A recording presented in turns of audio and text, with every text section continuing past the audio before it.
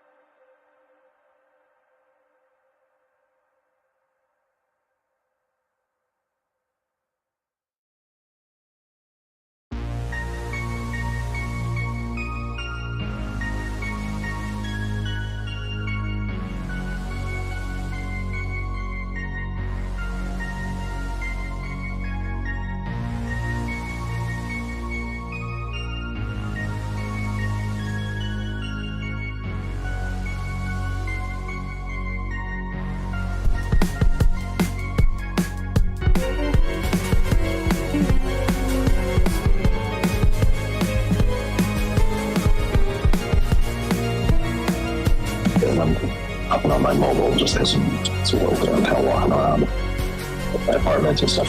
Anyway, what's up? House of the Dragon. Now you're awake again to talk about it.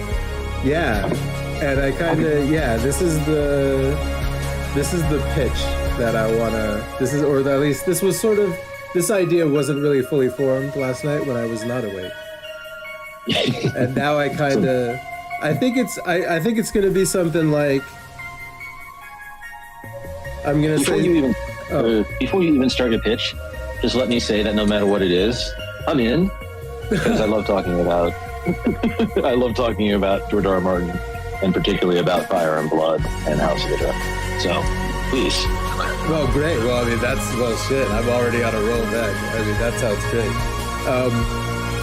Yeah, so I was thinking I was going to say something like, welcome to Maybe Wheel Dragons, a one-shot, unedited House of the Dragon episode reaction podcast that comes out every week on Sunday nights immediately after we record it.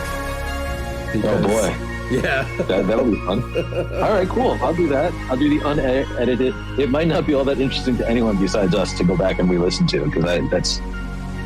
but hey, well, that's Mark always Wright, the kind. That's always kind of. After he catches up with House of the Dragon, maybe he'll start watching later episodes with us. Yeah. Yeah. Because he did say he wants you to watch it now, I think. Yeah, I think. Well, he's been traveling and kind of out of the office a lot, so. I did talk to him a little bit. Well, we both talked to him a couple times about the fact that he should watch House of the Dragon. Right.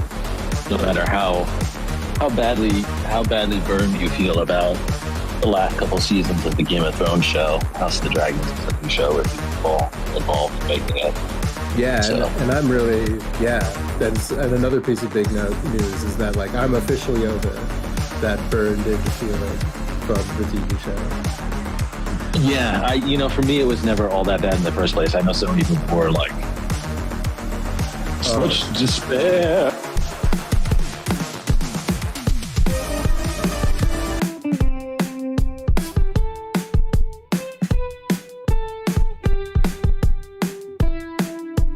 I'm up on my mobile, just had some work, I'm kind of walking around my apartment and stuff. Anyway, what's up? House of the Dragon. Now you're awake again to talk about it. Yeah, and I kind of this is the pitch that I wanna. Or at least this was sort of, this idea wasn't really fully formed last night when I was not awake, and now I kind of I think it's gonna be something like, I'm gonna Before say before you even start your pitch, just let me say that no matter what it is, I'm in, because I love talking about George R. R. Martin, and particularly about Fire and Blood and House of the Dragon. So please go ahead. Well, great. Well, I mean, shit. I'm already on a roll then. I mean, that sounds great. Yeah, so I was thinking I was going to say something like, welcome to Maybe Wheel Dragons, a one-shot, unedited House of the Dragon episode reaction podcast that comes out every week on Sunday nights immediately after we record it. Oh boy. Yeah. That'll be fun. All right, cool. I'll do that. I'll do the unedited. It might not be all that interesting to anyone besides us to go back and re-listen to, because that's. But hey, well, that's Mark always Wright, the kind. That's always kind of. After he catches up with House of the Dragon, maybe he'll start watching later episodes with us. Yeah. Yeah. Because he did say he wants you to watch it now, I think. Yeah, I think. Well, he's been traveling and kind of out of the office a lot, so. I did talk to him a little bit. Well, we both talked to him a couple times about the fact that he should watch House of the Dragon. Right. No matter how badly burned you feel about the last couple seasons of the Game of Thrones show, House of the Dragons is a new show with people involved in making it. Yeah, So- and I'm really, and another piece of big news is that, like, I'm officially over that burned-in feeling from the TV show. Yeah, for me, it was never all that bad in the first place. I know so many people were like, such despair. Yeah. And I'm like, dude, it's a TV show. At least two different people, when I mentioned the Game of Thrones TV show, gave me that. You ever, like, that look when you accidentally, like, mention some kind of, you mentioned, like, addiction or something. You mentioned something taboo. You mentioned something that, like, you're like, oh man, why are we discussing this in polite company? Yeah, and someone's face, someone gives you that look where their face just goes dark and they just give you that very slight head shaky, like, no. I'm not talking about this. Yeah. Two people have given me that look about Game of Thrones. like you're sitting down and you're sitting down like, I'd like to have a conversation with you about the Holocaust. Okay. Yes. Yeah. Like you said that. Not even like a Holocaust denial or anything bad like that, but just like we should have a serious conversation about something serious and bad, you know? And it's like that, like, oh boy, here we go kind of thing. It's a TV show. Come on. People, I mean, more than like, you know, when people like when their sports team doesn't win, so they go and like flip over cars. Like it was, that's how people felt about this TV show. Yeah.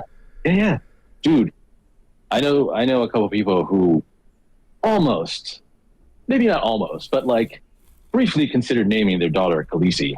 Oh, I recall, well, you know people that did that, but I mean, I recall hearing a statistic that was like, now there are 500 babies in the United States. Those kids are like 15 now. Yeah. Now there's a bunch of teenagers named Khaleesi. Yeah. And it's like, oh boy, you didn't see that heel turn coming when you decided to name her Khaleesi, huh? Yeah. So my name's Khaleesi. I'm named after a fictional character from a TV show that people hate, and the character went crazy and murdered thousands and thousands of civilians in a war crime. Yep. It's a pretty name. Yep. It's a pretty name. It's not even her name. Her name's Daenerys. Khaleesi's just her title. Right. Yeah, that's a very good point. An alternate title for this side podcast is just The Hot D. The Hot D. Well, I think that there's probably too many people calling stuff The Hot D. Like the show is the show is The Hot D. The show is The Hot D. Okay. I've heard The Hot D so much from everybody. Okay. Yeah. Maybe we'll Fire and Blood.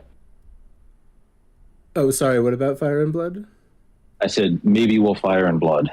Maybe we'll Fire and Blood. Okay, yeah, I like that. Yeah. Actually, because I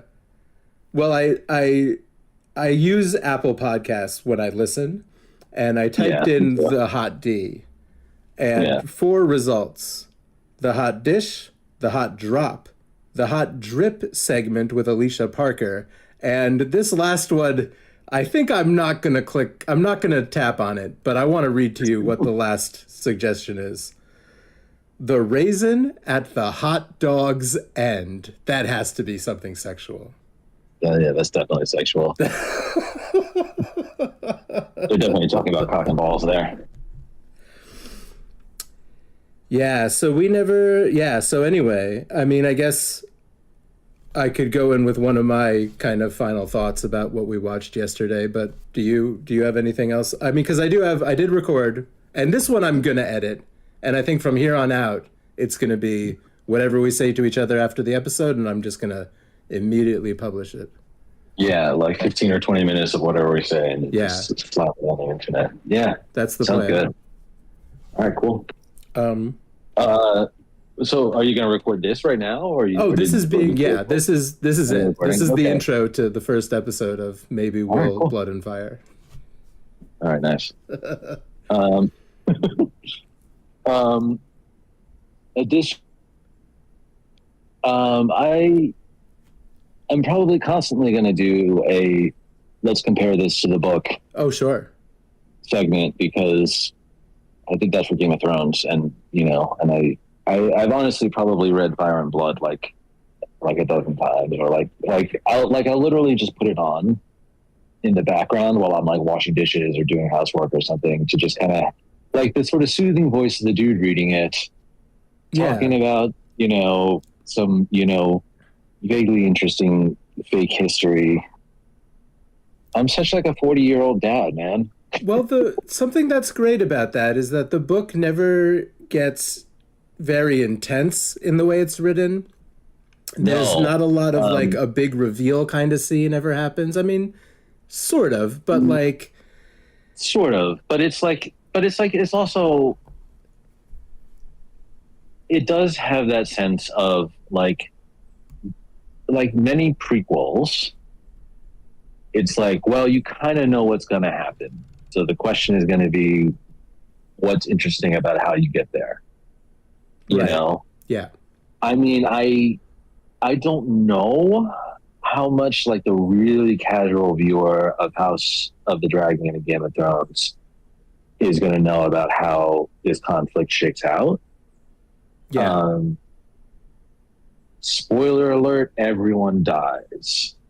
And I don't just Well- mean everyone dies, because 130 years pass between this and Daenerys, so like naturally everyone will have to die of old age or something at some point. Yeah. No one's using the spice. No one's using this, but yeah, but Well, maybe that guy in the tree, but he's not here. yeah, but he's not even born yet. Oh, He's Blood Raven's in not this even one yet. born yet. Wow. Blood Raven's not even born yet. Blood Raven's still like 100 years away. Oh, so he's not even that old in Game of Thrones. In Game of Thrones, I think he hasn't hit the 2-century mark, but still, That's He's still that's over old, 100 but years old it's and older than doing anyone it. in the story. yeah. Oh yes, yeah. No I thought question. he was like 500, I guess is. Yeah, no. And I think he kind of plays it off that way. He's like, Sure. whole bunch. Mhm. So it's yeah.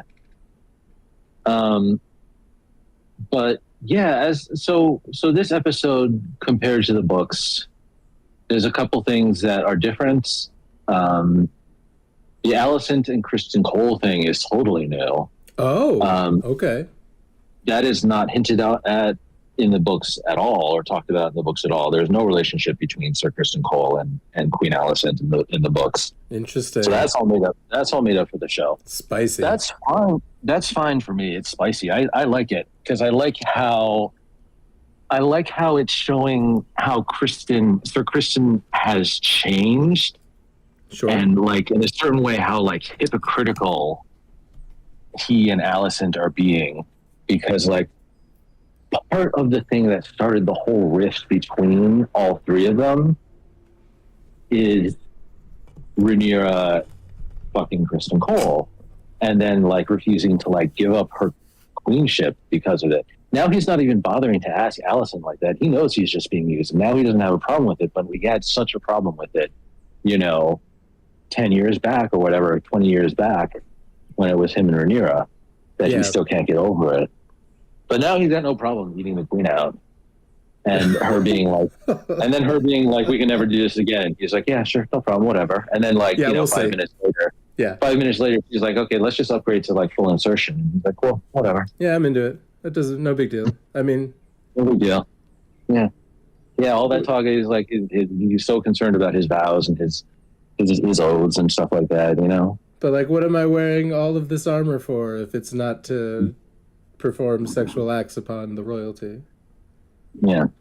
And then the blood and cheese was different because, in that they like, that's like one of the very few scenes actually in Fire and Blood that is actually like fully plotted out and like dialogue Yeah. and described, Yeah. kind of like you would see in an actual story. And they didn't actually use that description, because in the description, Alicent is there with Helena, and Who we've gotten to know a bit more in the book.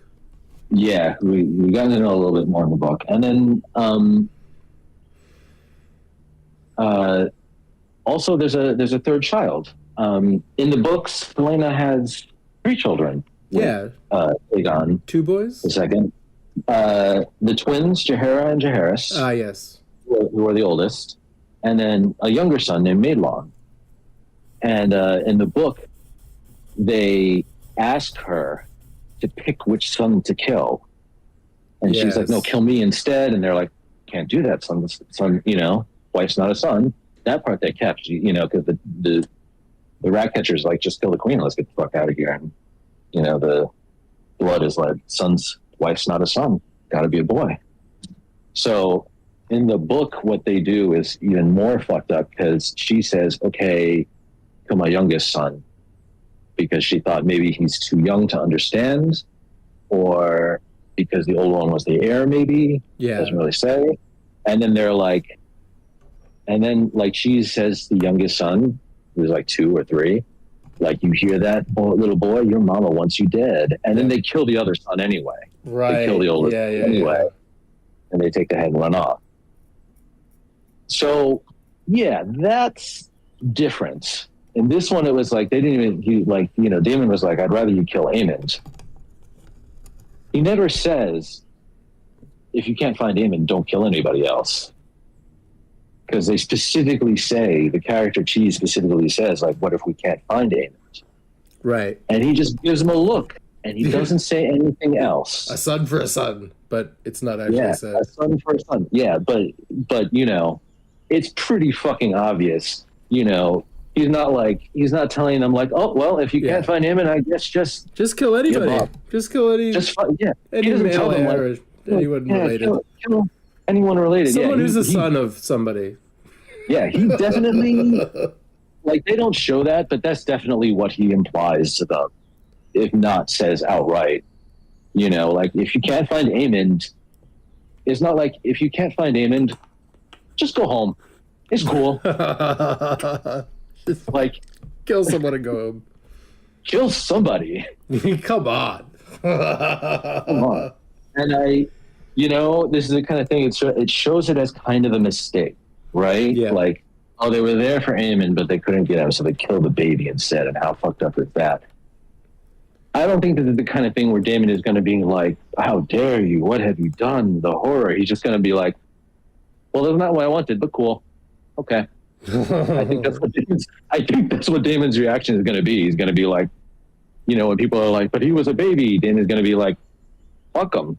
I mean, that is exactly how Daemon would react. He's not my baby. Yeah. Yeah. And it's going to be great to see more of Daemon doing his thing this season. Oh yeah, I mean, I keep thinking there's this phrase that I've heard to describe his kind of morality. It's called blue and orange morality. Okay. Because it is just weird and nonsensical from a regular human point of view. Sure. It's a kind of morality that just has like totally different axes than most people kind of think on, like good versus evil, law versus chaos, you know, that kind of thing. It's just totally different set of priorities and everything. And like, you know, a really good fantasy depiction of it that I always go back to, that the Targaryens are based on, are the Melniboeans or the Melnibonians or something like that. I don't even know how to say it. From Michael Moorcock's Elric novels. Oh wow, okay, yeah, I have no idea. Yeah, and that's a deep one. Those books are from like the 70s or something like that. Okay. When you read them, this is what the Valyrians are based on. They're a bunch of like they're an empire that used to rule the world. Yep. But they've fallen, and now they're decadent. They live on just one island. Beneath their island are dragons that sleep, waiting for them to be called to war. They're all cruel and decadent. Yep. They all have long blonde hair. Ah, yes, like elves.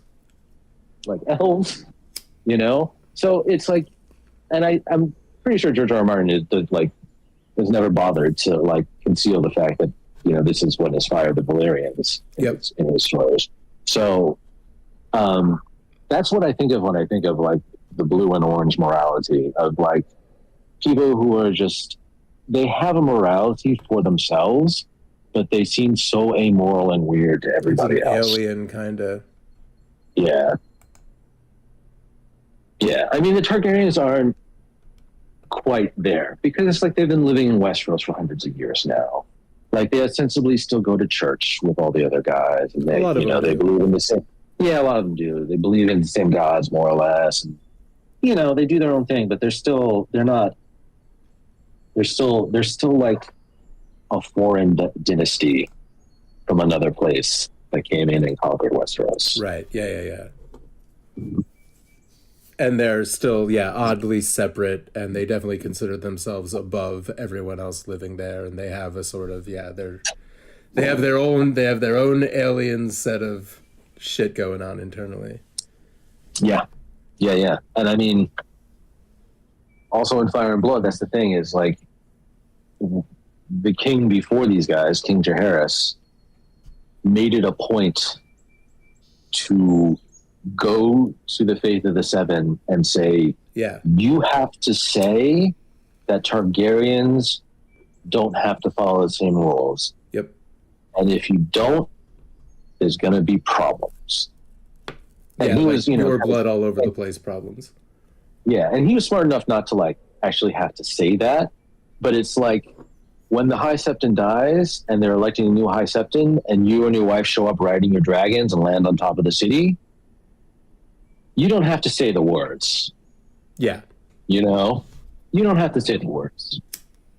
Your dragon says the words for you. Why did? Oh, it's like, yeah. So that even here, it's like they're like, yeah. But by the way, like, it's a sin, brothers and sisters, to fuck each other, except if you're Targaryens. Right, because And yeah, obviously and it's they, like, yeah. obviously they're different and better. And it's like, you know, anytime, you know, at that point in history too, anytime anyone ever said like how, like, why are they different and better? The answer is, you go fucking ride the dragon, and then Yeah. you can go marry your sister too. Okay. And also, yeah, conquer the Seven Kingdoms while you're at it, and then you can decide Yeah. where your morality is going to lie. Exactly. Yeah, and a definitely, yeah, a different, totally different class of people just being like, well, obviously we are, yeah, just superior Yeah. to all of you. Real Also- classic, Also, real classic story. Closer to gods. Closer Yeah. to gods than, yeah. Yeah, Yeah. And, you know, people have been saying that about themselves in real world history for a long time. yeah, exactly. Yes, All you know, it's like, we're better. These people are better than those people. These people are closer to God than these people. it is But in a fantasy setting with actual magic, when you have a bunch of dudes who are doing things that literally nobody else can do, it's easy. it sounds a little it's bit easier for them to yeah, claim. it's Yeah, easier. It's easier for them to like back it up. Basically, it is a tale as old as time, though. Yeah, it is. Fascism. Yeah, authoritarianism. Yeah. I was gonna ask why Blood and Cheese had a dog with them at all. Dogs are rat catchers. It's just like a rat catching terrier. Oh, okay. Okay, sure. Yeah. Yeah. I mean, obviously, you use cats. You can use cats to catch rats. That's classic. But yeah, there are dogs straight to catch rats too. Yeah, and that was when she was like, oh, maybe they have a slightly redeeming quality for Cheese. He's got a cute little dog. Okay, no, No. fucking kick the dog. Kick the dog. All right. Yeah, I was Just trying in case to. you didn't think he was awful enough, he also kicks dogs. Yeah, beheading babies is probably a little worse. Yeah, But little bit. he's pretty bad guys. Oh yeah. Again, those are the memes going around where it's like somebody's like, I can excuse child murder, but kicking a dog. Somebody's Yeah. like, you can excuse child murder. That's how we know. That's how we know he's a bad guy. I mean, everybody Yeah. in this show murders people. Yeah, Lots of people murder children in this show. yeah. Lots of people have murdered some kids. I'm trying to think if there's anybody with clean hands in this show, and I'm having a lot of trouble thinking of anyone. Like, nope. I just saw The kid- Jenna Slint. really- It was they're terrible. really little kids. Yeah, who has not killed really little kids? You still got to stop and think about it. No. I'm going to say just the really little kids are the ones who haven't killed anybody. Oh, And that's it. and that's yeah, not even Arya. Like, Yeah. we're talking And, like, really little. Yeah. And I mean, hell, Luke cut out his cousin Aemon's eye when they were both like 10. Yeah. So How they about started early. Marcella Baratheon, because she's barely even a character, is pretty innocent. And in the original Game of Thrones. Yeah. I'm still thinking about just this series. I'm Oh, and still just thinking this about series, yeah. I mean, yeah, even the little kids I are can't think of anyone. Sometimes Just some of the the- little kids are little shits. just the bullying that goes on between the little kids Yeah. in the season 1 of House of the Dragon. They're Yeah. all awful. They're terrible little kids. Yeah, they're little shits to each other, and you know, part of it is in the books too. It's like there's a real specific, like, it's not just that all these kids are little shits. It is that their parents and their guardians and their teachers are telling them these other kids are your fucking enemies. Yeah. Yeah. They're a different faction. And I mean, shit, that's going on in the Game of Thrones series as well. Yeah, that's all over it all of happens in this. Game of Thrones Yeah. series, all of this. Yeah. I mean, You that's know. the whole thing. This whole political intrigue and we're the good guys sure. and yeah. Yeah, and then just like some quote from somewhere in Game of Thrones where somebody, I think it's in House of the Dragon and Fire of Blood, somebody somewhere is like, well, we probably got to execute this whole family, including the babies. And somebody is like, what the fuck? You can't just kill the kids too. And they're like, a babe sucks its mother's hate from the breast with his mother's milk. Wow. Let these babes grow, and in 20 years they will strap on swords to avenge their fathers.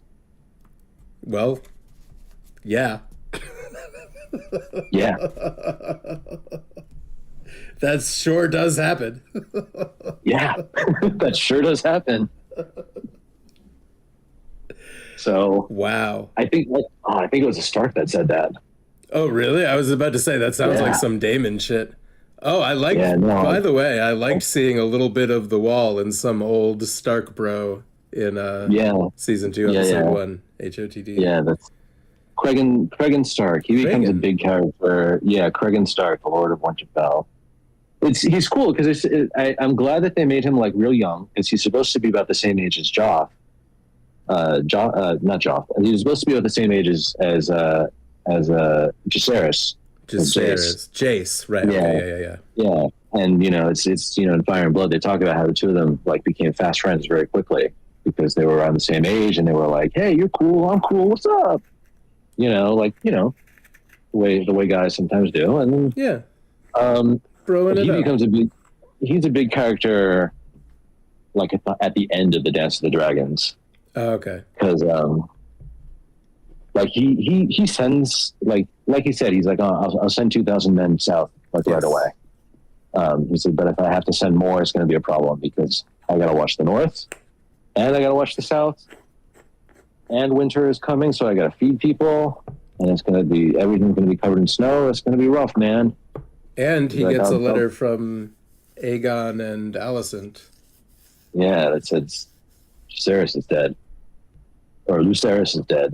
Yeah. But And, yeah. that's what Yeah. No, that's I'm what pretty the sure letter that's from what it was. Alicent said. Oh, and that's how Jace finds That's how- out. That's how Jace finds out. Because I think I'm pretty sure that's what it was because it was like that's the very first shot of the show. No, that makes a ton of And- sense. Yeah. And it's them. They're in the north, and Jace is just talking to him. He doesn't know, and he's he's like, oh, Raven from the south, and he's looking at it, and he's like, Yep. Okay. okay. And then Yeah. and he's looking at Jason. You can see their faces fall, like oh shit, something's really wrong. I thought Yeah, I thought the thing that was wrong was Alicent saying like, you have to Aegon is- pledge to yeah. Aegon because he's Yeah. the king now. I thought it was going to be that. No. I mean, nobody says anything, but I always got. I got No, the impression that- you're absolutely Always- correct. Yeah. No, the Raven is from Dragonstone. That's they Which is specifically said where- the Raven from Dragonstone. This is Which is where Rhaenyra sad and- princesses. Yeah, the sad princess and the angry prince are. So Boy, she's so Yeah. sad. super sad. I like her. I mean, I want her to. She's who I'm rooting for. Yeah, of course. Aegon is a shit. He wants to be good guy Aegon, though. We like that. But he He wants really to be ends good up guy being Aegon, but kind he- of just a tragic figure. Yeah, he is. They're making him seem a little bit more like he he just wants to be loved. Yeah, But he is a piece of shit. He is a piece of shit. he's an Like, let's not idealist mistake- that doesn't care to learn how things actually work. For one thing. Yeah. Yeah. Yeah, but let's not forget all the rapes and stuff. Oh yeah, already or. Well, from like last season. Oh, okay. Yeah, I didn't recall. Maybe I should watch the last season. Like I said, I watched it like last year.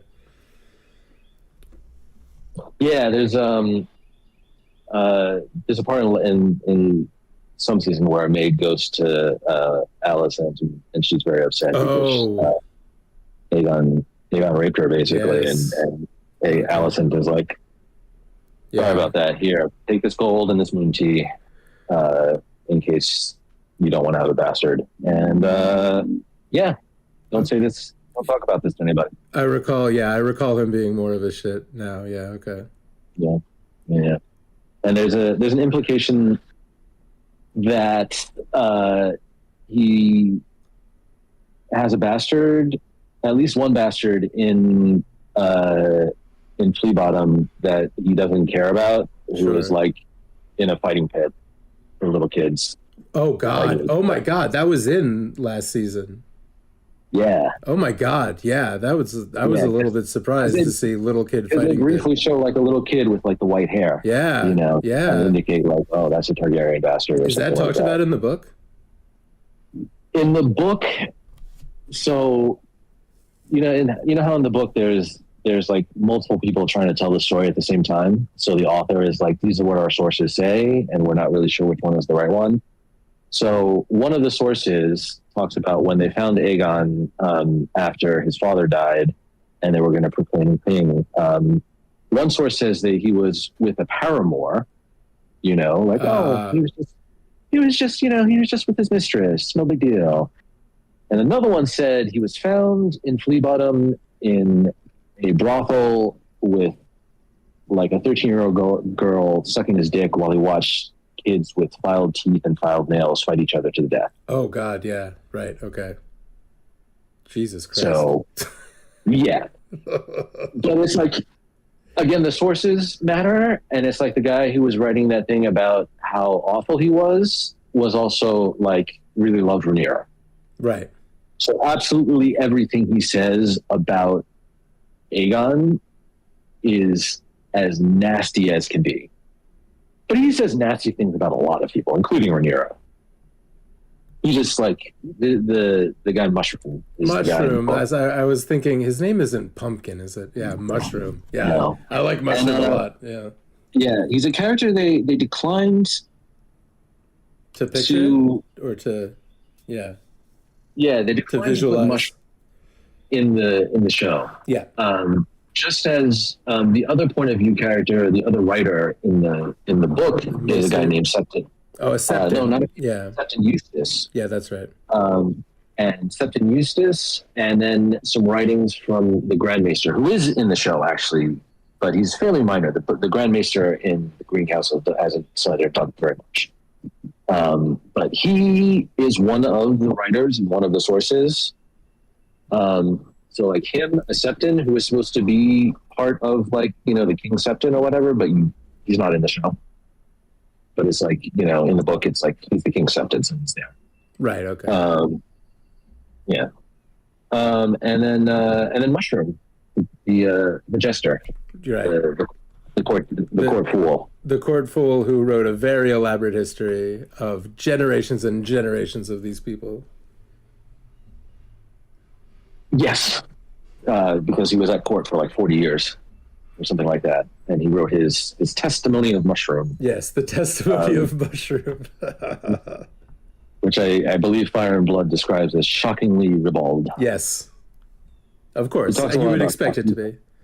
Yeah, he talks a lot about cocks and pussies and titties. And, I guess they figured like a really lusty like midget would be like probably trying to... People would look at it and be like, you're just trying to copy Tyrion again. And it would be silly. Right. And they'd be right. Sure. Yeah. Yeah.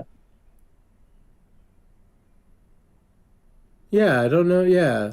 There's not really a clear Tyrion. There's definitely a clear Littlefinger. Or maybe I guess Loras is kind of Littlefinger Varys. He's kind of both of them. He's kind of both of them. And like I was saying while we were watching the show last night, he's a more evil Varys. Sorry. He's pretty evil in the book too, but they really emphasize in the book that like nobody understands why this guy was doing what he was doing back in the day. Yeah. Because he didn't leave any letters. He didn't leave any journals. He refused to confess anything before he was executed. He refused to tell anyone why he did anything. He's like, he took his secrets to the grave. Because he, spoiler alert, switches sides at a certain point too. Oh. And there are questions that come up at a certain point from Aemon, especially, like, dude, Jacaerys, Lucerys, and Joffrey, quote unquote Targaryen, we know are really Harwin Strong's bastards. That makes them your nephews. So how can we trust that you're actually on our side? Why are you going against your own family? Somebody asked him that at some point. And what does he say?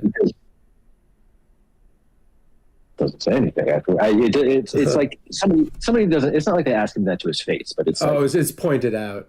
Those questions come up, you know, because it's like this guy's family, this guy's brother was having sex with Rhaenyra. This guy's nephews are in line to inherit the Iron Throne if Rhaenyra wins. Why is he on our side instead of their side? And then, basically, in the end, it's like, whose side was he on? Nobody really knows because he switched sides so many times. And he refuses to elaborate. Yep. It's like that meme. Yeah. Switches sides again, refuses to elaborate. Yeah. Yeah. Anyway, yeah. So that is another thing I'm more excited about for House of the Dragon than I ever was about Game of Thrones, is this kind of stuff, because the actual source material is kind of thin, and it leaves them a lot of room to work with and write their own scenes and develop the characters in interesting ways. I'm really into that aspect of it. There's a bunch of these characters, like the only things that you know about these characters for the most part in Fire and Blood are what public faces and what maybe one or two people said about them in private. Right. Yeah. And and who their children are and how the line. Yeah. Exactly. And it's like reading a history of something that happened like a couple hundred years ago. You pick up a book and you read it. It's probably going to be pretty dry because the actual stories of these people's lives are lost, because it's what happens over time. Their kids may remember and their grandkids, but over time it's like you don't know the stories of your great-great-grandparents, and you might know a little bit, like, oh, they were from Ireland or they were from Germany and they came over on the boat and they got married at this time and they had kids, but this is what they did for a living, and that is literally it. That's what I know about my grandparents, or not great-grandparents. Yeah. But like great-parents, stuff like that. I'm like, their names on a family tree, some dates, and like a few little factoids. And it's, in some ways, it's kind of sad and kind of humbling and kind of interesting. But it's like, I don't know. It's that's the thing about this thing too. It's like it's this history book that they're turning into like a real story, and it's cool all the stuff that they're doing to flesh it out. Yeah, it's great. It's great that they have a lot of wiggle room, and I think that the people who are writing this and making the show are doing a really good job of doing that fleshing out. And I like that. I like that that's the kind of source material we have, where they have, they can wiggle. I think that's cool. Yeah. And it's hard for, it's not even that obviously I said last night that Game of Thrones is insane how faithful the first season is. But it's nice that, and it's not like anyone was mad at that point about it being faithful, but it's nice to not even have to worry about how faithful this is, because the book even says, we're not even sure, the people writing this history, if this version is more accurate or this is. And so from the show making perspective, you get to kind of just put it how you want to put it. And I think that's cool. I think it's going well. Yeah. And then, I so far, I'm pretty on board with the things that have changed too. Like, like I wrote out, Aegon and Helena's youngest son, I think. Yep. That's fine. Like, in the book, his fate is also horrific and horrible, and kind of has nothing to do with anything else happening between the main conflict. So, fine. Okay. Yeah. We like what happens to him is like, is like another child murder, you know. So it's like, okay, cool. We don't really need another one like that. Yeah, how this many season. child murders do we need to put in the first episode of this? Yeah, yeah. How many child murders do we need overall in this series? You yeah. know. Yeah, season one was the like horrible birthing scene. Oh my god, like 3 or 4 horrible birthing scenes. Yeah. This season is going to be like the child murder season. Wow. All No, right. I don't think there are any more. I don't think there are any more child murders because, like I said, they wrote out Maelon Targaryen Yeah. again. No big deal. And I think when other deaths of other Rhaenyra's children start to come like later in the story, so probably not even this season. Because again, remember, everybody dies. Yeah. I mean, I think out of everyone in the show right now who you can call like a major character, I'm trying to think of them.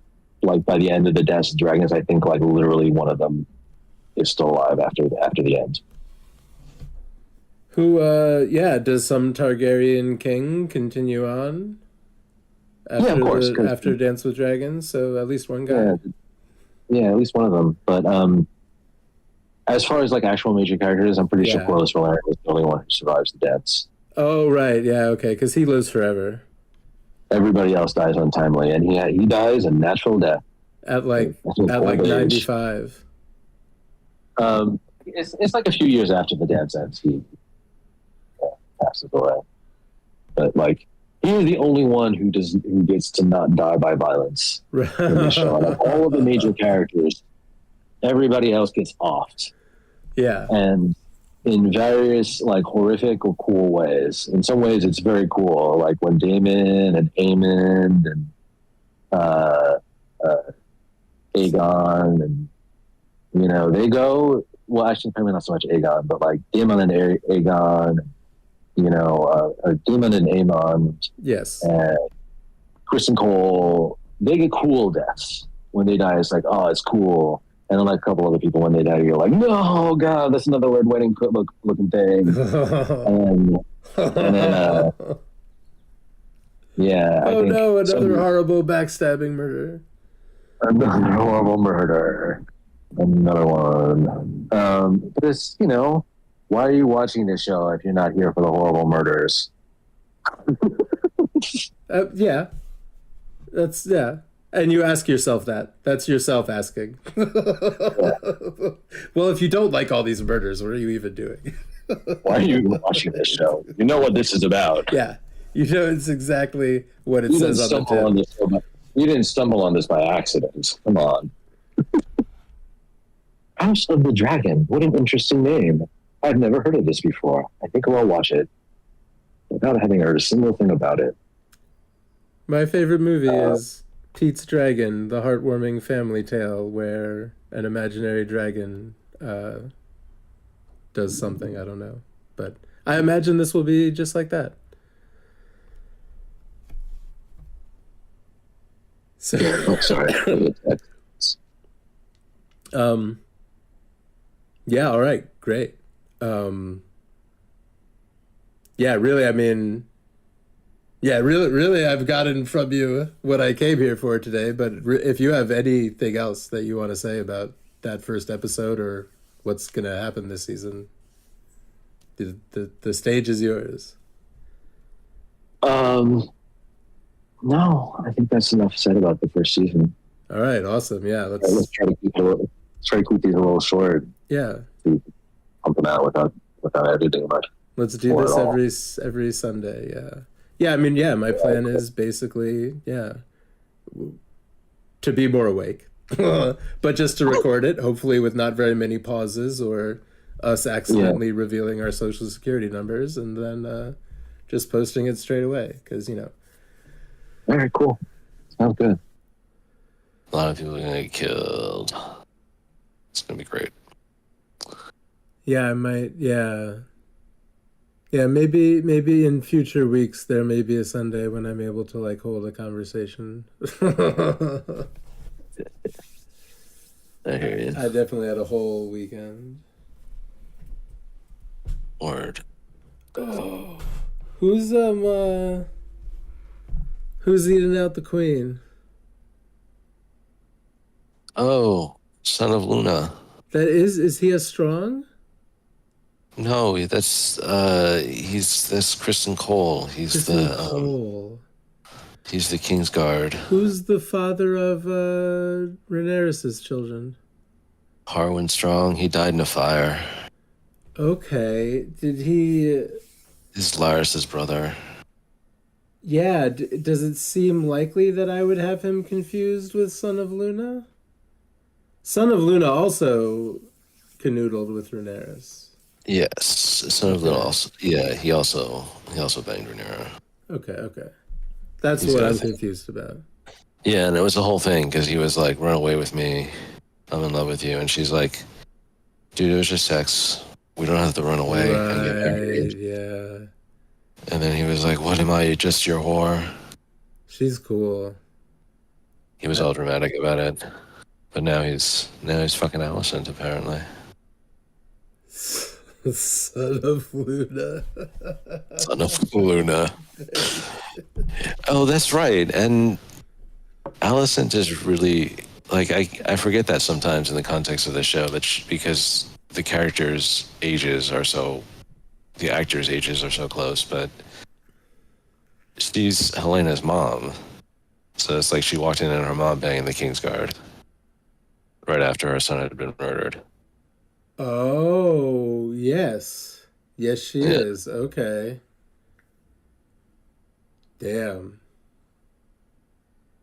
That's a shitty, yeah. That's a shitty thing to have to happen to a family. Although, I mean, fuck Alicent. Yeah, Kinda. But mostly fuck her. she's kind of the villain, but she's such an unwitting villain. Yeah. She's like, I'm trying to do good, and she's She's so got bad at people it. around her that know she's manipulable,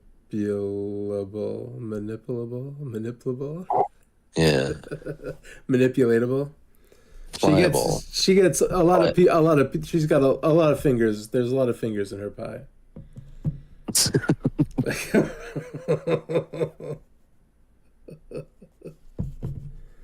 Yes. That's a good and dirty way to put it. Yes, but I mean it is. It's almost hard to say just, fuck her because it's almost just the amount of people whispering in her ear. Yeah, the amount of people messing with her. And she had a really good conversation. I really like that conversation she had with Rhaenys, the old queen who never was. And like at the end of last season, where she was like, "You have all this power, but all you want to do is open a window in your prison cell instead of taking charge." Ah, yes. What is this Aegon? What has he become known for being? Like, you know what I mean? Like Maegor the Cruel, that guy the Blessed. He doesn't have a nickname. There's a bunch of Targaryen kings that don't have nicknames. Viserys didn't have a nickname. They gave it in the show. They were like the Peaceful. He was Viserys the Peaceful because there were no wars during his reign. I like that. I liked old King Viserys. Yeah. I liked his little city that he built. Yeah, it was just Aegon the Second. He seems like a real good guy. Good guy Aegon. He wants to return people's sheep. He wants everyone to,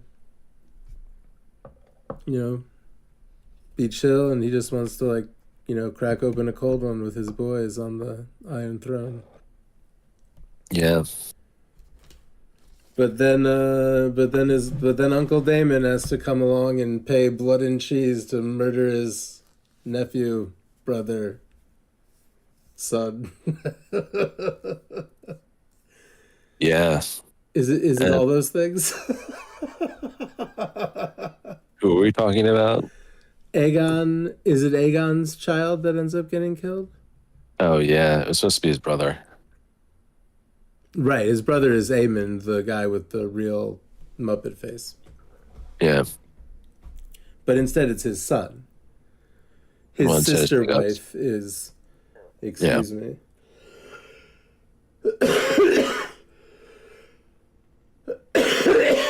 Well, there's supposed to be a second son there as well. Oh, But not a I think, daughter. yeah, I think they wrote him out. There's supposed to be two sons and a daughter. Oh, interesting. Okay. Hmm. Yeah. I wonder if the next time I listen to that book, well, I mean, it kind of goes without saying that you end up picking up more Yeah. the second time through anything, but yeah, I definitely was able to, listening to that sort of semi-dry history, I was able to kind of picture what was going on more in the era of King Viserys. Yeah, Aegon the second doesn't last too long. He gets the shit kicked out of him a lot. That's too bad. He might have Like, been like, okay. like a lot of really grievous bodily harm. I kind of can't wait. I almost Yeah. don't even want to say fuck him either, although he definitely instigated some stuff.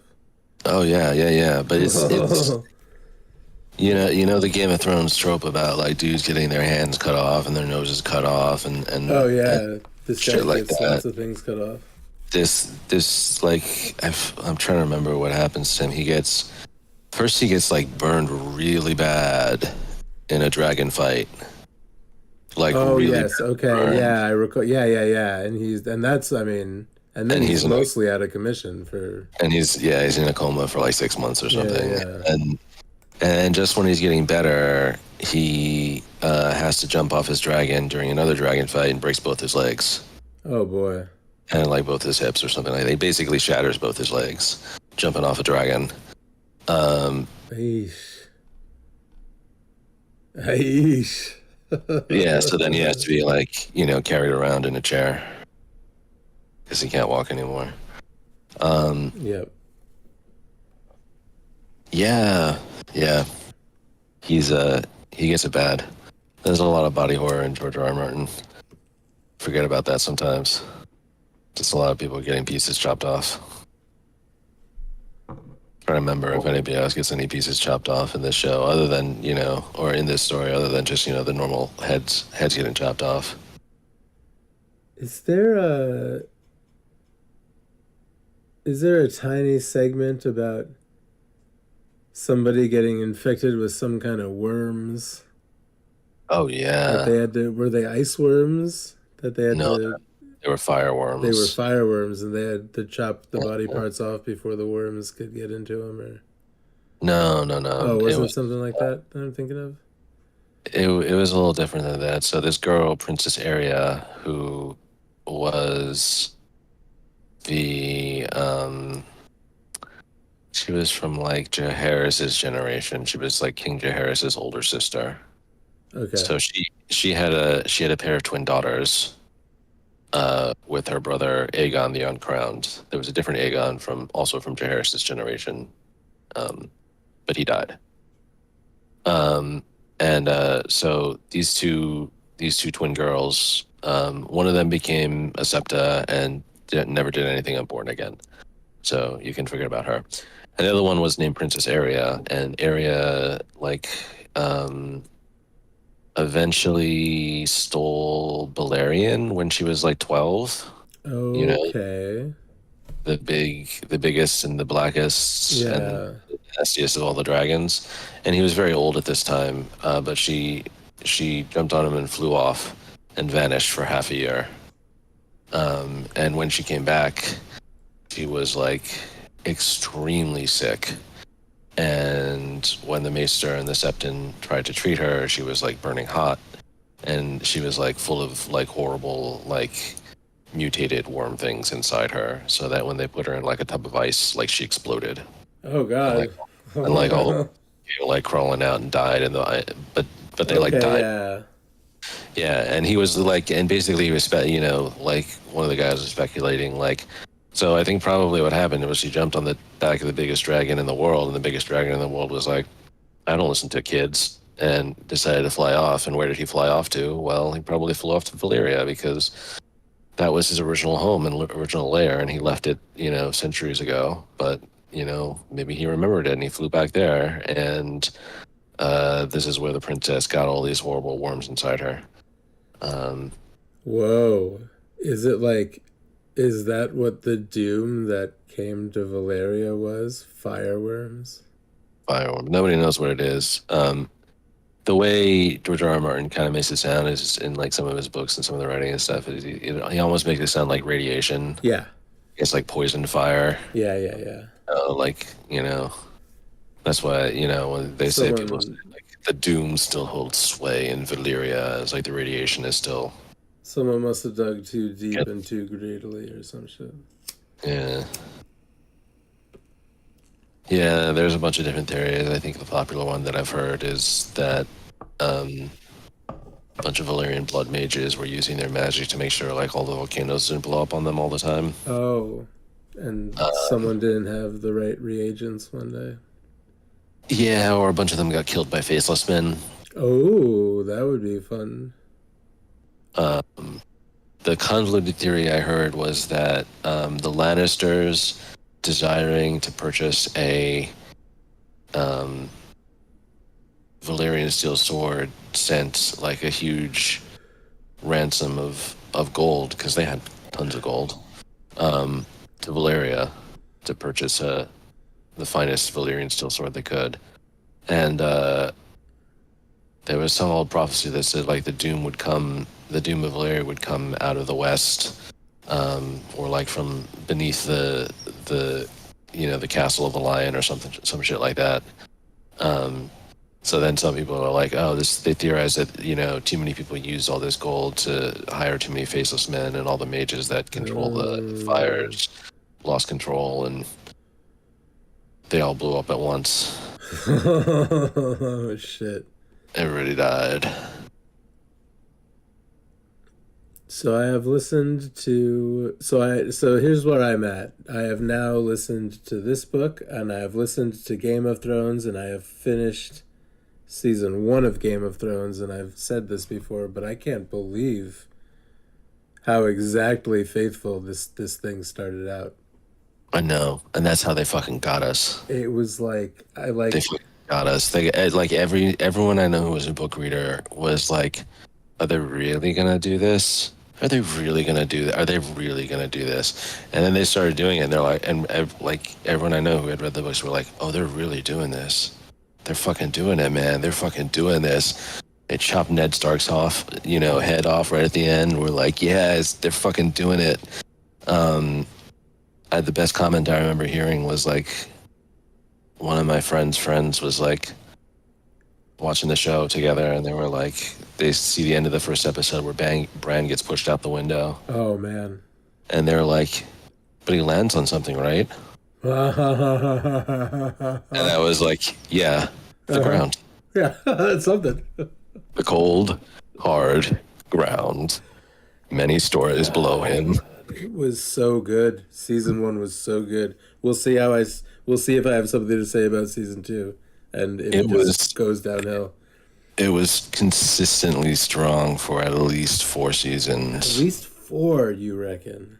I reckon at least 4. They really started to run off the rails at a certain point, and it was like little things at first. I feel like it was little things at first. But then I just, like, especially the last 2 seasons, I just totally got the feeling that the showrunners and half the people involved were just sick of it. They were just like so sick of it, and they just didn't want to be doing it. And they were like, okay, well, this story is supposed to probably take up another 3 seasons, and like full like 9 or 10 episode seasons. So let's cram it into like a season and a half instead. Okay. What a mess. Yeah, what a mess. Terrible mess. Everyone's talking about how they're like, it's because they diverged from the source material, I don't agree that it was totally that. But I probably have. My memory of the show is probably tainted. I probably feel like I enjoyed, seasons even 3 and 4. I probably believe I enjoyed them less than I actually did because of the negative emotional hold the whole experience ended up having on me. yeah, I hear you. But seasons like 1 and 2 are still this sort of like pristine, untouched. Yeah, I can't wait to watch season 2 now because I haven't read the book or reread it yet. So Yeah. I'm excited to see new things happen now that it was really weird. It's so faithful that I like watching the show. There would be moments in the dialogue where I would be like, did I watch this episode twice? Like, didn't I just watch this? And it was a little disorienting because I had just listened to the exact scene from the book and like it's done There's a lot- so faithfully. There's a lot of dialogue that is literally just ripped Just right straight. from the book. Yeah, copy and pasted. And like Yeah. sometimes, and you can really fuck up doing that. Like that can really fail sometimes. Like straight up taking the dialogue, but it's just, God, that season 1 is so good. Maybe I'm not going to say anything about anything until I rewatch it now fresh. But we'll see what I say about season 2. I think a lot about the bad lip reading of season 1 of Game of Thrones. Oh, what kind of things do they say? It's the fake theme is like guys at a Renaissance festival. Right. Okay, that sounds familiar. Yeah. Yeah, it's really hilarious. Just everybody like Ned Stark is pretending to be like the owner, like the guy running the Ren Fair, and he's just surrounded by all these maniacs and weirdos. Yes, I have. Yeah, I have seen it. Boy, 15 years ago, maybe not. Not that many. I hear you. I watched it a bunch of times, and then I actually like kind of really liked the song that's like Okay. in it, and I was like, "What is this song?" And I looked around. It was apparently the dude who does the show, who does the bad lip reading stuff, as a musician. Oh, sure. Yeah. And he wrote that music himself, and I was like, "Oh, okay, cool. Add this to my Spotify." I think we are probably talking about 12 or 13 years ago. Yep, for sure. Yeah, maybe not quite 15, but a lot more than 10. Yeah. Boy, that was a long time ago. I remember having to constantly explain who everybody was to my coworkers who were also watching the show and who were like into it, but also just like dudes with beards, lots of dudes with beards. It's Who a the little fuck is- harder to catch the names Who the of fuck is who? characters when you're watching a TV show week to week. Yeah, I do like how the captions in this show have like the character names, Yeah, that's really clutch. like That the full, can be really helpful. like the full names, like the Yeah. first name and last name. Like, oh, just so you make sure you know who this is, who's talking. It's really helpful. Yeah. So I've been recording this. I don't really know what. Yeah, I know. I guess partially. Partially just because I'm like, I feel like not even here tonight. I noticed. It's cool. Yeah. I'm a bit tired too. So. Yeah. So I'm not. Yeah. So maybe. Yeah, I don't know. I have the recording, so at some point, maybe I'll feel more up and at them next week when we talk about this. Yeah. Yeah, but.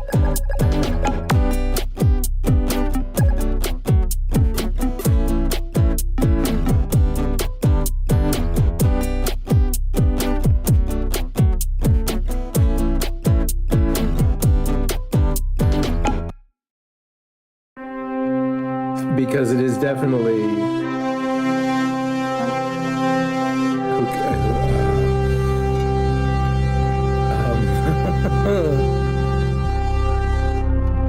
So if you is there something would you like to summarize your feelings about Walton Goggins?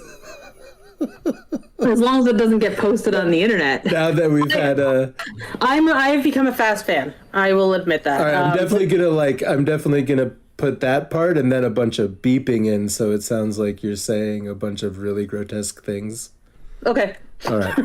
But no, I'm legit. I am a fast fan. His work as the Ghoul was amazing. Fallout has become the new obsession. Like, I'm hyper fixating on it pretty hard. I'm loving everything about what I've been playing through it and seeing. And it's because of, I'm not even gonna lie, it's because of the Ghoul. It's 100% the TV show and the Ghoul that has sold me on the franchise.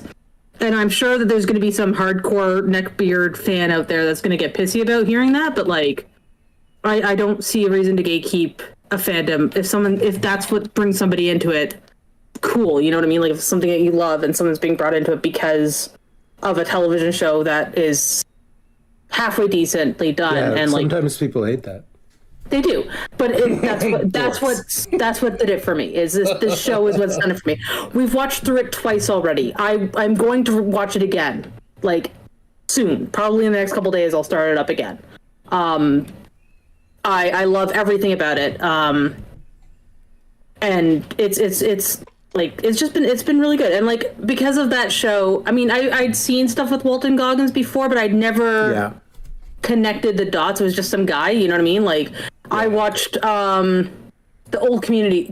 I've watched through Community a couple times now, and he's got an episode in Community that I didn't know that who he was. It was just some guy, and he was good. His comedic timing was entertaining. He had a fun role in it that you could tell the actor was just having fun with it. Like, it wasn't anything amazing or anything like that, but it was just a nice one-off character. You know what I mean? And I've gone back and watched it now knowing who he is, like just that one episode again. I'm like, oh yeah, no, like there's no question. He looks so different in so many things. Like his physical appearance has changed so much. He's not a person who has looked the same throughout. You know what I mean? Oh, yeah. And so I've watched that. I watched through The Hateful Eight the other day. Oh, which that's I've never seen. what we were talking about. Yes. Yeah, I've never seen it. I kind of fell off of Quentin Tarantino a while ago. Yeah, So- really extremely hit or miss, kind of. And I'm not sure if I even. I'm not sure how I feel about Quentin Tarantino's movies, but a lot of misses. You asked me about him, say, 10 to 15 years ago, like back in his heyday, and I'd been like, yeah, no, I love his shit. He's fantastic. But he never changed, I feel like. Yeah. It's a lot of... I'm going to start sounding like a film nerd here, but I'm not, I promise. It's just a lot of directors and a lot of people in the industry, you can see a progression and a growth and an evolution of their storytelling across all of their media. And with Quentin Tarantino, that evolution is more gore, more N-word. Yeah. And I get that part of that is also more feet because he's got a problem. But I personally don't enjoy that now. Back as a kid when it wasn't as heavily used. The N-word was occasional. It wasn't every other word in a movie. It was fine. And I didn't mind the grotesque violence. Like, Kill Bill is still... I loved Kill Bill 1 and 2. Like, I will rewatch those. Those are good movies. Inglourious Bastards had a couple of really nice revenge porny type moments. You know what I mean? But, like, I don't need that as a movie anymore. I want something with more depth and a bit more interest in it. With The Hateful Eight... it's a 3-hour movie. Yeah? Yeah, it's 2 hours and 45 minutes long. It is a long ass movie. Yeah, that's too much. That's too much. Yeah. It's hard, yeah. And so when I put it on because Chaos was out of the house for a scout event, and I was like, oh, this is gonna be gone for several hours. I can do some laundry and I'll watch the movie and it'll be background noise, it'll be great. And it's a movie that's functionally a bottle episode. Yeah.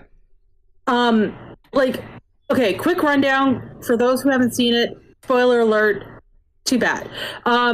It starts off with like Kurt Russell and his bounty are in a stagecoach out in the mountains in the middle of a blizzard. It's awful. They pick up Samuel L. Jackson, who's also a bounty hunter.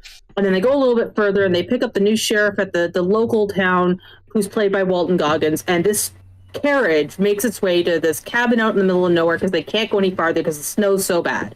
And then the rest of the episode takes place basically in that cabin.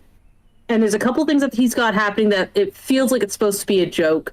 And there's no funny payoff. It's just an annoyance that people have to deal with, which, okay, fine. I get it. You're a serious director, so you can't have silly stuff in your movies, despite you having a very clear tell for a silly thing in your movie. Whatever.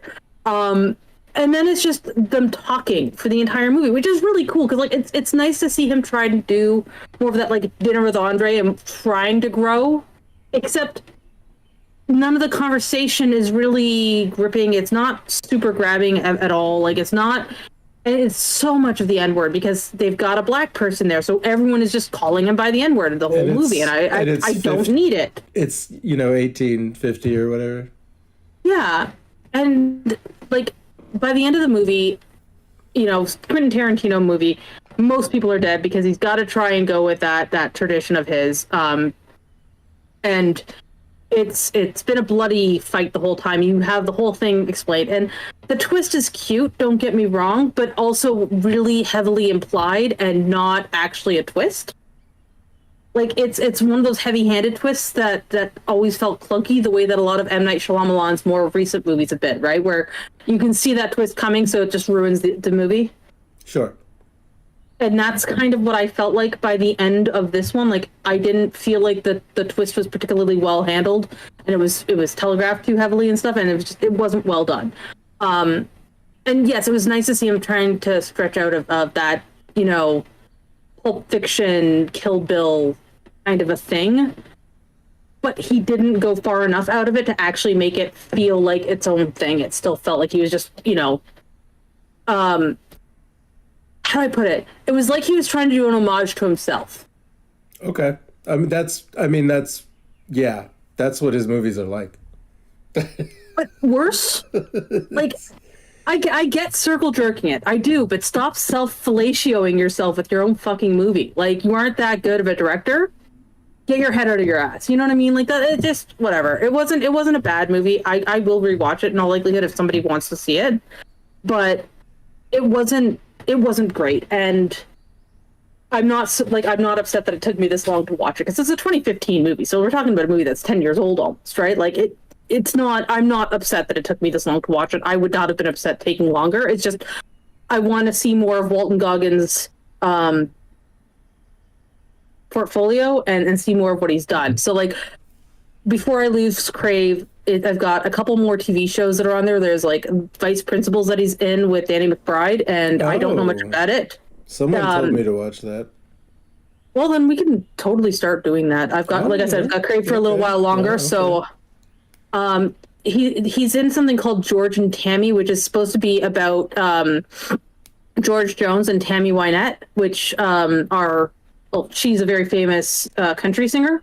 Okay. And then there's Predators on there as well, which is okay. I just haven't seen Predators yet. Yeah. It's been on a TV in many rooms I've been in. I don't dislike the Predator franchise. I haven't seen much of it. It's not the most gripping. It isn't. It's not the most interesting series of. No, I liked Alien. The Alien series is pretty solid, and I always felt like that was just better than Predator, and then Predator was just kind of there. But it's got Adrian Brody in it, which I like Adrian Brody just fine. Apparently Walton Goggins in it, so I want to go see it because of that. Like, it's got a couple of people that are drawing me to it. It's just not been, I haven't gotten to it yet. And then, I don't know what else I'm going to watch of his, but I want to try and get those done before I lose it. And like I said, I'm probably going to do another round of Fallout just because I'm enjoying his content. And I find for me, I'm bad at picking up movies because I don't know what comes out because we don't have commercials, we don't have cable, we skip everything we can when it comes to ads on YouTube and shit like that. So unless I hear about it from other people, I don't know it exists. And this is one of the ways that I find out about movies is I see something with an actor that I kind of know or don't know great. And then I'm like, you know what, let's go do a deep dive on that person to see everything that they've done and start watching a lot of content that way that I may not have seen otherwise, Yeah. So That's what I've- one way to do it. That's one way to find media to watch. And I mean, I'm enjoying. Like I said, I'm enjoying it. He's solid. I've been seeing a few things where he's done. Words are hard. Sorry, where he's done like interviews and stuff. Both about Fallout and other like other media he's put out, like other projects he's worked on. One of the upcoming projects he's working on right now is he's been hired to do season 3 of White Lotus, Okay. which I have not seen either. Yeah. And so he's in Thailand right now doing that. Which has now also White Lotus has been something I've seen a few times and thought about watching and just never gotten to it. So now that, like, again, I'm on this deep dive and I'm hearing more about it, I'm like, well, let's go watch that. You know, like it exposes me to new content. It's just an acute way for me to do it, like an active way to do it. You know what I mean? Rather than just passively having stuff show up. Because, like, again, I passively don't see new content anymore. Not the way that I used to, right? The age of streaming services, you don't get new content pushed at your face the same way, I find. How about that Ella Purnell? I haven't deep dived her stuff yet. We're gonna watch Yellow Jackets. I wouldn't mind. It's actually on my list. It's disgusting. Oh, is it? Oh boy. Oh, it's like, I mean, it's a real. Yeah, they hit you with it. Yeah. Yeah, It looks good. Like, it looked interesting, you know? it's awesome. There's a few. What's the other one? Yellow. It's not Yellowknife. There's the Kevin Costner one. Kevin Costner.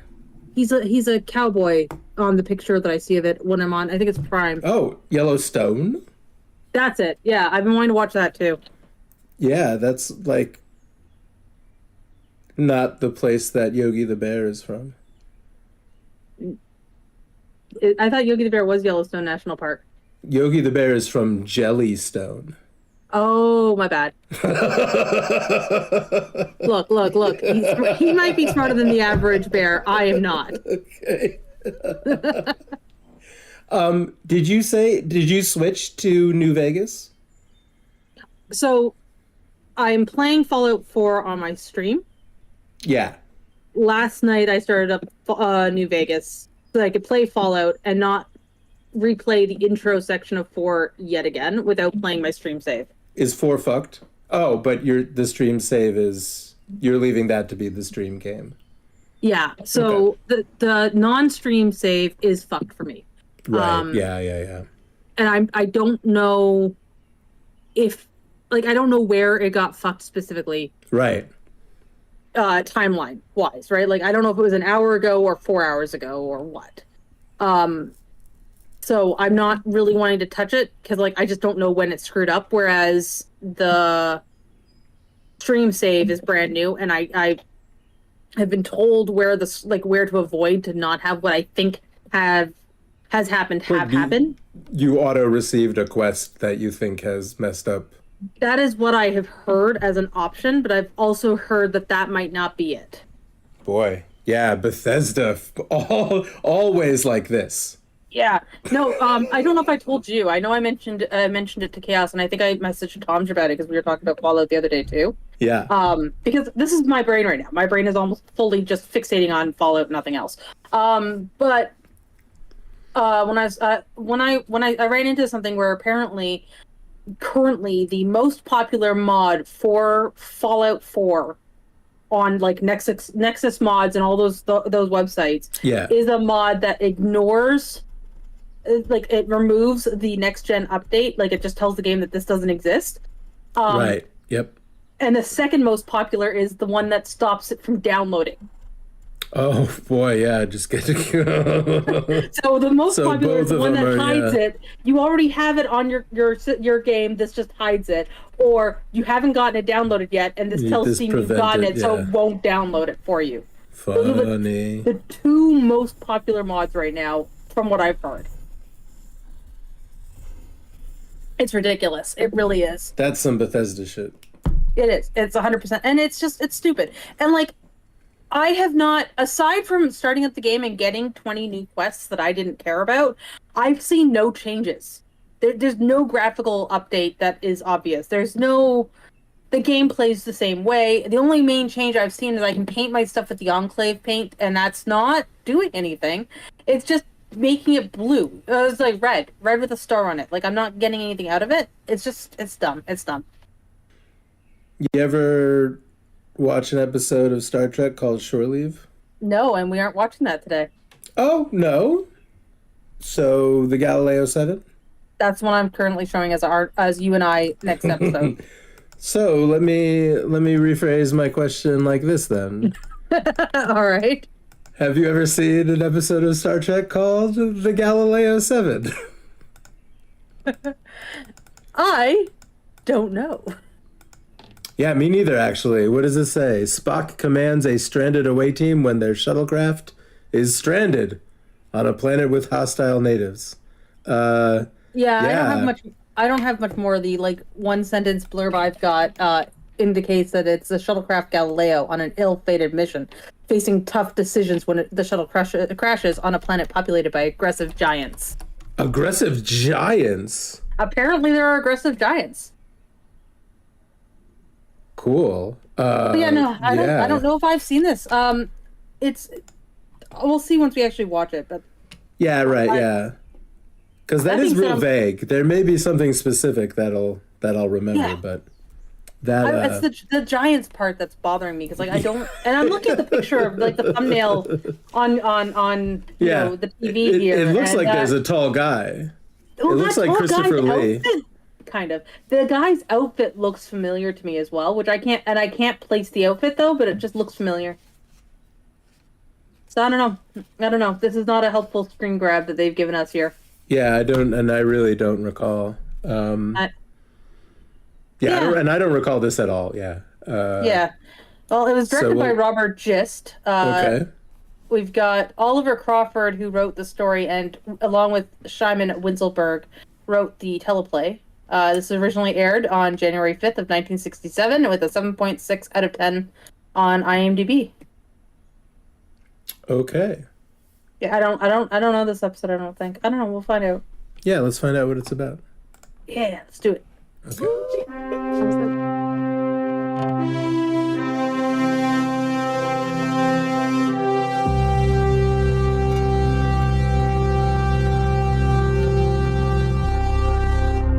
All right, welcome back to The Least Ready Room, a podcast where I talk to people, a podcast where Dave and Chris talk to people, watch every episode of Star Trek, and also talk to today. Today we're talking to Surreptitious Music, who I will probably refer to as Matt, perhaps once or twice. Which rolls off the tongue a little better. I should probably confirm with him if he's going to be on the podcast now and then what he would like to be called. But anyway, what's up, Surreptitious Music? There'll be a link in the information for this episode so you can listen to Surreptitious Music's music. So welcome to him, but as well as Weebs and Fickle joined us for this one. And I think that's who was there to discuss this episode on the Friday night portion of the show, which is going to happen right now. We'll roll right into me and Surreptitious Music and a.k.a. Weebs, a.k.a. Flyosity, and Fickle Pickle Pie. And we'll all chat about the Galileo 7 for a little bit, and then we will go back to Chris and me to talk about the whole episode scene by scene. And then I'll say goodbye and see you next week. And by then I'll know what the next episode will be. And maybe I'll tell you what it is and maybe I won't. Who knows? It's Sunday afternoon. House of the Dragon is on tonight. I don't know how I'm gonna present my thoughts on that, but I assure you I will. Let's hand it over to myself and Matt and Weebs and Fickle.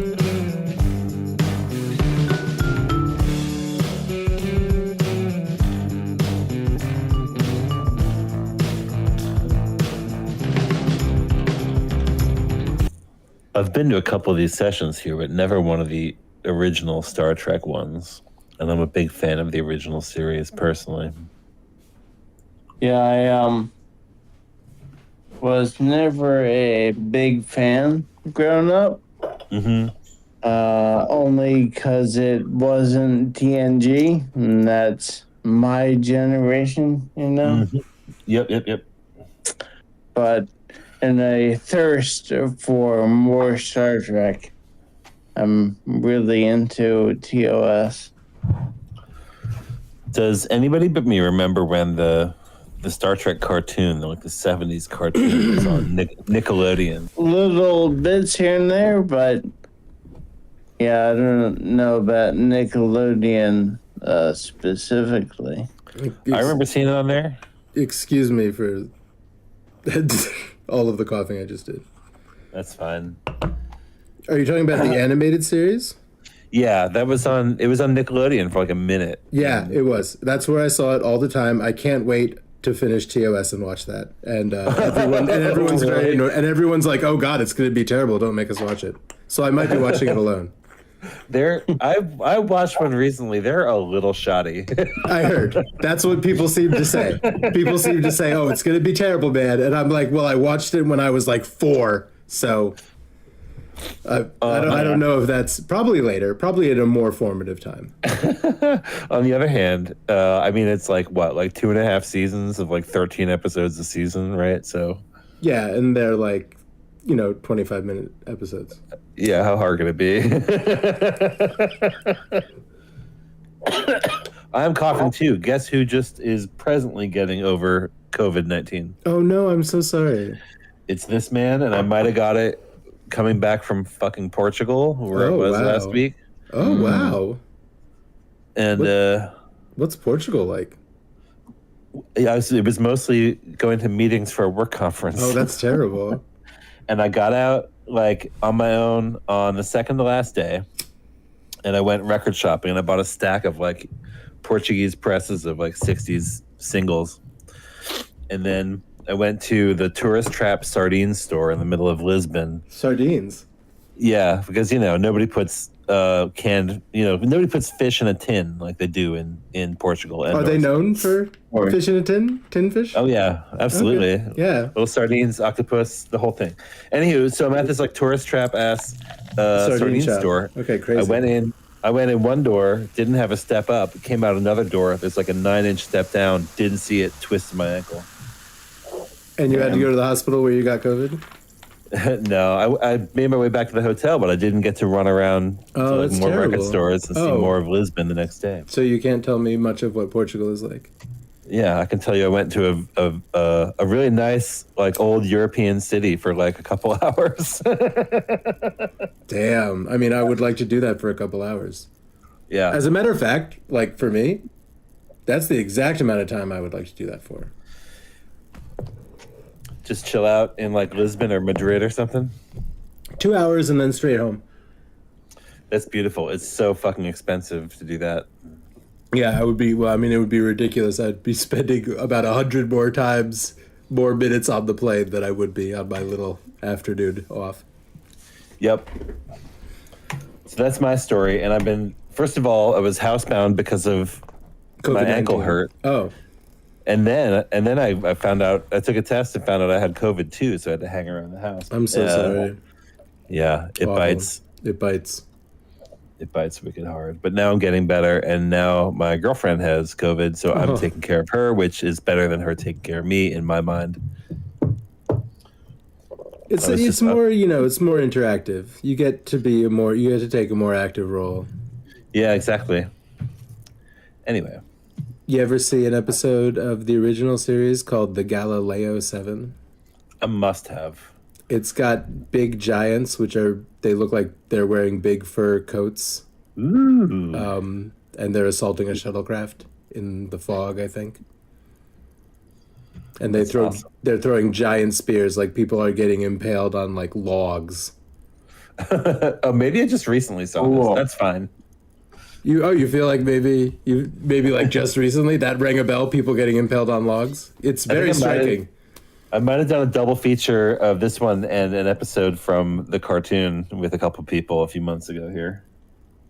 Well, let's see. Well, isn't that always the case? Didn't that used to be the case in the 90s? You ever watch a TV show in the 90s and then like 5 months later, it's another Wednesday night for some reason. You're in front of the TV and you're like, oh yeah, I liked that show 6 months ago, and it's the exact same episode.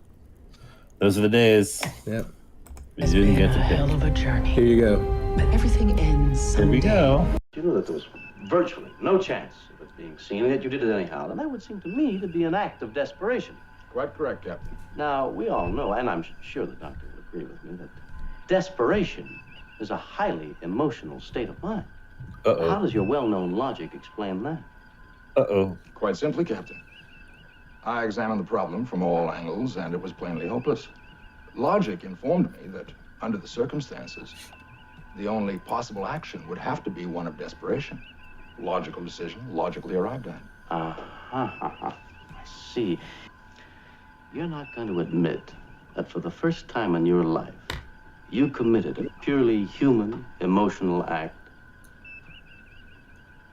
No, sir.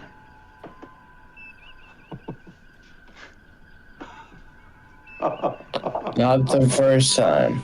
Yeah, exactly. You're a stubborn man. And he's full of shit. That's so weird how they just gather around and rag on him. Though. Yeah, really. Even the That guy people just- that aren't like openly hostile to him are like, let's go make fun of the Vulcan. For real. He just had a real rough day. Yeah, and and this is like on TOS often ends with the entire crew just in stitches, like some kind of after-school cartoon. Like more than 2 or 3 times I've seen that as the ending. This one honestly. For 20 minutes or so, it's a pretty good little horror story before it gets so silly I can't bear to watch it. High stakes. Yeah, so the crew, Spock and Scotty and Dr. McCoy get stranded on the planet of the Grimaces with a bunch of bros, and Spock gets some of them killed on purpose, possibly by being impaled on giant Slim Jims. It was a big Slim Jim. Maybe that's why I couldn't fly.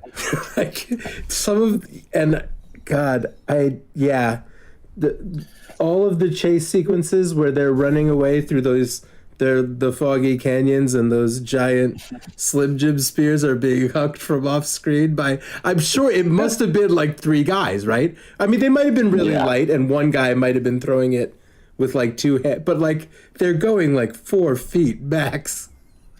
The way they throw them, it's like one guy threw it single-handed. They're like flopping onto the clipboard. Or probably just cardboard tubes. Yeah. We should test it out. It's so ridiculous because the premise is that this alien species invests a lot of time and resources making these spears so that they have like 5 or 6 of them handy all the time, but cannot throw them in a way that would harm anything. They haven't developed any throwing skills as a species. They can make spears, but they don't normally have little men running around to. Yeah, it's like they landed the day after the spear was invented. Yeah.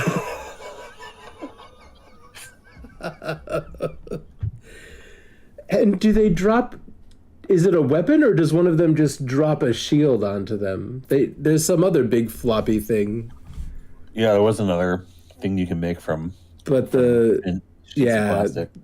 And really, it is very grim. The crew doesn't trust one another. You were saying this. They feel like Spock's gonna pick 3 people to die. Everyone's on alert. They all hate Spock, and boy, once those spears start flying, and any sense of dread or horror, and it could actually maybe be a little scary if it wasn't for those Slim Jims flopping around on the set. I really want to create a similar effect when we make our kaiju movie with a fog machine-filled cardboard city and Grimace versus Gritty coming to terms with their fraught emotional, with their sibling rivalry. Do you think they're cousins or like They're brothers? Or were they Coming home adopted by like the Gorgs from Fraggle Rock together and raised as ogres? They're coming home for Christmas dinner, and it's a Lifetime special. It's a Yeah. Lifetime kaiju. Let's do it. Where do you get cardboard these days? They have to reconcile. Uline.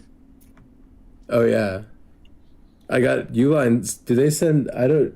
They send me big phone books full of Yeah, products. they're expensive though. All the stuff in those phone books. Yep. I'll get cardboard somewhere cheaper, like behind the liquor store. There That's you the way. go. That's the way to awesome. do it. This is plainly a good idea. It is, right? Because, yeah, think about it. All you need is like some paint, right? Yeah. And then maybe a couple 2x4s, prop a couple things up. Mm-hmm. They need somebody that'll put on a weird outfit and walk around. Yeah, I That's really it. want to. Yeah, I really want to like actually shoot some actual like, you know, fictional narrative fiction in video format. I feel like it's been a minute, and I've been talking about bullshit for a long time, watching TV. So yeah, I do want to make something. Yeah, maybe we'll do it. So Matt, Should have just. Go ahead. well, I was just gonna say, I was gonna note that you seemed to specifically dislike the Shuttlecraft remastered visual effects. Yeah. I didn't like them redone. I like them old and cheap. I like to imagine how somebody put something together. I like practical effects way better than digital bullshit. That stuff all looked like it was on a CD-ROM. Right? Yeah. Yep. And you know what I think, and I guess, and obviously they had to try to kind of make it look like it was from the 60s, but I think that remaster occurred like in 2015 or something. Some buzz trying to make his mark. Maybe. I used to have a box, like an entire box full of VHS tapes of the entire original series, but in one of my moves, I let it go. Oh, that's yeah, that is a cool thing to have. It's a harsh realm. Saint's mom has a collection of VHS tapes of this whole entire series. Is that true? Yeah. Which is real. I'm real jealous of that. I have a lot of VHS tapes around here, but nothing that cool. I got a ton of Godzilla tapes. I don't have a VCR. Somebody's got to have rips of them though. Like Saint does. Saint has. Someday, Matt, if you're here and Saint is here, and there are specific effects you would like to see, or if you just would rather watch the original, if Saint's here, he has the original ones that are not remastered. Oh shit, that's amazing. And in fact, he could also probably get them to you. That's also very cool. Yeah. I went to like years ago, like 15 years ago almost. I went to a backyard party here in Somerville. Yeah. That a dude had a projector and he had like a small, maybe 8 millimeter, maybe bigger, 16 millimeter print of a Star Trek episode. Oh my god. And we watched it. That's so cool. We watched it until like in the middle of the third act, all the film spun off because he didn't have the right size spindle or whatever. Oh, so we had to stop. That's so cool. I can't. Man, I'm ready to go out and participate in the world again. Oh yeah. I want to go out and do weird shit. I want to I don't want to go. I don't want to go to parties or anything like that. But like, yeah, I'm ready to hang out and watch film strips in my backyard and shit like that. It's fun. Yeah, I'm feeling like, well, you know what, it's like, it was a very short springtime and now the summer, but I really have barely left the house in 4 years. I was like, well, yeah, it seems like I should probably just stay inside forever at this point. Yeah. And I'm kind of, I'm very, very only very tentatively getting over that just today. Oh, good. Just this very moment, hearing you Are you talk happy? about watching Star Trek in the backyard. Because that sounds awesome. But I also, I went out and lit the grill up yesterday, and that felt awesome. That's very good too. Yeah. Yeah, I'm feeling good. I don't know. How you feeling? I feel like I had like a mild flu for like 2 days, and now it's going away.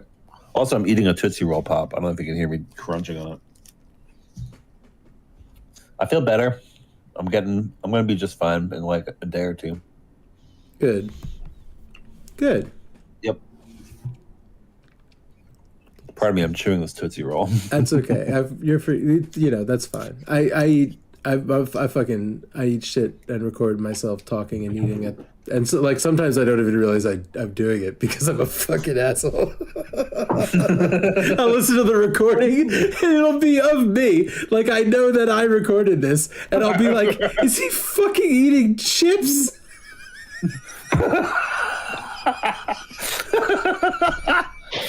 Oh, man. Terrible. I love the scene of Scotty like sticking a wrench in between two terminals that are just behind a little plastic thing on the Jump side. starting the shuttle or whatever. I think he was electrifying the outside of the hull so that the Grimace would get electrocuted. With his like, sparkly glamour gloves. Yeah. While the giant puppet man or whatever it is bashing the shuttlecraft with a boulder. It's so funny. Like, it's so physically funny, this episode. And it really is trying to, I don't know if it's trying to be grim or funny or both so that they clash in that way. Or maybe in the 60s things were just scarier. People were more used to using their imagination instead of just laughing at something that looks silly.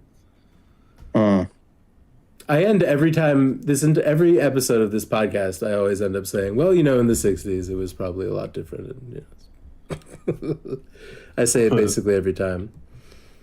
Do you like that scene where the ensign was so excited that the shuttle had lifted off that she like threw herself on her knees on the carpet in the shuttle? Yes. She's like, we're moving. And then she just stayed there until she thought she was just going to die. That's just what women do in those situations. Bloop, right on the floor. Yeah. It's uncontrollable. Yeah. They begin to exalt. Even in the 60s. Just in the 60s, though. Yeah. Culturally, we've moved on from that kind of thing. I mean, even the chairs, you may have noticed in the shuttlecraft, for some reason, the chairs were designed so that you could fall to your knees in exaltation in your final moments. What possible actual use is it that the chairs, or is that just, were they designed to collapse in that way? Like you could fold them all up and take them away in a prop sense, maybe. Did it tip over and slide her out of it? They tip all of the chairs in many of those scenes. Many people fell to their knees out of those chairs, first of all, but they tilted forward. Like not in a, you would expect a chair on some kind of aircraft to recline, but they were hard plastic chairs, one piece, that it looked like they tilted forward so that you could like collapse the prop and take it out of there. But it was, they all collapsed forward so that you can slide out of them onto your knees and throw your arms in the air. And, like Chuck Berry or something. Yes, exactly. Yeah. They should have been, maybe they were designed for people to, be sliding across the floor in a performance type of,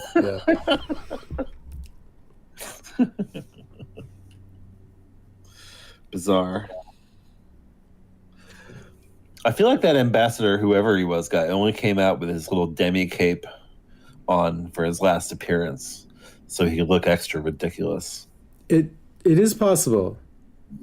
I did mention there's a type of guy on Star Trek that's the impatient scientist or guy that needs medicine to go somewhere or needs people evacuated from somewhere for some reason. Maybe this is one of the first of that type of guy, but he had Did his costume get increasingly more ridiculous? Because I almost feel like I didn't notice the paisley cravat in his first scene. Cravat. And then that appeared. And then later on he dressed up in a cape to get even more, to start prancing around and annoy Kirk even further. It's the kind of outfit that like it shows you something new every time you see it. Yeah, he's really good at accessorizing it. It's meant so that you can present it in a variety of ways, so it always feels fresh at any occasion that you bring it to. What is would the? Oh, please. Go ahead. Please tell me Oh, what no. you're going to say. Well, I guess I was going to ask if an example of the like impatient scientist ambassador archetype isn't that lady that blew up the crystalline entity. Oh my in God, Next she's Generation. oh my God. Oh, that awful woman. Yeah. Oh, that terrible lady. That's like the same archetype, except she goes ahead and just does something. Yeah, sometimes they do that. The guy with Wesley's babies does something. And in fact, does somebody try to kill the aliens with the wet sand? Or they were just ignoring the fact that they were killing the wet sand guys. Yeah. But yeah, that lady who destroys the crystalline entity is an asshole. Yeah, and Data gets to tell her off at the end of the episode. Yeah. It's perfect. I love it when Great Data tells scene. someone off. Yep. Remember when he killed that guy? I forget. The dude, or they're teleporting Data out right as it's Faja. It's the guy that kidnaps him and then murders a woman in front of him. And at the end, Data's pointing the phaser at him, and Faja's like, "You're not gonna fucking shoot me, you fucking robot." And they beam Data out because they found him. The Enterprise has found him. And then like Riker's like, "Your phaser, it was it might be a glitch in the transporter, but it looks like it was powering up just as you were transporting." And Data's like, "Oh yeah," he's like, "No way, man. Yeah, it must have been a glitch. Yeah, I definitely was not about to murder that man." I love Data. Data is definitely one of my favorite characters. I mean, like everybody's, right? Yeah. I forgot about that. He just totally covered his own ass in that one, and then just Great, never yeah. talked He about totally it was again. about to blow that guy's ass out off the surface of the universe. And it would have been a great ending too. That's how it would have ended if it was one of the shows made in 2024. Like if it was 7 of 9, she would have just fucking shot him with a shotgun and walked out. Cool. Yeah, 7 of 9 rules. Is TOS the best one?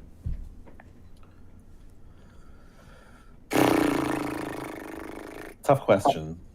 I pretty much only know that and Next Generation and Deep Space Nine, which I've seen about 3.5 seasons of, I think. Oh man, Deep Space Nine might be the best. I mean, in my opinion, obviously. But if you feel like you're gonna watch Star Trek at some point and like watch a bunch of episodes in a row, DS9 is a good one to watch. Just the themes in it are so interesting. Oh yeah, and just how man, everybody is constantly morally compromised in every situation all the time, and they're so serious about it. Yep. Plus, I love Quark. That guy rocks. He's my buddy. Quark's whole family. Quark's whole family is an unbelievable story. Moogie. Moogie. Which one's best, Weebs? Ooh, I don't know. Instinct says TNG. However, I am having fun with Voyager right now. Mm-hmm. Yeah. Oh God. It's hard to pick between those three. Voyager does its own thing, and that's exactly what's so good about it. You got a favorite, Fickle? No, I mean, I've always kind of just dabbled. I haven't seen an entire series as a whole. It's a fun thing to do. I like to put it on in the other room when I'm in bed. Yeah, it's I definitely like those channels where it's on all the time and you can just kind of pop in and out. Yeah, and in some way that's almost how it's meant to be digested. Just as it's on when it's on, and you can catch an episode of it and start to get to know these characters and spend an hour with it. Every goddamn time we talk about Star Trek, I talk about how like TV consumption used to be pure in some way, that now it's corrupt because we binge TV. I'm such a dumb piece of shit. Let me say, my actual answer is original series because I just love practical effects. Yeah. I love the campiness. Oh, and man. I love the soundtrack and everything. It's all so good. Yeah. The makeup, the whole shit. Oh, I didn't really comment on some of the musical accompaniment. You did, but I do often comment on a lot of the music that is used in this show. It really, and I talk a lot about how this show there's a very, and it's kind of what you're saying with how practical and campy everything is, but there's almost like a stage play quality to this. Yeah, That like, for sure. the actors are doing so much more work with what they're given. And yeah, TOS might be that might be the correct answer. There's obviously not a correct answer, but It's written so much like a radio show. that might be yes. It's like a radio show written by a guy that was in the Navy. It's basically what it is. And so I think like all the blocking and everything kind of is an afterthought. So they just sort of lay it out like it's a stage play. Yeah, I love it. It's really interesting. Right on the very edge of the beginning of television altogether.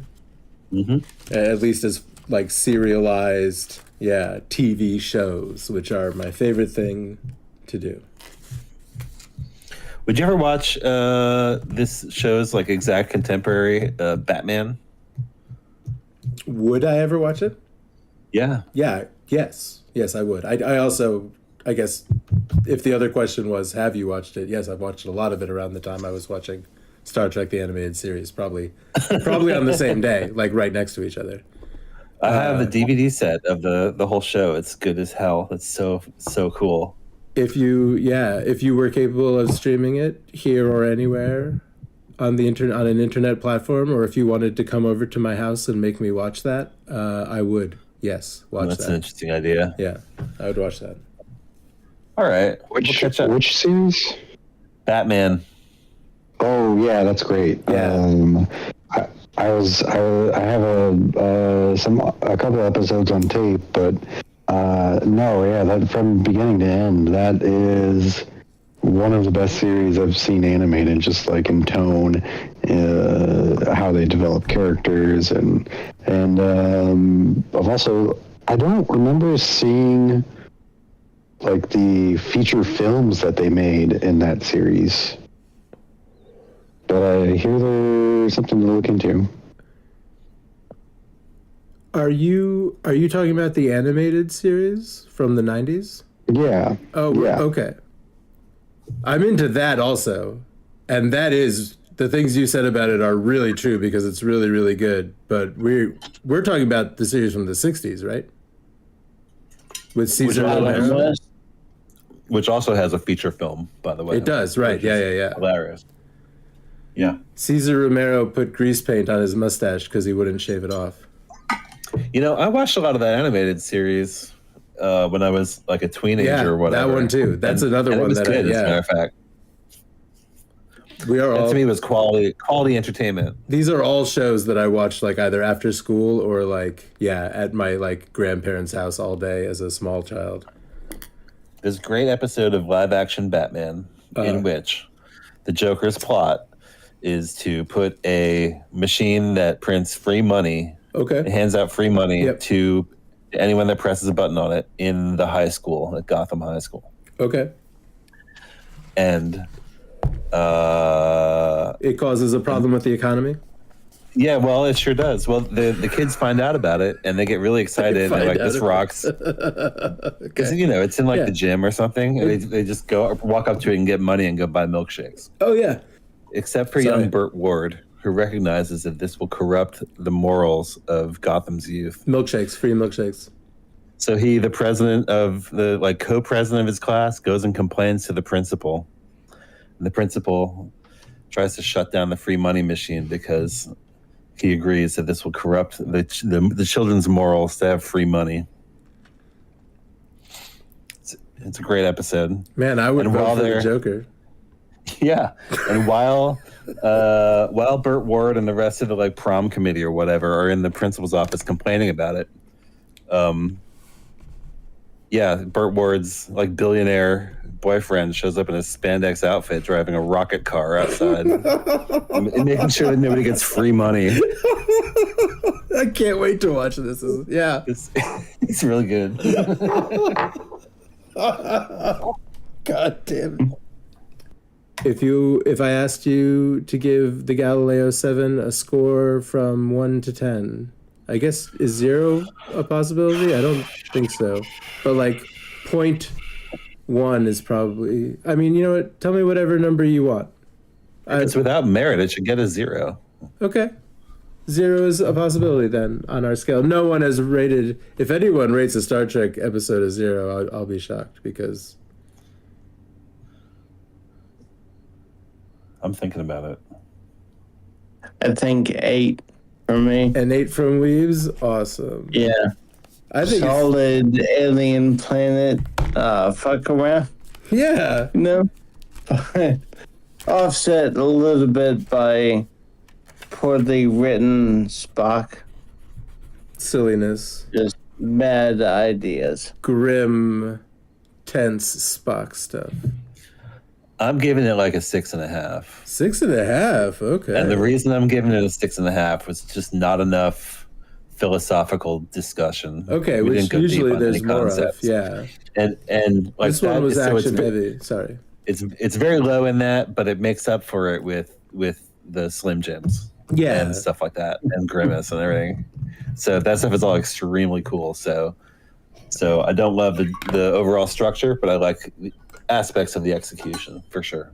My rating for it, I feel like I rated it high, or at least I would rate it high during this viewing because of how much fun I think we obviously had watching it. If you want to explore more zany late 60s TV, yeah, I recommend The Prisoner. Oh, sure. Oh, is that with the bubble that chases a guy around? Yes. Yeah, that's kind of on. That's at least in the circle of things that like me and Saint and people have been talking about It's watching. cool. I watched like maybe the first episode. Yeah, it is cool. But I've definitely not watched like the whole thing. Tries to escape in his Lotus 7. Yeah, right? Yeah. I've seen a gang of those and they're all good. That's definitely like in my that's definitely on my radar as far as things to consume. Did you notice I just said a gang of those episodes? You know I still say that. A gang of things or just a of gang episodes? a gang of something? Just something I rip. Something I picked up from some story that one of you guys told about. Oh, about a gang of things? A gang of weed. I smoked a gang of weed. Yeah? Somebody said that in like 1997 or something. Oh, someone said that in 1997. Yeah. Oh, okay. Probably. It's stuck in my head for so long that I still say it. I had a grip of coffee. Yeah, I do describe an amount of stuff as a grip very commonly to this day.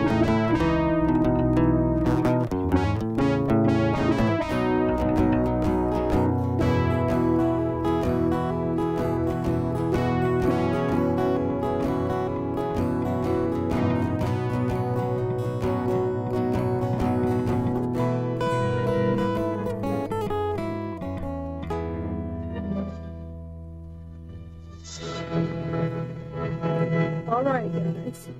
Yeah, they're really, really yucking it up.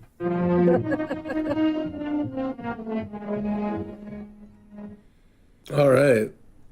All right. How did you feel about those giants?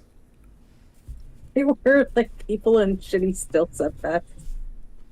Oh, this show. I almost they really didn't need to show one of them standing next to a man, standing next to one of our characters. They Or barely even do. next to the shuttle. Yeah, or next to the I mean, I just didn't need to see it at all. Like yeah, you probably didn't have to see it at all. yeah, like leave them as these, scary things in the corner kind of thing. And the funniest part about the giants is, of course, the spears Oh man, that are just so bad. so obviously some kind of, it almost like at certain points when many of them were being thrown at once, it almost looked like some kind of log trap where logs were supposed to roll down and, like, you know, get the people to trip or whatever. They weren't being thrown like spears, that's for sure. No, they were not. They were, the main threat of these giants is they got a bunch of fucking logs and they'll gently chuck them at you. I'm sorry, but like, where are they getting? There's so many questions that this episode has given me. In this foggy rock world, Taurus 2. Specifically about the giants. Like, this world has no food. It has no water. It's just rocky outcroppings and fog, and that is it. So where are they getting these trees? These giant ass trees that they're throwing around? Where are they getting the food to, you know, have their bodies fueled? Where are they getting any of this shit? Like, there's nothing. It's a desolate rock planet, and they're all like, yep, anyways, here's a sucking, you know, magical, non-existent, rocky stick thing. Like, come on. Would you say the giants are 10 to 12 feet tall compared to the man we saw them stand next to? Oh, I said 8 when we saw it, right? Right, okay, yeah, so all right, yeah, that's probably much more likely, actually. I figure the giants are in about the 8 to 10 foot range. So it's still a log for them.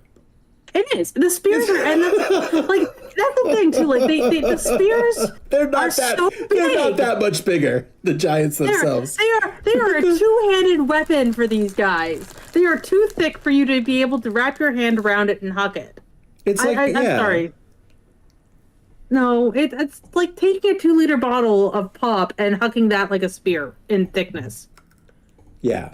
Like, I've seen pictures of, like, names are blanking, sorry. Spears? No, it's a person. Shaq. I've seen, like, pictures of, like, Shaquille Shaq. O'Neal.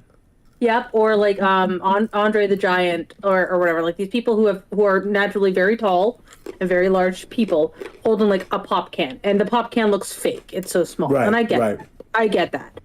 But there's also a degree of you have misjudged the opposite direction. You know what I mean? Like, yes. And that is what I saw here, is that they misjudged how big these people are versus what they can actually, like, manhandle, right?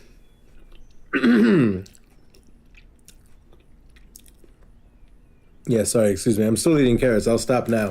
I gotta, like, no, I can't, like, I can't teach myself to stop eating when I'm recording.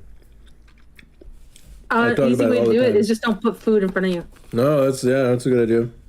I have no food in front of me where I'd be snacking myself. So the man in the blue suit we discussed is a commissioner or somebody that he needs to get drugs to New Paris. There's a plague on New Paris. We need to get the drugs there. It's very important. I don't know, and I mean, that's some of the first information we get. I don't know why Kirk sends the Galileo out, knowing that Kirk's like, well, I got a couple days to dick around, so why don't we do that? The Galileo 7 are Bones, Spock, Scotty, Mr. Latimer, Mr. Boma, Mr. Gaetano, and Yeoman. I feel like they say the Yeoman's name one time. They do, but I didn't catch it. I didn't catch the Yeoman's name. I didn't catch the lady's name, of course. She's the least important character. She barely gets a name. Does she have lines? Yeah. When I said the least important character, that was sort of in jest, and then I was like, but she actually barely gets a name. But no, she does. Yeoman Mears, Mears. She does get a line because he's all like, "Give me your weapon." She's like, "But what if they come back?" All right, yep, that's correct. Yeah. So all of those people are pulled off course, but luckily there's some kind of Murasaki effect that occurs, so they know where the Galileo 7 has shut off to, but there's also an ion storm, and the transporters aren't working, which is to be expected. And I almost feel like even 15 episodes in, well, I mean, you know, we've certainly seen Sulu try not to freeze to death, and we've seen at least a couple episodes that are about some people stranded on a planet, and that's more or less what we've got going on here.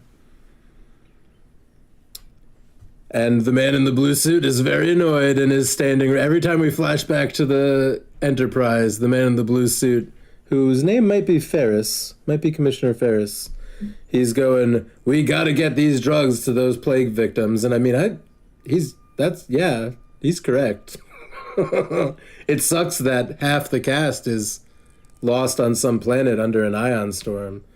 But I also feel like we've seen this also. We've also seen someone being like, "Come on, Kirk, those guys are definitely dead," or Picard, "Those guys are dead. We gotta get going." But you know, Kirk can't let his crew members perish on some strange planet. That would be awful. Yeah, it would be. And yeah, so I don't know if I'm really saying anything with everything I just said, other than that this is kind of a scenario that we're familiar with, and that already the Enterprise seems to have been in before. Kirk is just getting... hit all the salient points. Yeah, Kirk's getting badgered by Commissioner Ferris the whole time. Yeah, no, Ferris just is not letting up. And I can see where Ferris is coming from. If it's a high priority item and this is your actual instructions, like, I can see it. And Kirk not doing it is Kirk. It's just how he is, you know? Yeah. I bet everybody that has to get on the Enterprise to, like, have Kirk do something for them, I bet that all their friends are like, "Oh man, good luck. You're going on the Enterprise with Captain Kirk. He's going to have 5 other stupid things to do before he gets to whatever your emergency is." Look, if you think your emergency is important, then maybe you should not have an emergency. Because it's not. It's never going to be important to him. Yeah, well, certainly not more important than a few members of the main cast. I mean, when we started looking at who was on the Galileo, I was like, oh man, he brought McCoy. It's not just Spock, it's McCoy. And then I was like, what the fuck, Scotty's here? These guys are going to be fine. It did also leave it, though. Like, they said that they had to get rid of the weight of 3 men. They only got rid of the weight of 2, but they had enough extras that they could have gotten rid of the 3rd, no problem. Yeah. And it seemed like, I mean, yeah. So basically, early on, while they're down there, they discover Spock and Scotty figure out that they need to drop 500 pounds, which is going to be about 3 people. They end up getting away with not having to follow that rule, which, you know, Scotty's making estimates here. But I thought that this was definitely going to be, I mean, it becomes thematic to the episode, but I thought it was going to be Spock was going to have to choose to leave some men behind, which I feel like they wouldn't do that. I mean, I feel like Star Trek wouldn't do. I feel like they do similar, like what they did here, where, you know, oh, we need to leave 3 people behind. Oh no, we lost one. Oh no. Yeah, right. Yeah, exactly. It's going to work out. But yeah, this puts a lot of tension, as you can imagine, on our Galileo 7, and a lot of that tension revolves around, oh no, our commanding officer is this green-blooded, cold-ass Vulcan who's gonna sacrifice us like Kodos the Executioner. He's gonna straight up kill half of us. And so there's a lot of the oh no Spock and his logic is gonna get us killed. And it almost, I mean, the logic doesn't, well, there's a lot to be said and thought about as far as logic versus human emotional nonsense in the events that are about to unfold. But they're all making fun of Spock, and that's when they start hearing a creepy noise. And the first guy that is killed by the giant spear is threatening and dangerous looking exactly one time, when it flies out of nowhere and absolutely impales. I mean, these spears, like, it must have destroyed. I mean, it looks like the head of the spear could cut a man in half. It really does. They're massive. We're not even exaggerating about how big the prop is. No, the prop looks like it's about 1.5 stories to 2 stories tall, like from end to end. Yeah, the size of a house. The man is impaled. The spear is covered in blood. There's so much blood on the prop, which is, not dripping, just painted on. But that was so much that I was like, this was allowed on TV? Well, it's because it's not dripping. And also American rating systems, couple points. I don't remember the dates exactly, but around the 60s, if I remember correctly, it got revamped to be a little bit stricter because they were letting too much pass. And they had to do it again, I think, in the 80s, because Goonies and similar were a little, they were like PG-13, but we didn't have that out at the time. Yet, yeah. Do you know the 2 movies that made them decide it's time for PG-13? I did know. I just don't remember I don't remember it now, but I used to. It's Gremlins and the Temple of Doom. Ah, okay, thank you. I knew it was in the 80s. It was those 2 one Christmas, and whoever makes these decisions was like, wow, those movies probably shouldn't be PG, actually. Well, it's like Midnight Cowboy. How we didn't have the NC-17 or X rating when it came out. So when it came out, it got rated R, which allowed it to get an Oscar. Because if it's rated X or NC-17, it's not allowed to get Oscars. And was it dirty? I think it had like male nudity. Dirty enough for the time? Well, because again, so this is what I was saying. American rating systems specifically weight things differently than other places do. Okay.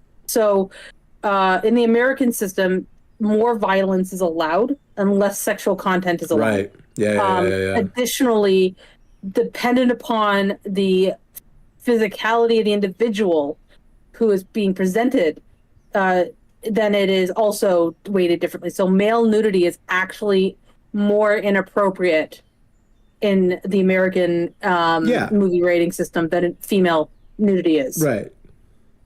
So if it's a dick, it's getting boosted right up Dicks to R. People react way more strongly to dicks than they do to boobies. And that's the thing, women's it's interesting because female nudity in film it's almost never shown the genitals. It's always the tits and the ass, and that's it.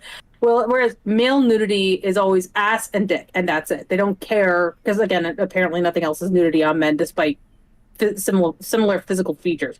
But it's an interesting thing. Anyways, free the nipple. Moving on. Across the board, you think boobies all over the place is fine? I think that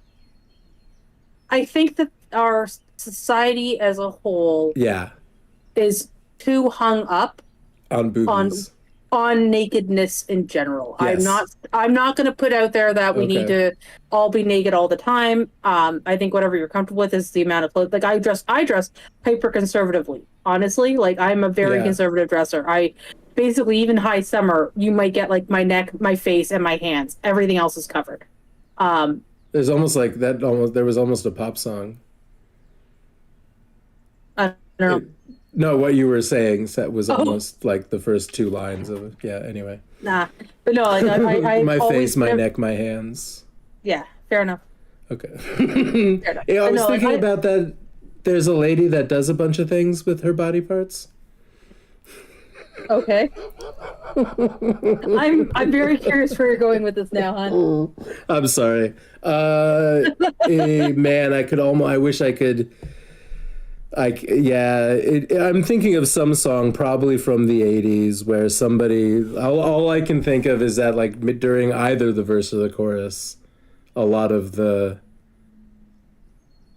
lines end with my hands, my face, my whatever, my body parts. I'll think of it and I'll tell you what it was. The only song that comes to mind, I've got 2 actually now that I've said my only. There's 2 songs that are coming to mind that one of them may be what you're thinking of, but I doubt it. There's the My Humps, My Lovely Lady. That's not it. Cool. 'Cause that's all I know from that song, which is why I'm like, that maybe. And the other one is actually from Chicago. The musical? Yeah. Renee Zellweger in the movie sings it, where she's, if I remember correctly, she's basically talking about how she can use her body to get men to do whatever the hell she wants. Oh wait. But it is a song from a musical. It is a song. It is a song from the musical. Right, yes. okay, so not okay. Yeah, this is a real pop song from the real world. That I don't. Can use my hands. It's something weird. The title of it is like rubbing leather or something. It's Brass in Pocket by the Pretenders. Title is so weird and not. That is a weird name. Yeah. It's not that. That's not what it is. Gonna use my fingers. Gonna use my face or something. This might be crossing a little too sexual for our show. Too. It's like gonna make you want me. I do not know. It'll come to me, whatever. Yeah, or I'll think. Anyway, so what were you saying about, the clothing? Yeah, people should absolutely wear whatever the fuck they want, even if it's a clown costume, and just go about your fucking day because come on, because that should be obvious at this point, right? Yeah, but no, like I feel like that is a lot of it. So there's people are silly about what there's a historical precedent for it with the puritanical roots that founded modern colonialistic America, and I think that is still impacting North American ideals across the board in a lot of ways. Again, in that white colonial North American mindset. We have definitely not shaken it off. No. So like there's a lot of weirdness about seeing tits. When it's like why is that a weird thing? Men have, like, overweight men have tits. Normal, like, regular healthy weighted women have tits. Most people have tits, and most people have not mammography, what's the word? You've got, like, boob tissue, whether you're male or female. It doesn't matter. Everyone's got boob tissue. Yep. Which I'm blanking on the word for, and I'm trying to be... I know the word mastectomy is coming up, which is when you remove that tissue. Mastectomies, yeah. And mammograph is what you do to test it, but the mammary tissue. Mammary tissue. Men and women and non-binaries, it doesn't matter unless you've had it active. Yeah, we are rocking it today. Unless you've had it removed, you've got it. So it doesn't, like, there's no reason that should be. I don't, at least with that one, like, I don't see it as something that needs to be hidden. It's like back in the Victorian era where seeing an ankle was ludicrous and hypersexualized. Whereas, like, it's only hypersexualized because you've made it hypersexualized. Yeah, If you normalize it, it's not hypersexual anymore. It's just bodies. Yeah. Yeah. But it's never just bodies with these fucking people. No. It's symbols. How did we get on talking about this, by the way? Are we talking about the church or just America? Same thing, kind of. I'm just trying to figure out how we got here. Well, we were talking about the blood on the sphere, and we were like, well, there definitely aren't any naked men on the television. And the rating system, and there we go. Okay. But this spear must have cut Littmer in half. That's how big it is. Hits him right in the chest, covered in blood, and Spock's all standing up doing needs of the many, and Boma and the other guys are going, we gotta bury these two halves of Mr. Littmer here, and Spock's like, me and Scotty have important work to do. No one's burying Mr. Littmer until the last second. Spock is, and so the next couple of scenes, we're really hammering on the Spock's being logical and wants to make sure everything that has to happen does. And I mean, I guess they're doing a good point of trying to show us that they're both right, except I would probably be okay with not burying the guy if we all had to figure out how we were going to fly away from the giants. So they go out and shoot some and scare them away. And Spock is way overconfident on his knowledge of these new, heretofore never seen creatures. Yeah, this is really where his logic kind of goes sour for everything. This is where, and everyone gets a chance to be like, where's your logic now, bozo? But he says, well, logically, if we scare them off, they'll be too afraid to come and fight with us. But then they go back to the ship and the giants are still mad, and everyone is like, but you forgot, because you're not human, you forgot that they might get mad instead of being logical. And now they're going to crush the Galileo with a giant boulder in another very funny prop situation where there's just a hairy, and the giants are just, for anyone listening, are just hairy giants covered in hair, wearing fur coats. It's perspective shots, and it's probably stilts. Yeah. And it's let's give them the biggest, widest, like bulkiest fur cloak. Yeah. Yep. And again, they're just tall people.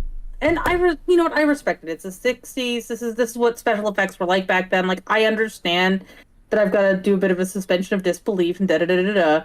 But they had, like... They're kind of round like coconuts. It's just a little bit of a bother, because, like, Lord of the Rings came out 30-ish years later, right? And okay. Lord of the Rings, I get that this is a bit of a jump, but, like, think about the Lord of the Rings movies. Perspective shots? And how much they did it to make average height, 5.5 foot tall, I think, give or take, Elijah Wood standing next to Ian McKellen, who I don't think is 6 foot. I think he's still under 6 foot, but looks like he's, got a 2 to 3 foot difference in height. They did that with very simple forced perspective, and I feel like they could have done that with this. Now, maybe it was a financial thing, because, like, it is still season 1. This hasn't taken off as the cultural phenomenon it is. Like, nowadays it'd be no question, but, like, I feel like they could have done more than they did. Yeah. Especially like small thing is just literally build a replica of the spear at a reasonable size to fit in a human's hand. So when they're holding it, it looks small and looks like it matches the body. But then when you see it, in the Starfleet officer's chest bisecting him, it can be 2 stories tall, and that will help with that. They're huge. That mental imagery, right? Like, it feels like a couple really cheap and small things could have been done and weren't. I say this a lot, but do you think that there were a bunch of those giant spears on some other production? Oh, probably. Like, yeah, get those over here. We'll put some giants. I honestly feel like they were probably part of like a Mad Max style, like, fence, like those spikes that people put in the ground kind of thing. Yeah, okay, sure, yeah, spiky fence, yeah. Yeah, and just posts. Like ripped out of that and used, and like put like with a stone on the tip of it or painted or whatever, Sure, yeah. I fully 100% think it's that. And they really had a lot of them, clearly. There were a lot of these giant spear props used in this episode. It might not have been. It might have been at least 3.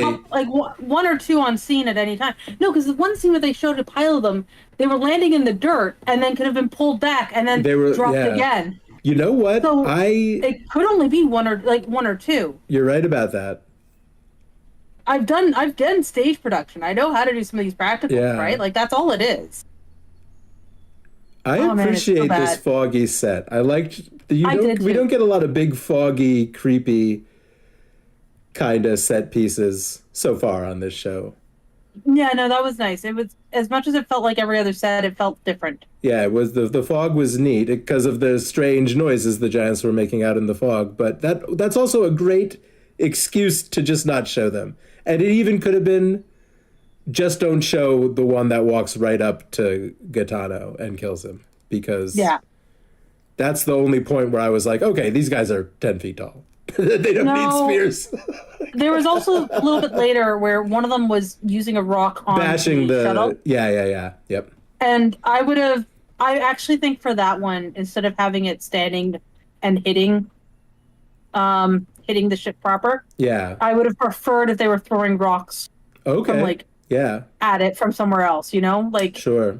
because again, then you can do that. You can do the perspective mind fuckery to actually make them look big. Because when you're up close and personal to it, they're holding a boulder, and it's like two-handed basketball size in front of their chest. Yeah. And then you cut to the ship, and suddenly it's like this, a 4-foot wide boulder hitting the shuttle. You know what I mean? Like they could have done that kind of stuff a lot more with it, and helped keep it looking, I don't know, more realistic. I guess I don't know. It just the changing sizes really got to me. I'm sorry. Yeah. I'm fixating on that a lot, and I recognize Well, it. yeah, and it depends on what kind of the set that they had the shuttlecraft on, and whether or not they could have got a miniature shuttlecraft to do it with other guys, or if they had done better force perspective of the single guy that's hitting the craft with a big boulder, which there must have been someone on this production whose whole job was the fact that he had a master education in making things out of styrofoam, because all of these sets and caves and big rocks, so much spray foam and other types of foam. This is a very foamy TV show. Yeah, I mean, but it's because foam is light and easy to exactly. Yeah, you manipulate. can swing it around. If there's a giant spear made out of it, you can chuck it. Yeah, no, it's a lot easier, and on top of that, like just to mold it into what you need. It's a malleable. It's just a substance, very easy substance to use, and it's cheap. Foam is so cheap to get, like in large quantities. So Scotty figures it out. Scotty's like, we'll all take our phasers and we'll suck the power out of them into the engine and we'll be fine. But then they have no phasers while the giant is smashing the rock on top of the teleporter. So everyone's very tense and mad at Spock. And that really is this episode. Everyone is tense and mad at Spock because... Right up to the stupid laughing at the end. That just doesn't... They're all like, oh, we win! Ha, ha, ha, ha. That's a real, like... We had 2 people die. Ha, ha, ha, ha. After school cartoons, kind of. The trope of them always ending with someone, really? And in this one, 2 people are dead! Yeah, no, they G.I. Joe'd the ending. Yeah, exactly. It's the G.I. Joe ending.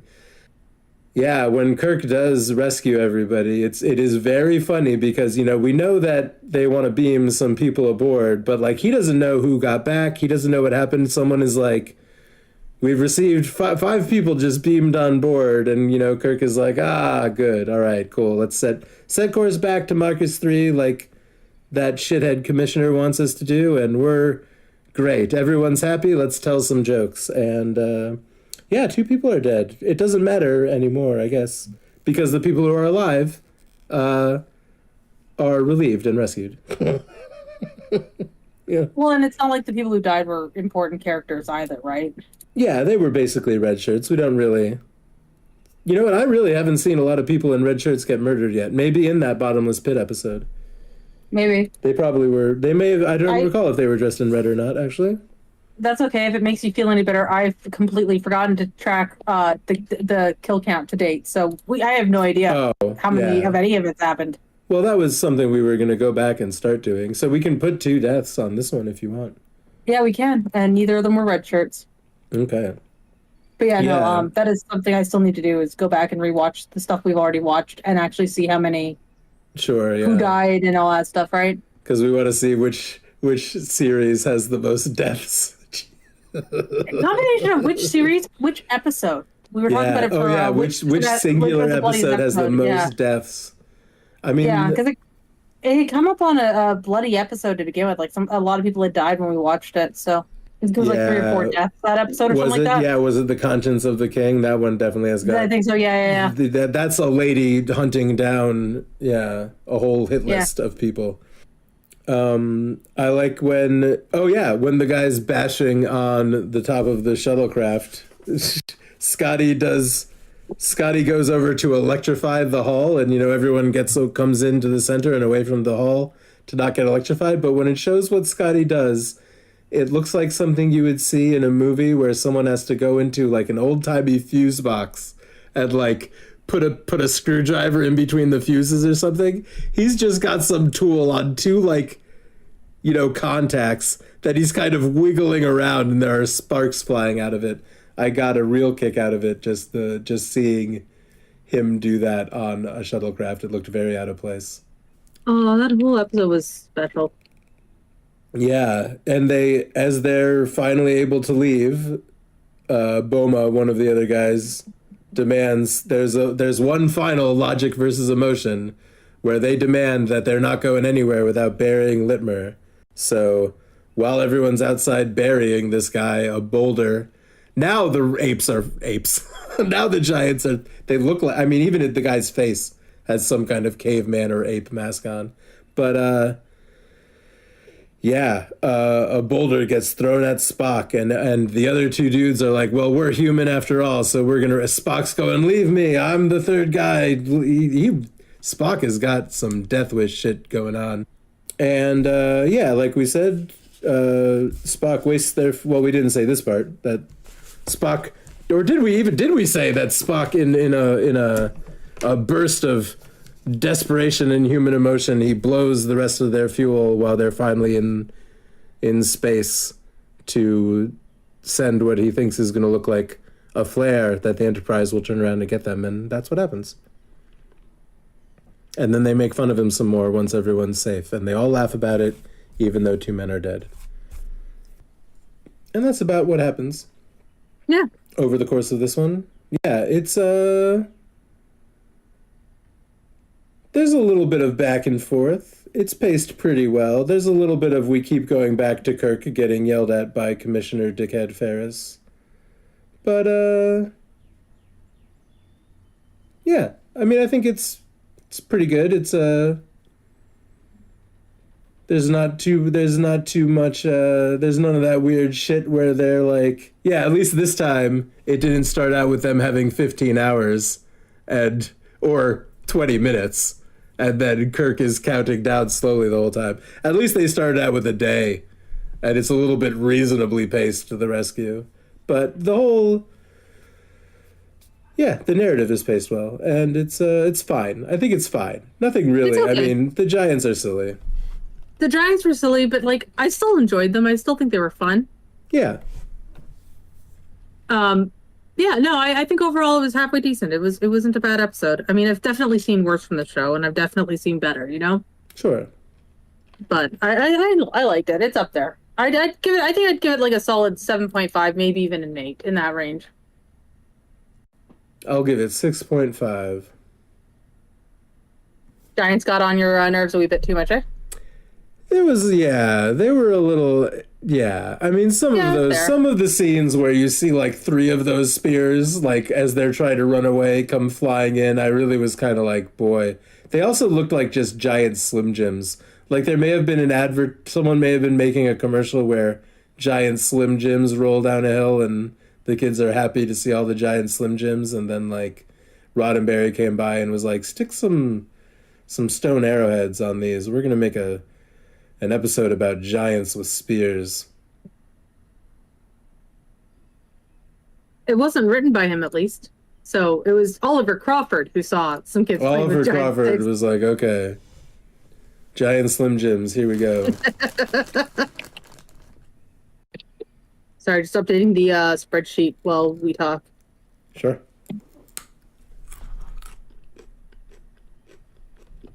There, done. Ah. All right, yeah. Thank you for watching, as always.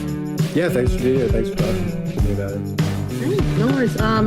Touching base with you outside of what's being recorded.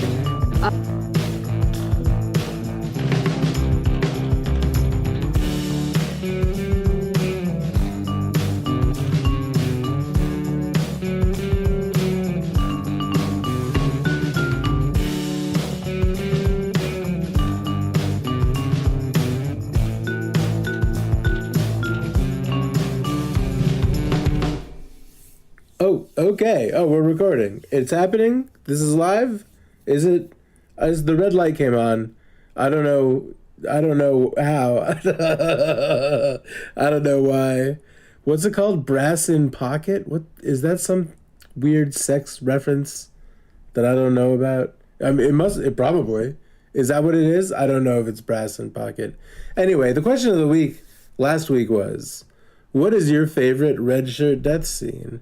The color of the shirt doesn't matter. We're talking about a character that only shows up in the episode of their death, probably has very few lines, and maybe even dies in the cold open.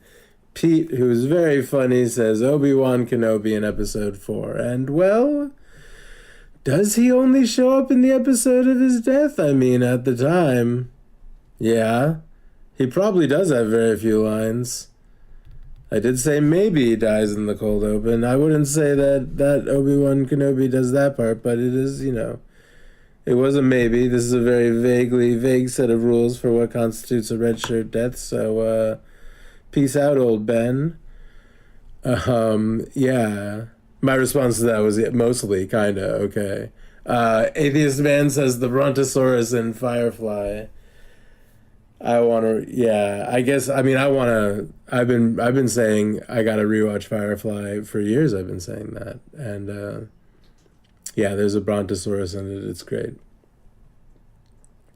Locke says Kranix, which turned into a deep dive. This is a character from Transformers, the movie. Locke says, though his whole freaking planet is a close second. This is a character that I guess is on one of the, or maybe the only planet that we see being eaten by Unicron. And in fact, let me just read. Yeah, anyway. So I said, this guy is on trial with the Quintessons. Is his planet destroyed by Unicron? Because yes. How does he get to the trial planet? Locke's response to this is, Lith 1 or Lithode. Lith 1, I think, is his planet's name. And how he gets to Quintessa, the Quintesson homeworld, is unknown in the 1986 continuity. I always imagined that their escape pod had limited range, and this was where they were able to land, but there's no solid answer in the movie. Toronto's answer is Paul Rudd, only murders in the building. And I'm not sure if we talked... Do I have a recording of her saying something about Paul Rudd? Shit. Because I don't think it was in here. If I come across it, man. I don't... We must have. For this specifically. Well, I guess I'll go and find it. I think so. I could be wrong. But I'm pretty sure I had a little talk with Toronto about Paul Rudd to include here. Because sometimes, we'll have to do it this next time. Because what's the next week, our question about Q, Squire of Gothos. Although maybe we did talk about it. I don't know. Let's just keep going here. Saint 242 says, I like the opening act of the TOS episode By Any Other Name, where some Andromeda aliens turn a couple of crew members into 20-sided dice, and the Andromeda alien crushes it in his bare hands. In a display of power, Rohan orders Shay by Hanar and Thompson by Kalinda to be taken aside, declaring a punishment for what Kirk has done. The captain will now watch 2 of his crew die. Hanar uses his belt device for a new purpose, instantly reducing Shay and Thompson into dehydrated, porous cuboctahedron solids the size of a human fist, composed of their base minerals, which represents the distilled essences of their being. Hanar picks up both solids, and Rohan orders him to bring them to him, where he is standing next to Kirk. Rohan points out that the solid represents the flesh and brain, and even what humans call personality, of Shay and Thompson.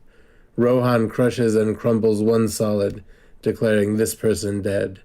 Rohan says the other one can be restored, and throws the other one over to where Hanar had earlier picked up both.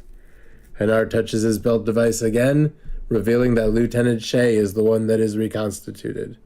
Thompson, on the other hand, is not so fortunate, and a dispirited Kirk bends down to scoop up and shift through his hands the white powdery substance that is all that remains of her. I think that might be from Memory Alpha or something. That paragraph, that little summary. I don't know. Maybe I'll remember to ask Saint, but maybe I won't. No, if you're listening to this, Saint, no worries. I mean, I feel like I have only recently kind of decided that I like to make sure I cite my sources, so, But yeah, he says that he doesn't know why this episode in particular has stuck in his mind so firmly for so long. And he's not even sure if he would rate it as a particularly great episode. Surreptitious Music says, if someone were to use their belt to reversibly reduce my being to a cuboctahedral solid, I'd like it to be more durable than that.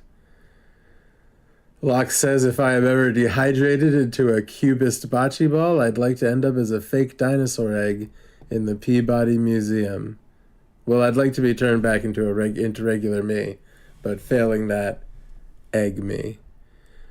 So, the question of the week this week is, man, and I posted this, I already have some answers, but we'll save them. I'm going to go see if I can find it. Damn. I wonder, man, I need to be more organized, obviously. I'm going to see if I can find audio of Toronto Chris talking about Redshirt Paul Rudd. I guess I can look up what date this was. I can figure it out. I can find it out. The question of the week this week is a simple one. What is your favorite silly thing that Q does? Any fictional godlike bozo will do. Come answer the question on Discord. You can get a link to my Discord at koiadk.tv.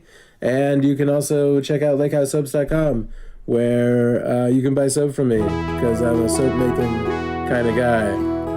All kinds of stuff is very busy. I'm starting one of my weekly farmer markets is starting this week.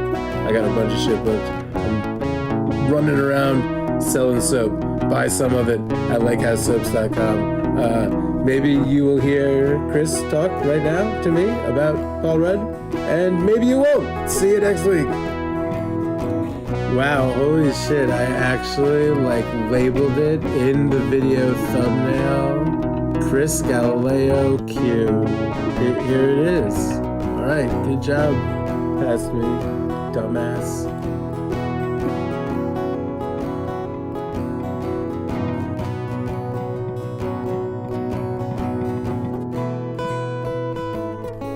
So the question of the week for the Galileo 7 is it what's your favorite red shirt death? Yeah. Yeah, what's your favorite red shirt death scene? The color of the shirt doesn't matter. We're talking about a character that only shows up in the episode of their death, probably has very few lines, and maybe even dies in the cold open. And Paul Rudd in Only Murders in the Building. Because you don't like Paul Rudd. Combination of that, also. It's funny. It's funny, but the other His thing character is funny in that show. Okay. I don't find Paul Rudd charming or funny. Sure. I know a lot of people do. I don't. But no, part of it for me too is okay, so Only Murders in the Building, season 1, our main 3 characters are really the only big name actors, right? Yeah. Only Murders in the Building, season 2, our 3 main characters are really the only big name actors in it, right? Probably. Yeah. For some reason, I don't really recall season 2. The manager gets murdered in the beginning.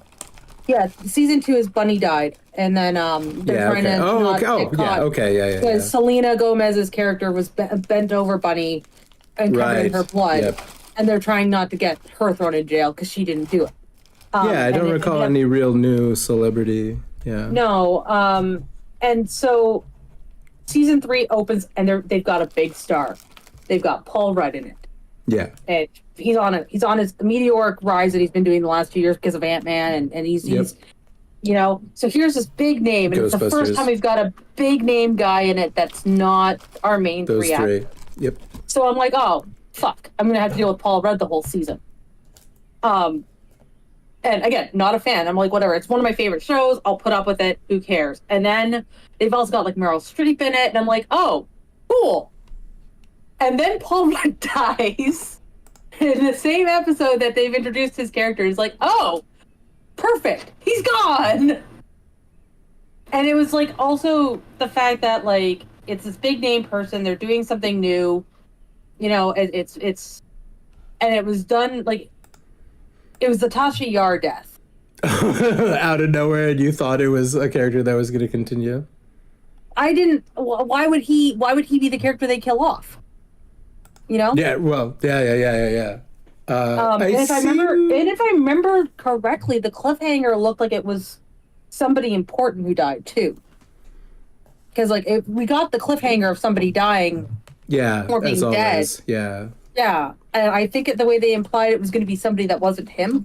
And then, like, they even had it cutely where, you know, he comes back from the dead because he was just knocked unconscious, whatever. Like, it was poisoned, but they pumped his stomach. He's still alive. And then he gets shoved down the elevator shaft.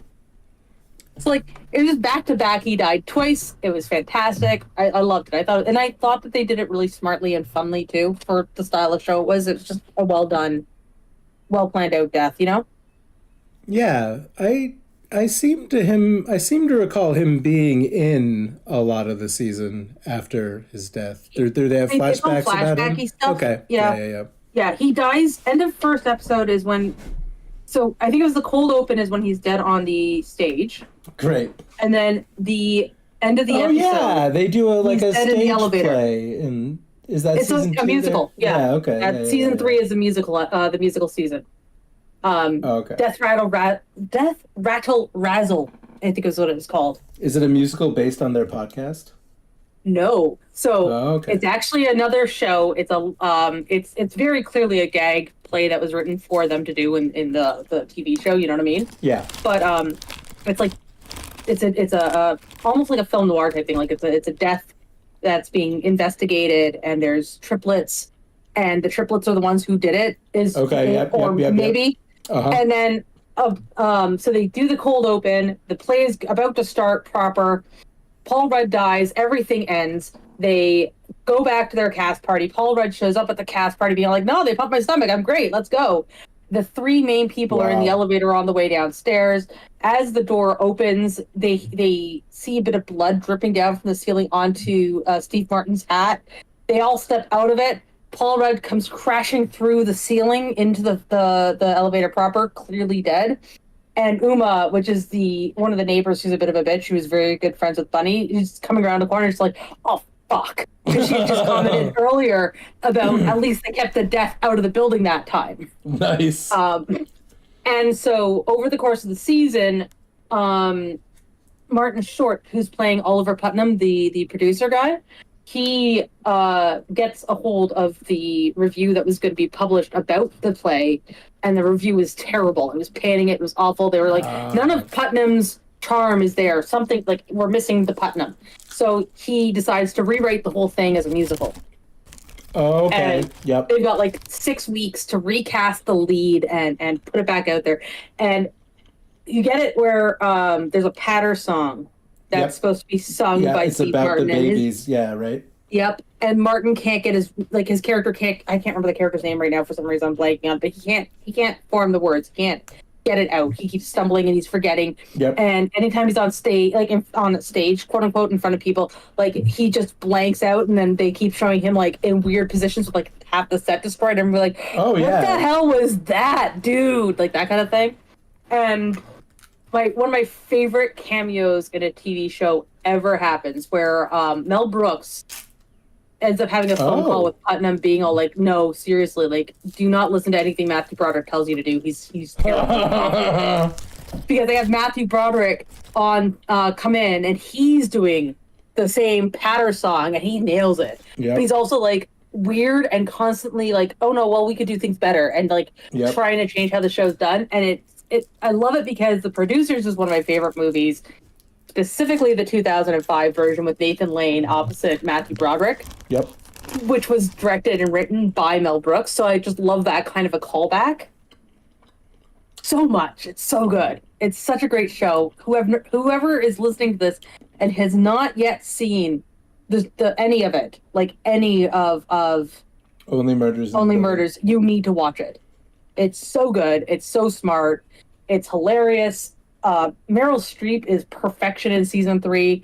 Season 4 is coming out this summer, and they've got like a bunch of new big names in it again, and it's so well done. I think this is the last season too. So like, go watch it now before it goes away, and you'll never get to see it again.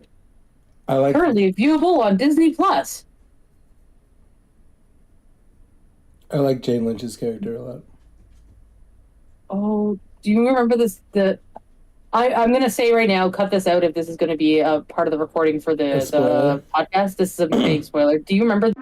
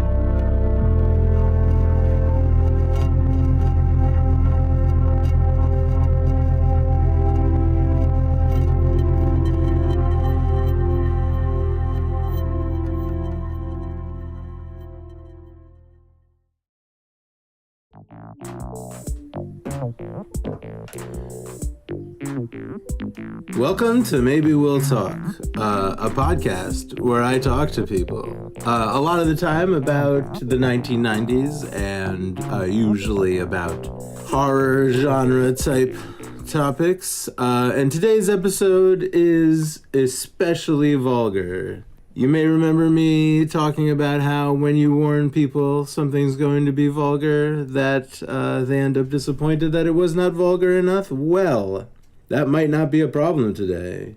Today I'm going to be talking to a friend of mine who is known on the internet as That One Black Guy, particularly on twitch.tv, which I recommend. Go check out twitch.tv/ThatOneBLKGuy.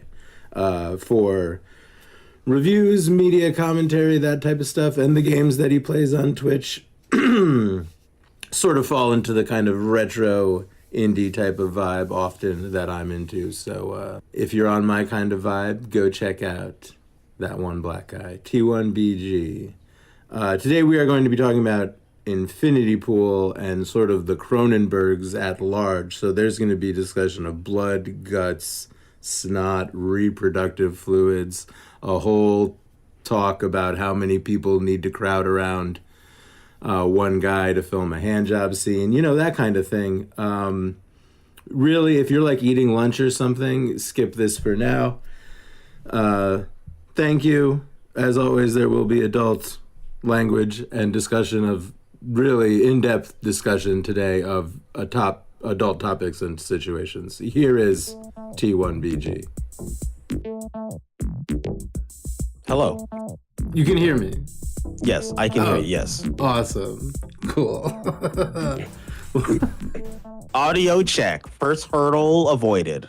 How many hurdles do you expect? I always expect at least like a dozen, but that's just like me being a streamer being like, yep, when I press live, that's when all the problems start, That seems to be a real accurate estimation of the number of hurdles on any given content. Yeah, it's like 12 encounter. minimum. There can be more, but 12 minimum, and if you're real lucky, if it's just below 12, If you're being prepared for 12 really that's what you want to do.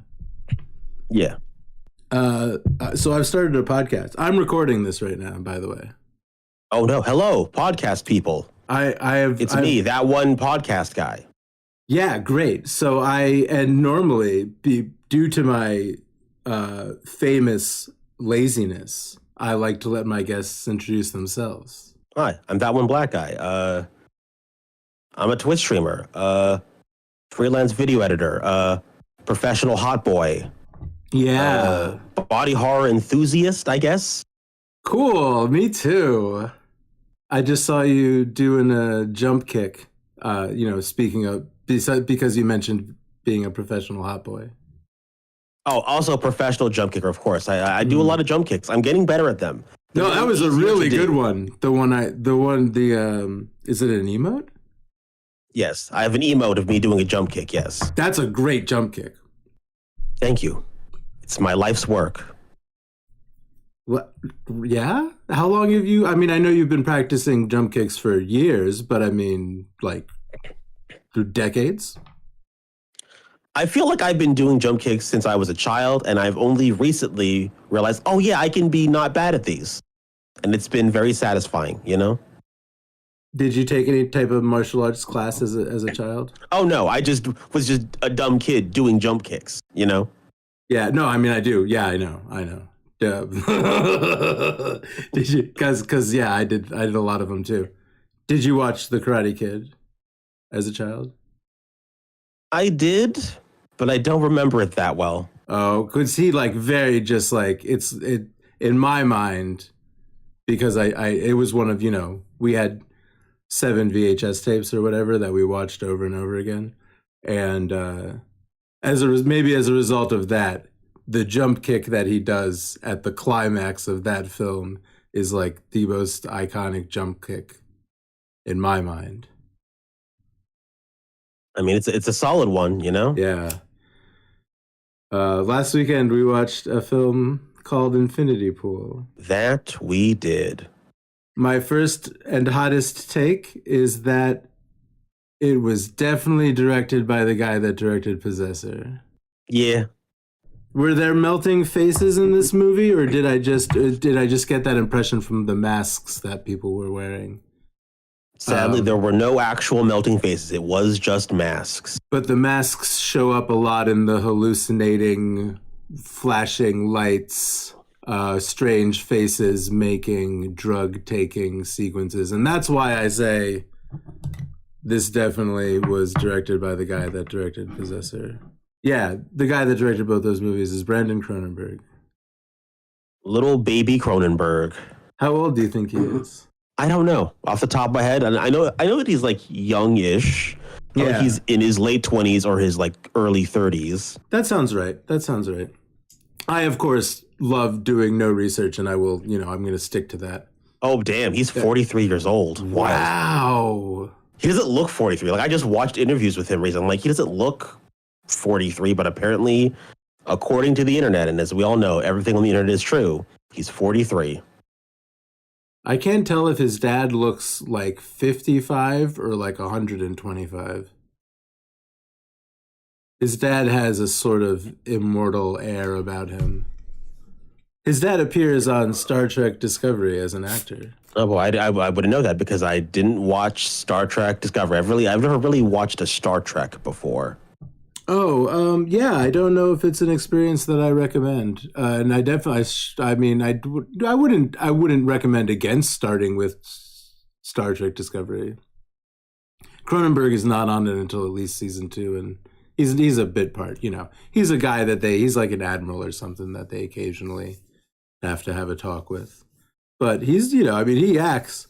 I'm sure he's in a few other things. Damn, David Cronenberg is 80 years old. Wow. Also does not look 80 at all. Yeah, he honestly. Really does. Like some part of him does look ancient and wise beyond those ancient years in a way. But he also looks 55 at the same time. I would have guessed like in his 50s. I'm like, but I guess if I should have automatically said it was like if his son is currently 43. Yeah. Like he would have to be up there, but that's wild. These are cool guys. These are two of my favorite guys working in Hollywood. If that's, is Hollywood two of your favorite still? guys? That's a take. That's an opinion for sure. These are absolutely two of my favorite guys. Period. No matter where they work. I wonder if these guys are friends with David Lynch, because I would like to have a dinner and probably a game of Dungeons and Dragons with all 4 of us. And 5, you'd be invited. Oh boy, yeah. I would just be there being like So what's going on with the scene where Alexander Skarsgård is being breastfed by Mia Goth in Infinity Pool? What's going on there? Well, Brandon? there's definitely some sort of infantilization and, it might be a stretch to say mommy issue kind of themes, but there is definitely a sort of, there's definitely a theme of infantilization going on throughout this movie. That's for sure. Is that really what you took away from it? Because this is just the hottest take on Brandon Cronenberg. Okay. I don't know if any of his films really have a point, and if there is one, it's like buried under just weird for the sake of weird for me. Okay. I mean, I would say that's the point. I think it is. I think the like point obviously is if you watch to- Infinity Pool, Yeah. it's like, okay, look, it's rich people and the justice system works different for them. Like there are things you could definitely pull from all of his films. There's some sort of commentary, or at least attempt at a commentary. I just feel like most of the film is just filled with filler nothing. Like it's like he has ideas, and I feel like all of those films have great like premises, but the actual execution I just think a lot of his films are boring, It's like there's a lot of nothing. And whenever we get to something, it's like, oh, it's more like in passing, like an interesting idea. Like one of the most interesting things that happens in Infinity Pool, in my opinion, is the scene where they're all talking. It's like, yeah, we've all been through this whole process of, committing a crime, and then we get a clone of ourselves, and then that clone gets murdered. Then they get into like Star Trek transporter theory of like what if like the real you was like murdered, and like the not real you is just walking around, and then they're like it's like, okay, and like I'm wondering, is this going to go anywhere? And then it's like, no, it doesn't really matter. You could have cut that scene out of the film, and the film would have just happened the same, would have felt the same, Yeah, but and I was that's on my list of things to bring up. Is that question just never answered or addressed? The answer is they don't care. The answer is it doesn't matter to these people. I think it doesn't matter to Brandon Cronenberg.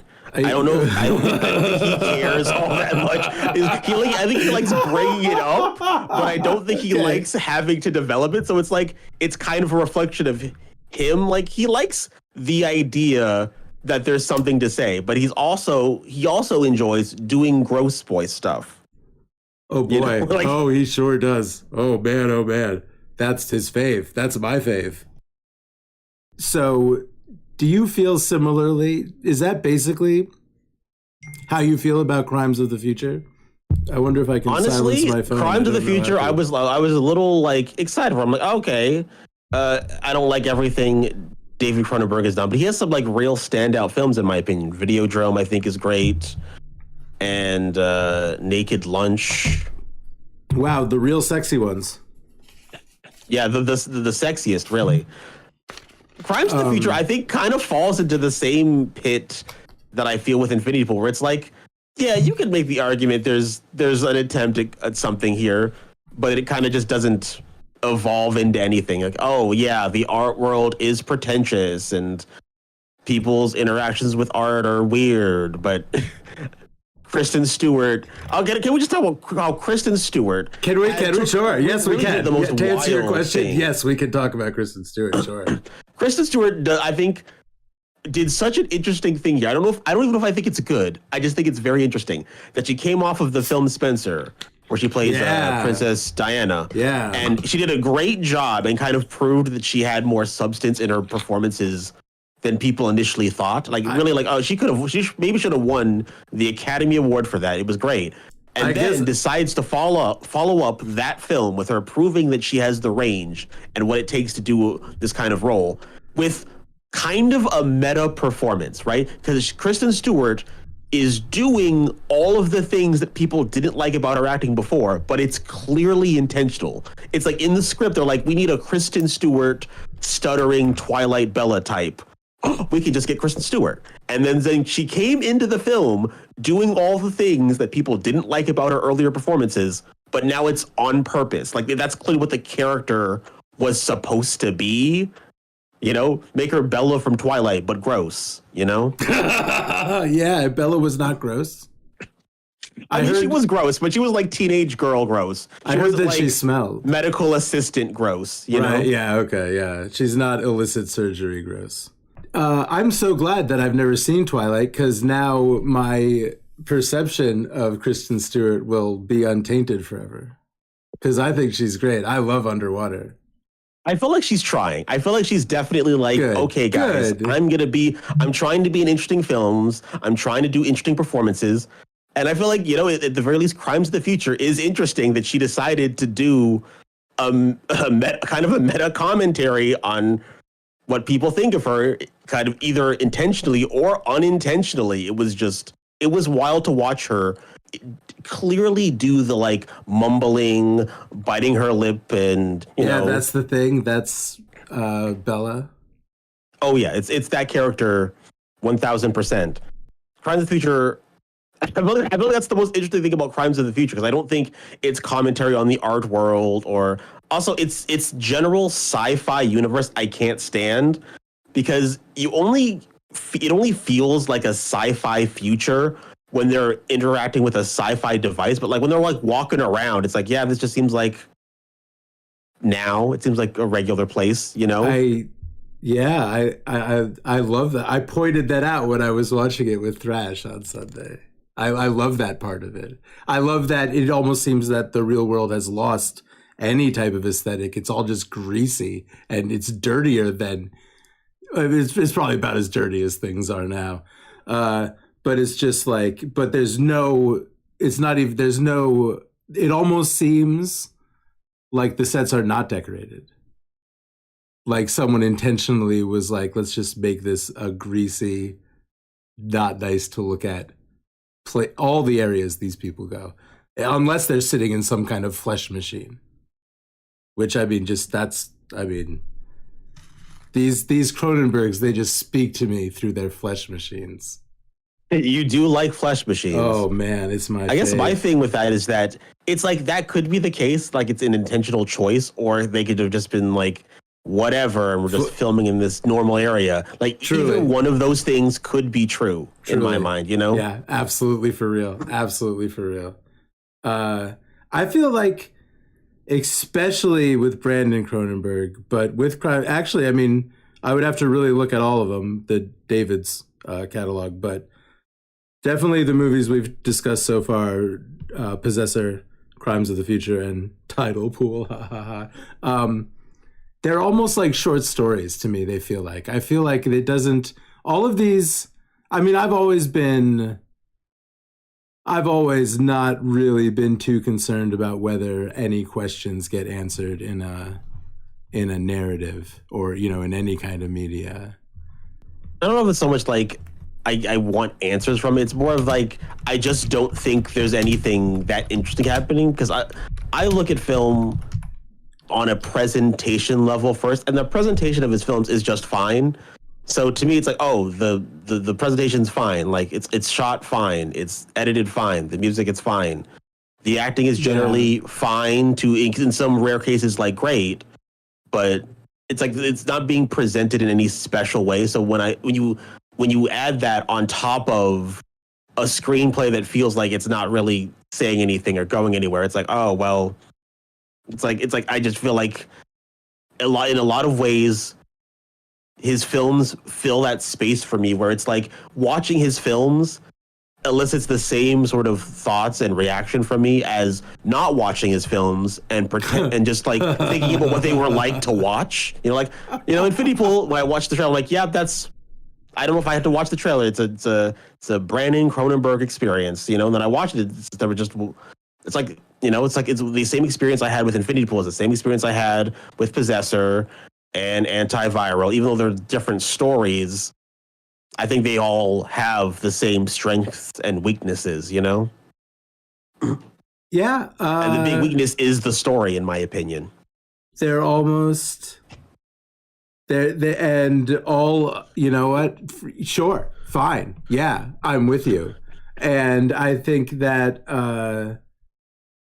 maybe it is that what I like about all of it, especially those three, but all of these guys' stuff is the way that a world is presented, whether or not really anything's happening. Because a lot of the other movies David Cronenberg has done, we could say a lot of the same stuff about how, I mean, the stories are really kind of rote. I mean, especially Infinity Pool. Like this is, like I said, the villains in this movie could have just been the villains from Dr. Sleep. These villains were better than the ones in Dr. Sleep, to be sure. They do like doing villain stuff. They were definitely falling into the trope of like, we're just evil, Rich people, for the out of sake control. Of it, you know? We no law. We are above all laws, so we just do the most unbelievable. We get off on unbelievably deranged stuff. We like to watch ourselves being murdered. It's an unbelievable high, and we don't know if we're the transporter clone or not. So that gives us a Russian roulette kind of, and we're gonna get other people involved because we want to watch the newbies go through all of the psychological. I mean, really, the lack of consent really is the big issue. It's like there's like, we're just gonna bring him into this thing. I'm like, that's traumatizing, and I feel like surely one person before must have been like, that's wild, y'all are crazy. You know, like it feels weird that it's like the vibe is like, oh yeah, Alexander Skarsgård's just the first guy to be like, yeah, you guys are wild. Actually, this is actually crazy people stuff. I know I'm crazy, but you guys are like on another level, you know? I predicted that that it was gonna culminate in a plan to Infinity Pool his girlfriend, which it did not. But I at least expected a reveal where the crash was set up by the evil woman Gabby, who, by the way, I'm sad that actress's name doesn't come to mind. But have you seen the other movie? Yeah, have you seen X? Oh yeah, I've seen X. She's kind of dope. Like the it. She's hot right now. Right now. Yeah, you know. So that's another reason why I liked this. I just liked her and she's maniacal in this. She's the best performer. Like without even, it's not even a question that that her performance in this is the best one in the movie. Like there's not even. I mean, yeah, like she also has like a dual role of like playing like sort of innocent and childlike, and so then she gets to play the sort of more sinister side, you know. Totally, yeah. She's right. She is definitely the best performance in the film. Yeah, but I expected that there would be a reveal that they had set up the first crash, but then she explicitly says like, no, you're just an idiot and got into trouble yourself, which is it almost speaks to the kind of, this is just the kind of thing that happens kind of feel to a lot. And you all almost, yeah, this might kind of be something that you might kind of not like. It's something I kind of do, that all of these stories have this vibe of like, this is just sort of the kind of thing that happens, you know? This just sort of happened. These people are dead now, and then you know you get Infinity Pooled. It's nothing. It's whatever. You know, it happens. Yeah. Like, honestly, the lack of like real twist was. I also thought that I'm like, okay, this was obviously a setup, right? Like, you keep waiting for something. Just an idiot. Yeah, I predicted 5 different things. Yeah. No, it's just Alexander Skarsgård's character just bumbling through this horror show. Here, there's something that someday I've Googled this, and not recently, and maybe I will between the time that now and when I publish this. But I think of this quote all the time when I watch the strange and uncomfortable films that I like to watch. And I don't know where I read this, and I haven't been able to figure it out. But it is, sometimes the most interesting questions are not the ones that went unanswered, but the ones that went unasked. So here's the first one. Here's the first question I would ask. And some of these may be answered in the film, and I may have just missed them. But my first question is, what year is it? Yeah, because why is my alarm? Oh, the chili's done! Hooray! I get chili time. I get to eat dinner later. That's awesome.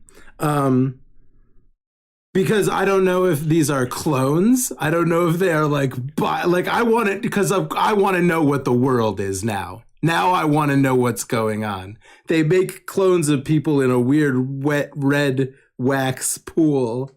Here's a question.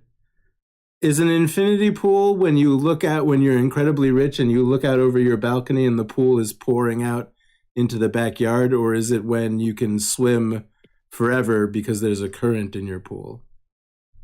Are those both infinity pools? It's when it pours into your backyard, right? Yeah, I would say into the backyard. Yeah, that makes sense. I mean, I've never I'm not a infinity pool scholar, but yeah, that seems like how most infinity pools function, you know? Yeah. I'm thinking about something else where you have where there's an artificial current in the pool in your house so you can do laps forever. That's just a forever pool. Or I don't know. Anyway, wow, that doesn't have anything to do with any of these movies. Forever Pool, the sequel to Infinity Pool. I would like to know. I don't know. I would like to know if the child that comes to kill his clone thinks he's killing a clone or the man that killed his father. I think that's an incredibly important question that is not even addressed. Yeah. And then I almost felt like maybe there was some kind of confirmation, or maybe I'm not even sure after the initial conversation about whether or not they are killed in a transporter or if they're, if they are set free or their clones are. But I think really if I was asking the writers or whoever a lot of questions about this, it would have to do with whether or not this is technology or magic. And again, none of that really has to do with what the movie is about, which is potentially just about being weird on purpose. But yeah, I liked it. Brandon and David Cronenberg are my guys. They are your guys. And it is the movie doesn't have to be about anything. And it's the same as David Lynch in that I just like watching these scenes, and I feel like you may or may not have described some scenes to me already as being very drawn out or long for no reason. But I like that if the thing that is being long and drawn out is gross and intended to make the audience uncomfortable. I like seeing the kinds of tension that can be produced in these gross alien worlds that these guys are so interested in. That's my defense of Cronenberg. Maybe this is my hot take on that. I feel like maybe this is a weird take, but maybe Brandon Cronenberg could stand to be a little grosser, you know? Maybe if he was being extra gross with it, I'd be like, okay, this is a very weird thing you're doing, but at least you went all the way with it. I feel like nothing happened in Infinity Pool that was like, oh my God, that's so gross. Why would you do that, Brandon? It was more like, it feels like now I'm just getting desensitized to these types of films where I'm like, I watch all three of his films and go, that whatever, it's fine. I feel like it's hard to just do anything shocking or new with body horror. We've just done so much, yeah. It's hard to top Naked Lunch in Society. Yeah. Maybe the gross thing in Infinity Pool was me. This is the question I would ask. What was it like rigging up the fake cum for Alexander Skarsgård when he's getting a hand job? Oh my what God! Was that like? Oh my God! Oh yeah! What? Yeah! What was it like on the set? What's the guy whose job it is to manage? Yeah, who's the guy who just the guy whose job it is to press the button on the thing to get the fake cum to come out of the tube? What is that guy? What does he do? What is that job position? I was watching that. I was thinking about movies that actually feel the need to show cum hitting something, and there's definitely probably less than 10, and the few I can think of are bad comedy movies, and this was, this shot had to be, you could be grosser in certainly other types of ways. I don't think that this might be a hot take.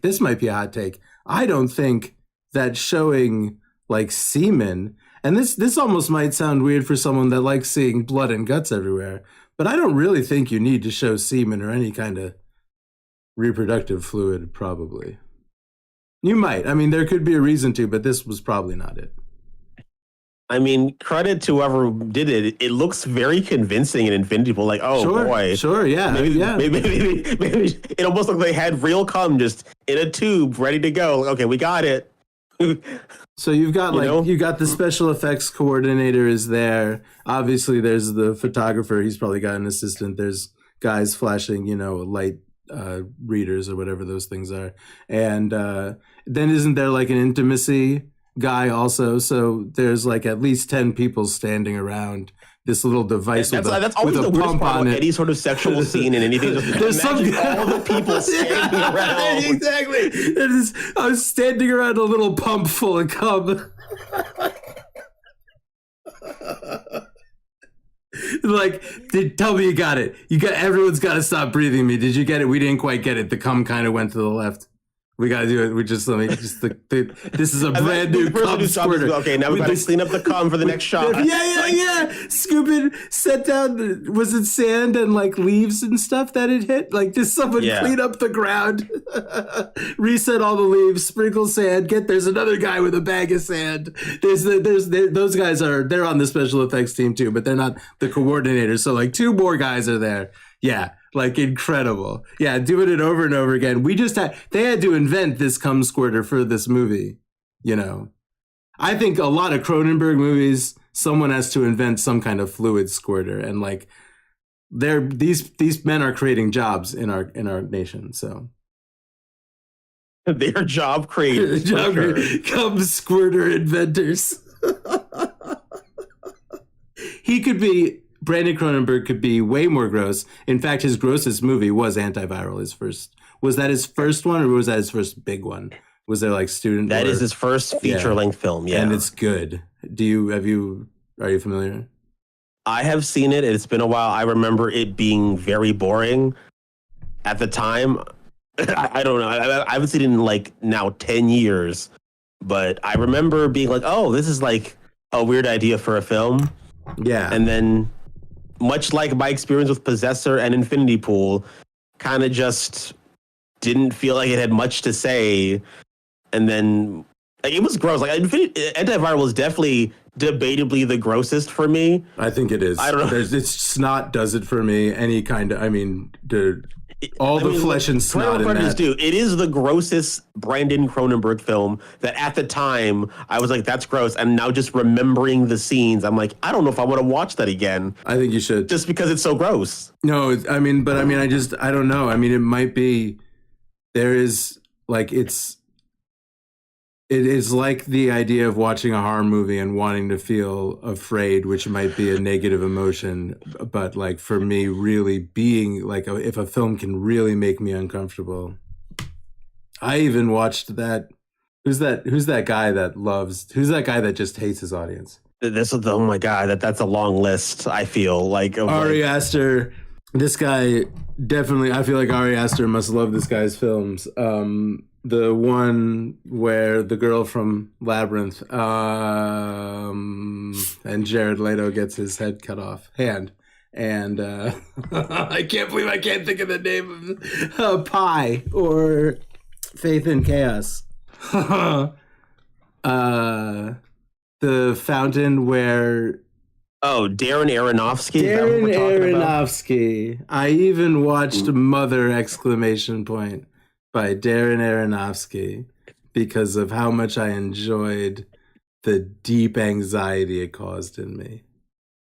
That's the point. Like I think I'll be honest. I think Darren Aronofsky is the right balance of he's very artistic but also gross. He likes gross stuff. Oh yeah, all the time.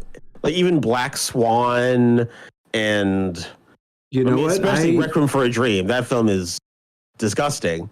I should probably watch Requiem for a Dream again, but I really can't believe I still have not watched Black Swan. I really gotta. I'm gonna, when I get off the phone with Saint in a minute, I'm gonna watch Black Swan tonight because I have to. I can't believe I haven't yet.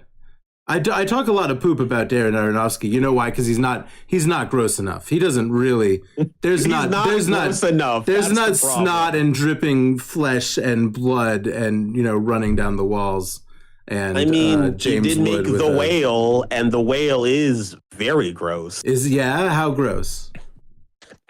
Like it's as gross as you would think it would be. Down to earth, about gross. A morbidly obese person, but it's it starts off grossly and talk about films that have like random sexual stuff in for no reason. Definitely opening the film with Brendan Fraser jerking off. Wild to me. That's how I was like, let's just start the film here. And he's contained in a suit making him look like a 1,000-pound man. Yes. And they were like, today we're going to pack you into this it must be 1,000 degrees. It probably has ventilation and fans in there. He probably can't hear anything in there. We're going to pack you into it for 2 hours. We're going to spend slathering latex all over your face so it's seamless to do this masturbation. And then we're going to make you jerk off while you're in this suit where your arms are twice as thick as they're supposed to be. And you have to reach around. It's almost like a body horror film, but just for like the actor, like not even for his character. Like the actor is just experiencing a body horror himself. I would love to see a Brandon Cronenberg directed film about a man that has to get into this suit of flesh with all these fans and machinery and has to talk via a radio and get packed into it for hours a day to go do weird, uncomfortable sexual things that he can't even reach parts of his body because his limbs are so Yeah, that would be a great, Brandon Cronenberg. I'm going to see what I can do to get you to listen to this podcast. That's your next idea. That would be great. The Making of the Whale by Brandon Cronenberg. Yeah, and then you get Brendan Fraser to play the same person. He's Brendan Fraser, the actor. Perfect. That would be a lot of fun. It would be quite the experience. Yeah. So, yeah. Do you have any final or further thoughts? Questions about Infinity Pool? Really, I feel like at this point with Brandon Cronenberg, I don't know. I just don't think he's ever going to make anything I'm going to think is great. I feel like at this point I've seen every film he's done, and it just feels like, I tried. I just feel like in the future I'm just not going to watch anything from him. I just feel like there's nothing more to see unless people I really trust who will really like have the same opinions about film as I do, who are like, no, but this is the actual good one. Yeah. It would take a lot for me to feel invested in watching another Brandon Cronenberg film at this point in time. And I feel like, at least with David Cronenberg, it's like you could point to that he's made great things. Like, oh boy, Videodrome and Naked Lunch are fantastic. I also like History of Violence. It's like Brandon Cronenberg feels like he's in the David Cronenberg era of like, he's just kind of coasting, but it's like coasting when you've made great things in the past is kind of understandable, right? Like people have enjoyed you previously and now you're just kind of not doing as good a job. But Brandon Cronenberg has never made, he doesn't have, a film as good as Videodrome or Naked Lunch. He began on the coast and has continued down the coast, coasting along. Just coast to coast with Brandon Cronenberg. Boy, I'd watch that TV show too. It's wild. It's wild and... It's wild. Body horror stuff is wild, and it's hard. It's a hard subgenre to do.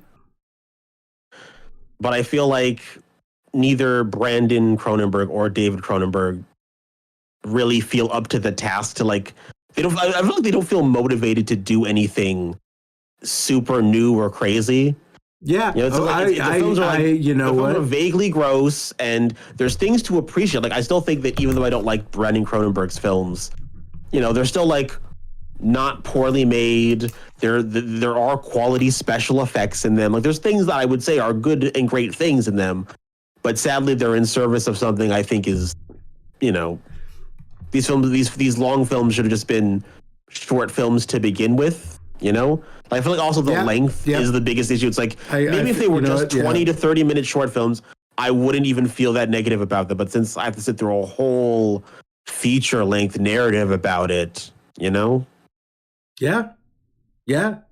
I tried, Brandon, for ever listening to this in the future. I appreciate that you tried to be different, and even if you're just David Cronenberg, but worse, I'm sorry. I think that you almost kind of hit on something that I think about every film we've discussed so far is that they are ultimately kind of safe. Like they're gross, but they're not really saying anything, and none of them are really breaking any new ground, at least since David Cronenberg's early career in the 80s. But they're safe in the sense that they are money making, in that they may have very offensive imagery and offensive things about them, but they're really not pushing anyone's buttons or boundaries.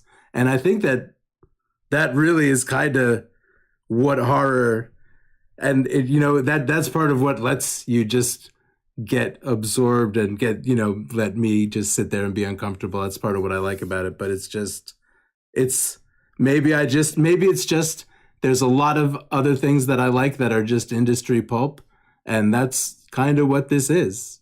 They really aren't, There's nothing too deep going on. It's like mainstream body horror, it checks a lot of boxes. There's a lot of boxes they wanted to check, but maybe they should have checked the made a film with something to say box. Maybe that's the box. It just feels like there's like a missing element that conceptually I can see how Brandon Cronenberg's films could be interesting. I just feel like he doesn't do anything. There's like interesting things he could be doing with them, and he just doesn't. It's almost like a wasted potential. Like there's great ideas. I just wish that maybe those ideas were in the hands of, maybe he just needs a different writer. Maybe he just needs to not be writing his own films by himself. Maybe someone else has to be there and be like, you can't put this in here, Brandon. This is not going anywhere. Someone. I think he just needs someone to handle the writing process of his films, or at least be there to slap the bad ideas out of his hands. It's very likely that that's exactly what he needs. I think I like consuming the same thing over and over again, and in my own way, just like Viggo Mortensen's character from Crimes of the Future, I just have a need to consume garbage. The garbage man, you're Danny DeVito. I definitely feel, a strong spiritual connection to Danny DeVito. But yeah, I just like pulp horror. I like uncomfortable, squeamish, and that's it. Then there ends my defense of the Cronenbergs. But I agree with a lot of Koya DK, and I like when Cronenbergs do gross stuff. That's my. Well, thank you for coming to my TED Talk. I like gross stuff. Thank you. I'm gonna keep liking it. You can't make me not like it. And that's it. Yeah. Thank you for coming and talking to me, T1BG, on Twitch, on twitch.tv. Other than your URL, is there anything else that I can say? There's one thing I actually want to say. I completely forgot about this entirely. Sure. But that Infinity Pool got an NC-17 rating initially. Wow. And then they released an R-rated version to theaters. And I'm like, what is even in the NC-17 version? It's like, oh boy, is that what this we is watched? The extra gross stuff. We watched, I think they've only released the R-rated version. Oh. So there's a version that exists that is do you think it's one of those theaters and VOD? One of those movies you hear about where like, oh my God, did you know the actor actually got a hand job on the? That's real cum on the. Like they left the cum thing in the R. They leave it like I would rather see a hand job happening than cum striking the foliage, then come Yeah, striking the ratings board was like, you know what, this stuff is too gross, but the cum shot, that's fine. You can leave that in. That's whatever. We'll slap an R on it, call it a day. Like, you think that because it was given an NC-17 for sexual content, you think that seeing a cum shot would be up there. Now, like, you would think, and especially not in a comedy type of situation, this is a serious cum shot.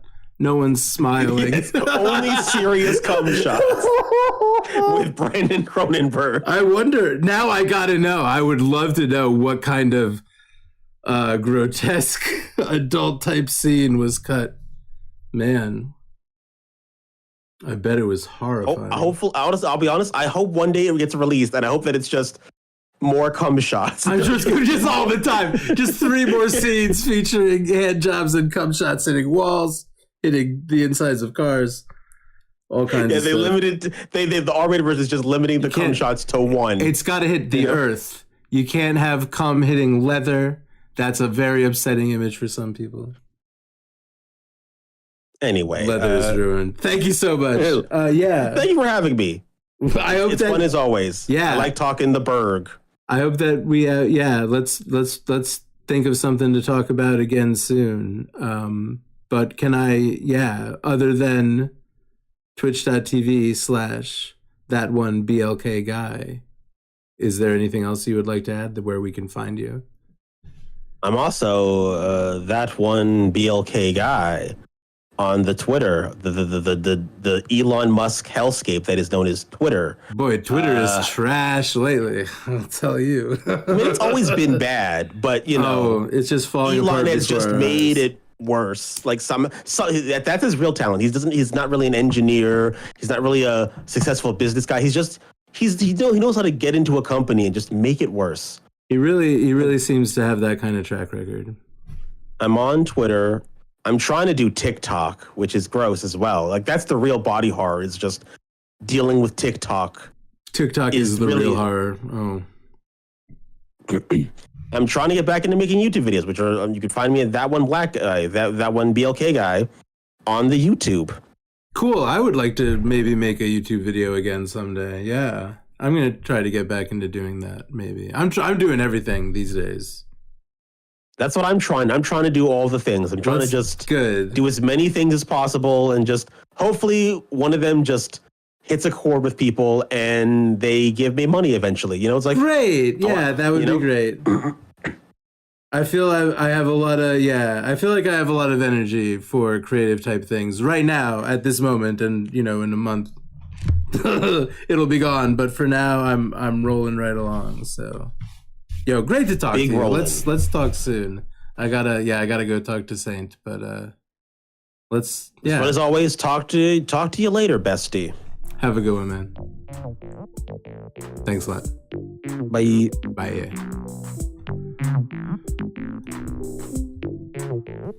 Yeah, thank you so much for listening to what's the title of this one? Maybe We'll Talk with Dave Crane. That's me, and that was T1BG. Check him out on Twitch and all of the places that he mentioned. Check me out at koyadk.tv. That's CUYADK.tv. You can check out my Etsy and buy some soap from me. And if you like to support this project and all of my other garbage, you can find lots of ways to do it over at CUYADK.tv. Thank you so much, and my next conversation with Saint will be published very soon. See you on Tuesday.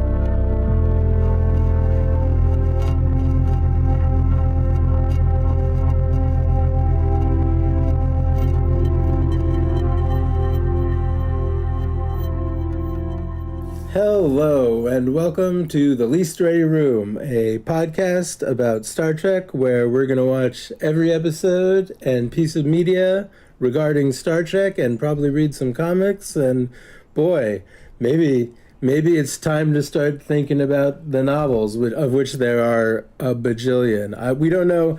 Reading material is, for now, we're watching TV. For now, this is a TV show review recap podcast, but if I consume any of those other things, I'll talk about them. And I feel like, you know, we do book discussion on my Discord where all of this begins. So yeah, reading Star Trek novels is certainly not off the table. But for now, today is it's very warm. I broke down and put my air conditioning in the window last night.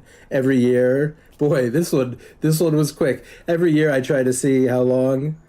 And this year I was like, fuck it. I don't feel like being in an endurance contest to see how long I can endure being sweaty. Because there is something nice and natural about sitting around in the summer. It's not even summer. It's hot right now. Although it's cooling off today, so it's fine. The air conditioner is in the window. That doesn't mean it has to be turned on. And I don't know, and really it's just a game. It became a game with me. See how long I can not put the air conditioner in the window for. So it's not turned on. It's in the window. It's not like I'm worried about losing heat because there's a little bit of extra ventilation there. So, so welcome to almost summertime in New England where we're talking about Star Trek. Today we are talking to Chris and Saint. Weebs might be here. Boy, I never know. I never and I could check. I could make sure I know who is on. That honestly should be in the doc, who was there for the viewing. So this is one whole conversation breakdown of our viewing of Balance of Terror, and maybe it will come up. I hope it comes up when we're talking, because I also could have researched this. If the answer to this question doesn't come up, I will cut in and provide it. But the Balance of Terror is, I believe, based on a short story about submarines, which led to our conversation on Discord about the idea of a backdoor adaptation, which is where mostly everything is completely changed, but it's still, Dante's Inferno or whatever. And that's the question of the week. So we will be talking about the idea of backdoor adaptations at the end of this. And if it is not said, because I believe maybe that we're going to talk about it, and Weebs is here. I think that The Hunt for Red October may also be based on the same short story that Balance of Terror is based on. But yeah, if we don't explicitly say what that short story is, I'll look it up and weigh in the middle. Other than that, the question of the week is going to be a funny one. We'll get to that at the very end as well. But let me see if I can.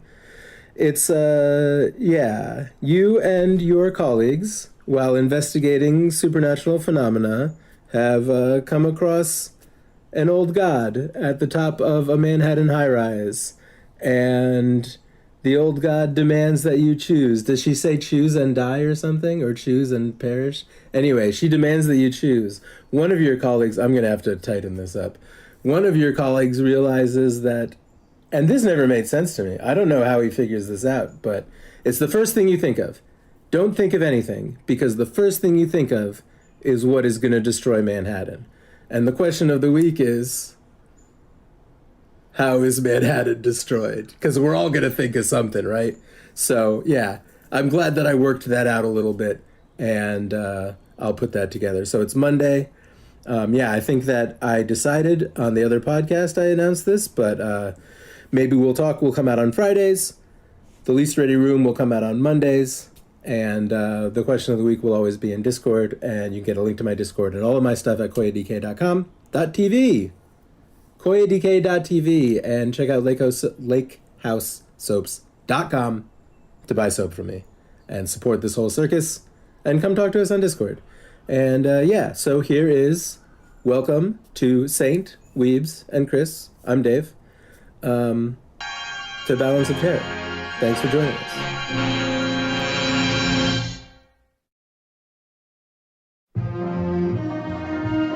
All right, so that's Saint's favorite episode. Yeah, man. Yeah. Mark Leonard as the Romulan commander. Cool. And that is, of course, Sarek. Yeah, look at that bird of prey. That's the old warbird. That's the old Balok. That's Balok. Yeah, I don't know why they're showing him. This is the outro credits that they have now. Yeah, no, fair enough. They changed the outro credits at a certain point, and this is what they show. They always have the Ryan girl. That becomes always. Oh yeah, that actually. Yeah, I don't think we watch the credits usually. I think that's part of the problem. I think we usually skip them. I think that is part of the problem. Is I usually do. Yeah. Yeah, no, those are the normal outro credits. So yeah, Conscious of King. We noticed the warbird, and then. Oh man, I love the Conscience of the King so much too. It's a Shakespeare fucking episode. I'm gonna hit my vape real quick, and then we'll come back and we can talk about cool. Maybe I'll smoke a tiny little bowl and get a drink. Remind me to ask you about the. Actually, I mean, do you want to tell me the facts before I get up, Chris, or do you want to remind? I can wait when we get back and do the. Let's not forget about them. I won't. I'm sober. Oh, good. Wow, that's awesome. That's awesome of you. Yeah, I usually am when we do the podcast, because otherwise I'll just fall asleep and won't pay attention to the episode.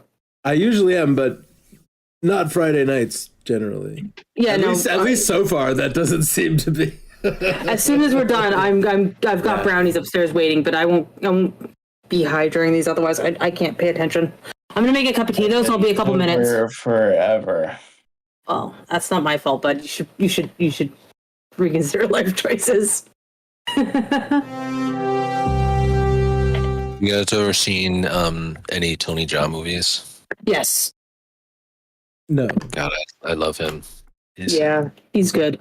Although I feel like I just don't. I'm not. Yeah. The two classic ones that he did in the 2000s or something, or Ong Bak. And The Protector. I never saw The Protector. I saw Ong Bak. I used to have that on illegal DVD back in the day. Yeah, there's 3 of them, eh? They made more. The later ones were not as good, but it's okay. He's apparently in Expendables 4. Yeah, probably. I stopped watching the Expendables movies. The guy who plays the Mandalorian, not Pedro Pascal, the guy who plays the Mandalorian and who wears the suit is so not Aquaman's dad. Not Pedro Pascal, but when it comes to the actual acting, with the helmet on and doing all the stunts and everything, there's 2 stuntmen who wear it, and one of them was in Ong Bak. One of them is the capoeira guy from Ong Bak. Okay. Yeah. He was pretty good. Yeah. No, we quote Ong Bak all the time because of Mad Dog. Yeah. That just comes up constantly in our household. It's one of the echolallias of choice. You know what I mean? Nice. Yeah, Ong Bak is a good movie. Tony Jaa has some good fighting scenes, and then his crew, the crew that do all the fighting scenes with him. Oh no, wait, no, I'm sorry, I'm thinking of something else. I'm thinking of those Indonesian guys that did the raid. Oh yeah, I didn't see that one. The Indonesian guys who did the raid did a bunch of the fight scenes and stuff in the Star Wars sequel trilogy, and they had cameos in the first Star Wars movie, in Force Awakens, as those criminals who come to get Han and Chewie. It's been too long. Yeah. Yeah. Anyway, and they're literally on screen for about 3 seconds, and they shouting at Han to give him the money, basically. Okay. I was talking about how I should watch those again, and I should both sets, anyway. The prequels and the sequels. I'm gonna watch them again. It's not like I feel like I used to watch them. I've definitely watched them more than 5 times or so. So yeah, what's going on? And what episode is this, Chris? So this was episode 14, Balance of Terror, directed by Vincent McEvie. We've had this name before. I didn't like it. The guy who did Miri and Dagger of the Mind, Vincent McEvie. Okay, McEvity. I don't know. We've done this whole routine before. We did. McEvety. McEvety, I'm guessing, but I don't know. And Paul Schneider was the writer. It originally aired December 15th, 1966, with an 8.8 out of 10 on IMDb. And it is Saint's favorite episode, and it's up. It's a good. I mean, It's this a was good the episode, first, yeah. This was the Highly first rated. real action-packed one. If it wasn't really the first spaceship to spaceship battle, this was the first where like the whole episode is Yeah. spaceship battles. And for a spaceship to spaceship battle, the special effects are actually kind of light. Yeah. And you know, I was thinking to myself, because I've seen the original one so many times. I'm like, oh, what's the remastered one going to look like when it comes to the special effects for like the space battle? But it really did not look all that different. Like it's definitely like remastered. You know, it looks Sure. better, Yeah. no question. But they didn't fancy it up too much, like the plasma ball effect, like coming at the ship and everything like that. It's pretty similar.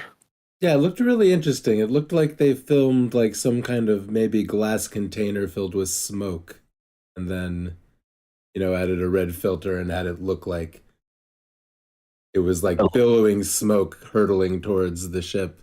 Yeah, a little bit, something like that. Yeah, I liked it.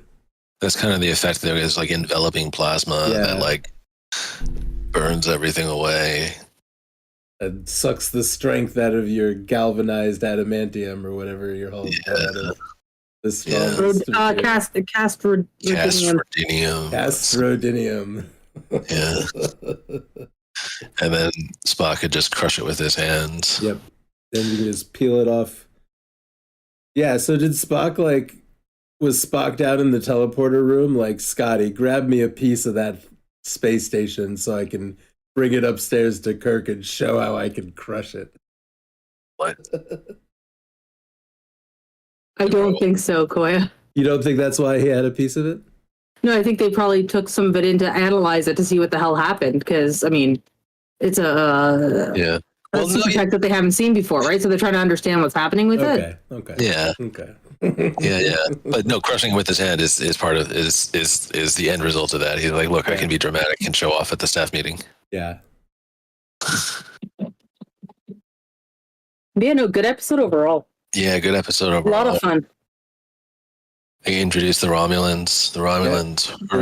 First time Romulans. And perennial bad guys. Space Romans smashing their chests with their fists and wearing toga-looking armor things and trying to conquer the galaxy. calling each other Centurion. And I kept thinking about how the Warbird was a bird in decal only, like how Pontiac had a Firebird.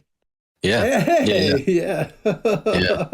No, but that Style says that, at the beginning of the episode, he's like, you recognize the Romulan ship because they paint them up like a bird of prey. Yeah, like a giant bird of prey. Did they stop painting them by TNG? They're still green in TNG. But they didn't have a bird painted on them, if I recall. They didn't have a bird painted on them. The Dideridex class with the cool cutout middle and yeah. And then the cutout middle part. Yeah, they didn't. It looked like from the top down. It looked kind of like bird-like with the wings kind of spread forward. But they didn't paint the bird on it like they did with this one. I felt like the uniforms. It looks like some of what they've done too is rather than it just being painted, they actually with the decor, like the way that the metals have been put together, have created almost wing-like, feather-like look to the wings as well. Oh, on the TNG one? Yeah, at a quick glance online, confirming it. You zoom into the detail on the. Yeah, it looks almost like feathers on the edge of the wing, the backside of them too, the way they have it on a bird. Nice. Okay, cool. Yeah. Nice. Okay. I thought the uniforms looked pretty comparable to the TNG uniform.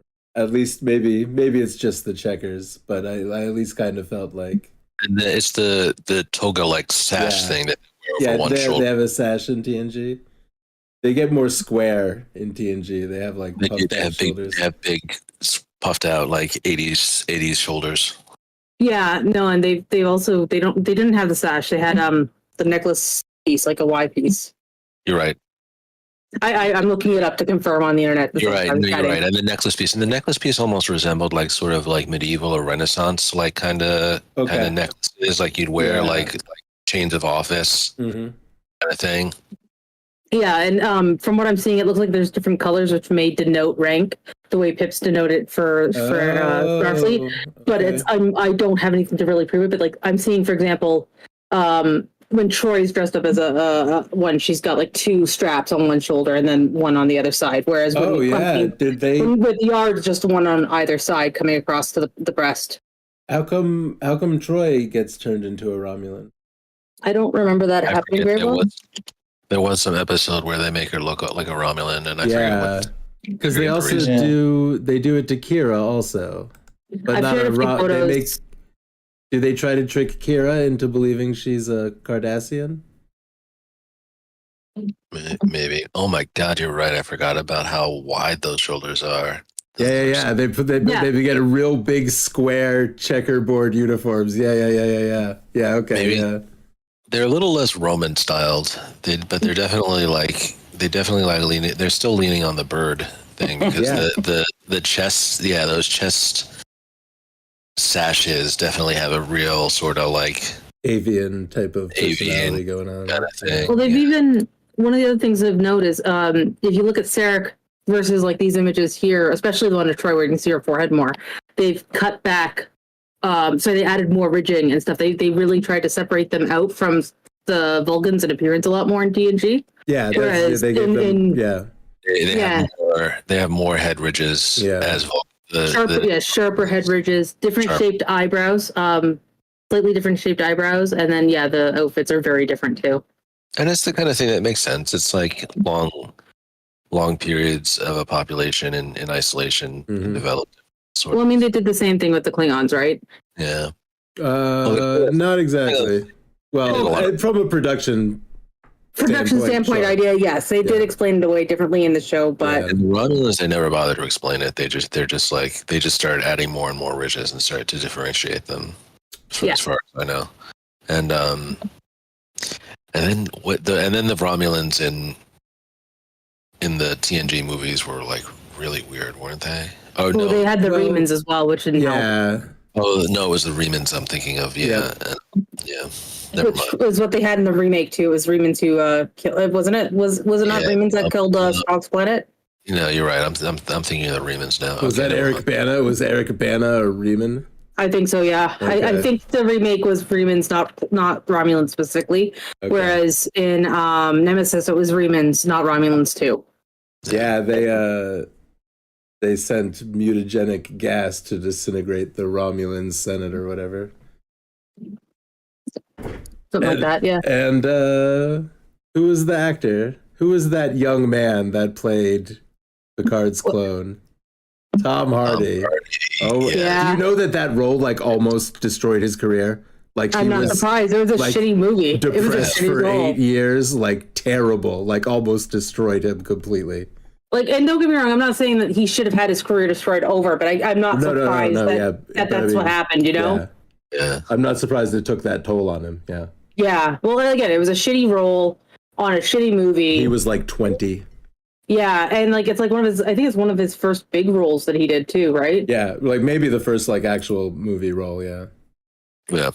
No, apparently he did Black Hawk Down, Deserter, and that's the other before it. Black Hawk Down was before Nemesis? The year before. So he did Black Hawk Down in 2001, then Deserter, and then Nemesis were both in 2002. And he had a couple of TV roles before that as well. Or shorts. I mean, 2 shorts and a TV. Okay. But yeah, no, it's one of his first times out there. That's what he put out. I can see why Hollywood was a bit hesitant, right? Like, it wasn't a good resume to be producing for that. But he came back from it, which is good because like he is solid, you know. And he's great. I think he's very entertaining. Very good actor, I think. Yeah. Yeah, and it would have sucked if that was the end of it. Like, I mean, I think he's one of the better Venoms we've had, kind of thing. You know what I mean? So. You think he was better than Eric? Corbin. Hope for grace. Yes. So you know what happened to the Romulans after Tom Hardy came by and disintegrated their Senate? No. Their sun went supernova. Oh, that's right. They're basically off the table at this point in Star Trek. The Romulans had their shit pushed in. Completely destroyed. Terrible natural disasters. Yeah, and it was a big deal that the Federation did not do very much to help them evacuate. No. That has that's Picard season 1 that we're talking about. Yeah. And, honestly, it's kind of hard to blame them. The Federation, look at this. These guys were flying around nuking Federation outposts. They love to stab people in the back. But they love it. It's because you're good at it. Their favorite fucking thing to do. It's like, it's like that story of the scorpion and the frog. Yes. The scorpion goes to the frog. Hey, I need to get on the other side of this river, so why don't you let me hop on your back and carry me to the other side of the river?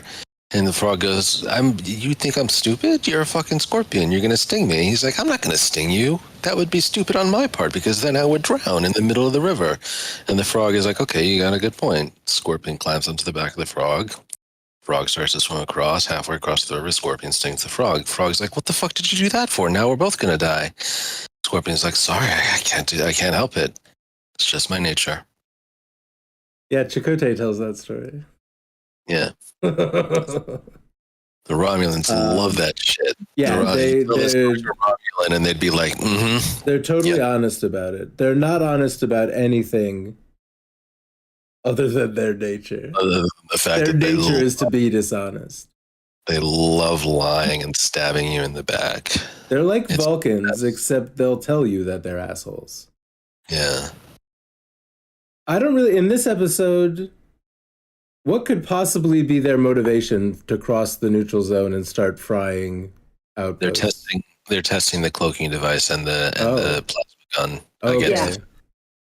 They say it right from the beginning, and then that's pretty much what Spock is also saying is they're always testing everyone around them, and if they sense weakness, it is like required that they go for the kill. Like they have a sort of like twisted version of the Vulcan logic, an extreme violent, militaristic, authoritarian version of it that goes like, well, if I can kick your fucking ass, then you have to be my slave. Mm-hmm. If you can kick my ass, then I guess I gotta be your slave, but you're not kicking my ass, so getting the dilithium device. They get their asses kicked in this episode. Eventually they get their asses kicked in this episode. And eventually as a race. But in TNG, the fucking they steal this shit for the first TNG episode where they show the Romulans come back. Yeah. It's asteroid outpost along the neutral zone getting blown up. Do they use the exact same line? I forget. No, they don't use the same lines. That line, but the one line about in another universe we would have been friends, that shows up in at least 2 or 3 other episodes. Oh yeah, that's that's what people Star Trek likes putting that in the script. Yeah. The whole thing about this script too is that it is a remake. It's derivative from a movie and a novel called The Enemy Below. Oh, about World War II battle between a Allied destroyer and a Nazi submarine. Yeah, that makes a ton of sense. In the novel, it's a British ship, and in the movie, it's an American ship because it's an American movie. But they made this movie in the 50s or something. It was probably came out 10 years or something before this, 9 years before this. So, very similar plot line apparently. And yeah, we've said it. I didn't even need to know that it was written on this book to know that it was a submarine battle. It's been, Yep. This is kind of a submarine warfare kind of thing. The cloaking device makes it so that they can go under the surface. They can vanish, from easy detection. I mean, they can still get detected, obviously. Yep. 'Cause Yeah. There's, the Enterprise chases them and can get close and like starts bombarding them, even though it can't quite hit them. Figures out a couple different things it can do, chase them through the gas tail of a comet. Yeah. Trying to be quiet in the dark. Yeah. Shut down the whole ship and sit in the dark, go into stealth mode. Yeah, and whisper to each other. And then someone's cell phone goes off. Oops. I got a text. You should have set it to airplane mode. Someone starts singing the Soviet national anthem. Is that what happens in the novel? No. I don't know. I'm thinking Hunt for Red October. I think they do something like that. Oh, I don't. You want to know something? I've never seen that movie. Never seen that movie? Oh, that's a good movie. A good submarine movie. Yeah, it's got James Bond in it. Yeah. This is the first time we've seen or heard Sam of Neill. And Indiana Jones. Neill. Yeah. Oh yeah. And Darth Han Vader. Solo. And Darth Vader too? Yeah. Right, yeah. Remember when Darth Vader... Sorry? Hunt for October is action packed. You should watch it. I've never seen it either. Wow, maybe we should watch it then. I'll find out if we can get it streaming somewhere or something. Because it's hilarious that Sean Connery does not even bother to try to do a Russian accent when everyone around him. Yeah, he's a Russian. Sean Connery's playing a Russian. I mean, I think someone should have told me that for like 10 minutes, and then they all speak English. Okay, of course, right? Yeah, that'll there's just yeah. There's this thing, where they're all speaking Russian for a while, and then it like sort of transitions to them speaking English, and then they're all speaking English. Or maybe there's a reason. It's like they all start saying like, okay, well, we all have to start speaking English now because we're going to be defecting to the West, so we need to, or something like that. Something like that. Something, or either that, or I mean, it's like there's plenty of movies where they just, they set you up with whatever language it's going to be, and then they just switch to English after 5 minutes, just as like a movie, thing. I kind of think I think that's what they do. Actually, I think it's that. Definitely in the 80s and 90s. It was a thing. Yeah, and it's an 80s movie, and you know what? It is that, and then they switch back to Russian for like a hot second when the Russians and the Americans come into contact. Or on the same screen. Yeah. Yeah, when they're back on this, when they're in the same place together, and the Russians and the Americans are together, and the Americans go, "Hey, what's up?" and the Russians go, "Do svidaniya." Yeah, you gotta. Yeah, right. At that point, you gotta. Yeah. They're like, "Что?" I don't know. Yeah. Anyway. Yeah, Balance of Terror. 10 out of 10. Back on topic. 10 out of 10 from Saint. No notes. All right. Yeah, no, I'm not surprised. Oh, yeah, your 10 out of 10 was your favorite episode too, so. Yeah. I'll give this a 9. I'm still not doing halves, right? Or have I done a half? I think you've debated about doing halves or not, man. I have a half. I'm just gonna do whatever the fuck I want. Yeah, you have no halves. I've got a couple of halves. Add a few decimal points if you want to. Give it an 9.234 if you want. I'm comfortable with a solid 9.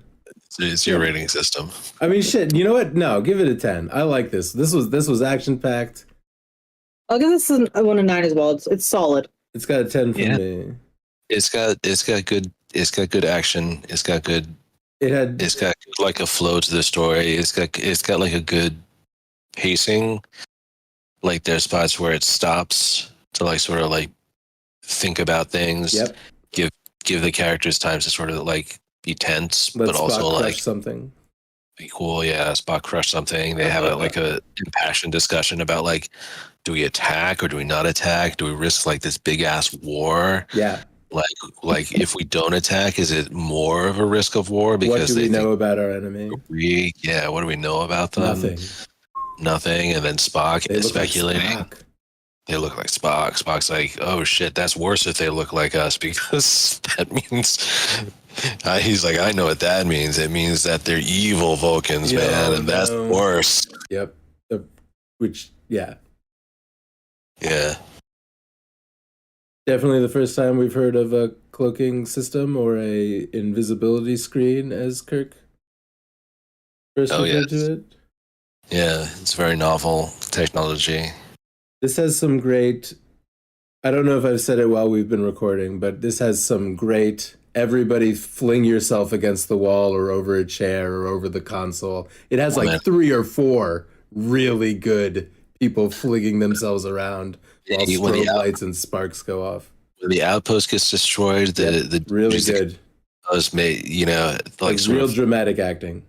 throws his head back while still like hanging onto the console in front of him. Being Like he's being electrocuted, like his hands are stuck. Like, really great performances out of kind of 1966. like open in pain. Yeah. Like, Yeah, people screaming and getting blown up and fried all over the place. In the storm. everybody hurling themselves left and right, like stuff falling from the ceiling all the time in the Romulan ship.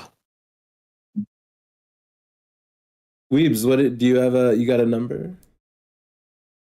I'm at like an 8, I think. Cool. Yeah, this is a good one. I'm all around. Solid episode. I like it. And in case, and just to not necessarily to wrap it up, but in case anyone is concerned about the overall arc of the Romulans, since we've covered just about everything else, in Discovery, as you guys, I think we've talked about this. After season 2, they go into the Stardate 3000 or something, the year 3000, or they go like 1,000 years into the future, and by then, the Romulans and Vulcans have settled together on a planet called Navarre and rejoined and become one race. Okay. Nice. Thank you. It's really, it wasn't really spoilers, but nonetheless, as soon as you say Discovery, not like episode 3. Yeah. Cool. Headphones off. Let's avoid more spoilers. I mean, I feel like you might. There's a really huge change after the second season. I don't know if that's not. Yeah, you'll watch it eventually. We'll watch it. Yeah. No, I'm down. I'm down. Not talking about Discovery at all, but just in general, saying like, wow, the Vulcans and the Romulans get their ship blown up a lot. Yes. I mean, Vulcan gets destroyed in the alternate reality continuity. Is Winona Ryder on the planet when it gets destroyed? Yes. Yeah, Winona Ryder gets killed. Jesus, that's terrible. She gets eaten with all the other billions of. It gets destroyed by Remans. Yeah. Terrible. What was he so mad about?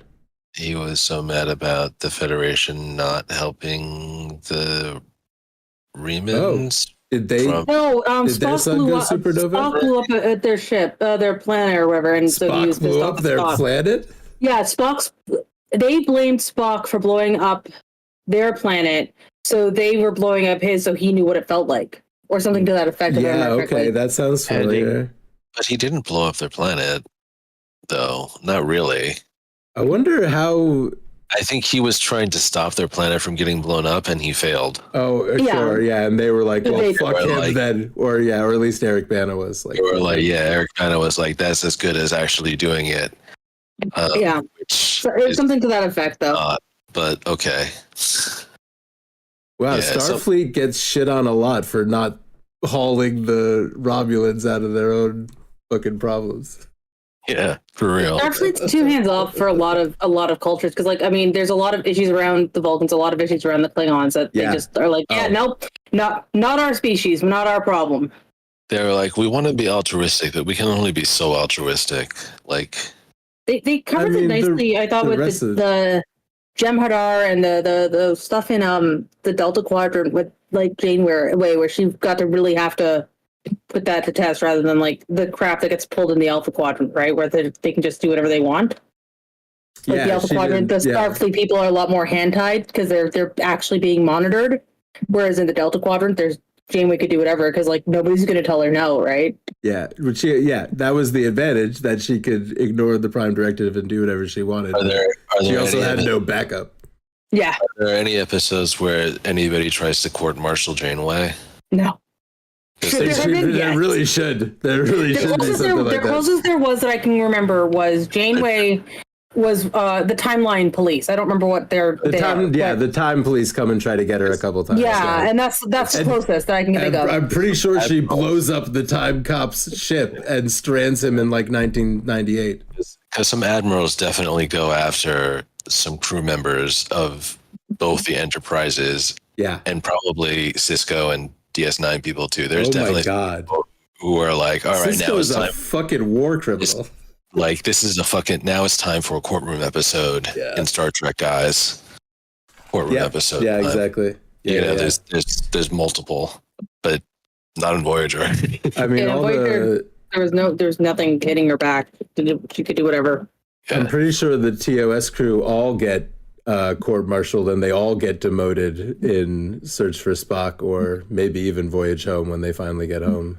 Oh yeah, that's right. And they're like, you killed a bunch of Klingons and stole a Klingon ship and almost started a war with the Klingon Empire, and then you broke a bunch of time travel laws, and it was to save the Earth, which is cool, but still. But we're going to demote you for funsies, so you're all in your original roles, and now you can go blow up God and then have one final romp with the Klingons after that. That'll be the good one. We told Shatner he could direct one. You told Shatner he could blow up God. That's what he wanted to do. In Voyager, doesn't Red Foreman have a ship that changes history? Yes, that man's name is Anorax. Wow, multiple Foreman family references in one episode. Look at that. It might be like he might have more of a name than that. But yeah, he that's the Week of Hell or the Year of Hell or whatever. It's a two-parter. Yeah, any final thoughts or anything? What happened? Why did the phaser coolant leak? Were they sabotaged, or did no, they were just so burning out there? They were burning out their shit. Stuff is always breaks in TOS a lot more than it does in the TNG era. It breaks a lot in the TNG era. It breaks a lot in TNG era. But you get the feeling in TNG era that they're breaking stuff a lot because their stuff is so fucking cutting edge. Right. That it hasn't been tested enough, and they're pushing the envelope on this stuff. They're like, LaForge is down there in fucking engineering going like, performing miracles. What's the tolerances on this? Okay, can I get it within 99.99 percentile of those tolerances and still make it work? Yeah. Because otherwise the Borg are going to kill us all.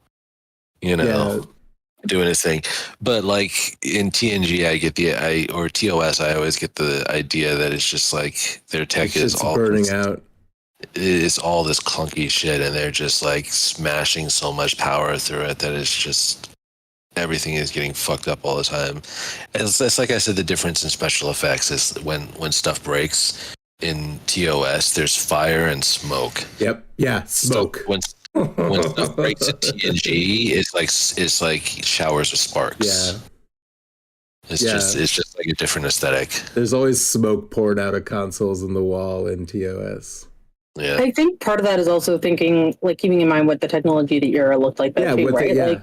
Of course, like, this is in the 60s, this is what advanced technology looked like to people in the 60s. Yeah, and in the 60s, most technology, when it got fugged, it smoked, it fired, and you ran away. Whereas in the 80s and 90s, oh, look, it's broken. I've got a bricked computer in front of me now. Yeah. Maybe sparks, Yeah, exactly. If things were really fucked up, you might see some sparks. Yeah. So it really is just them drawing on real life for what they're producing, which makes perfect sense. Like sci-fi is just current stuff but slightly fancier, right? So yeah. Are we still in 1966? Yeah.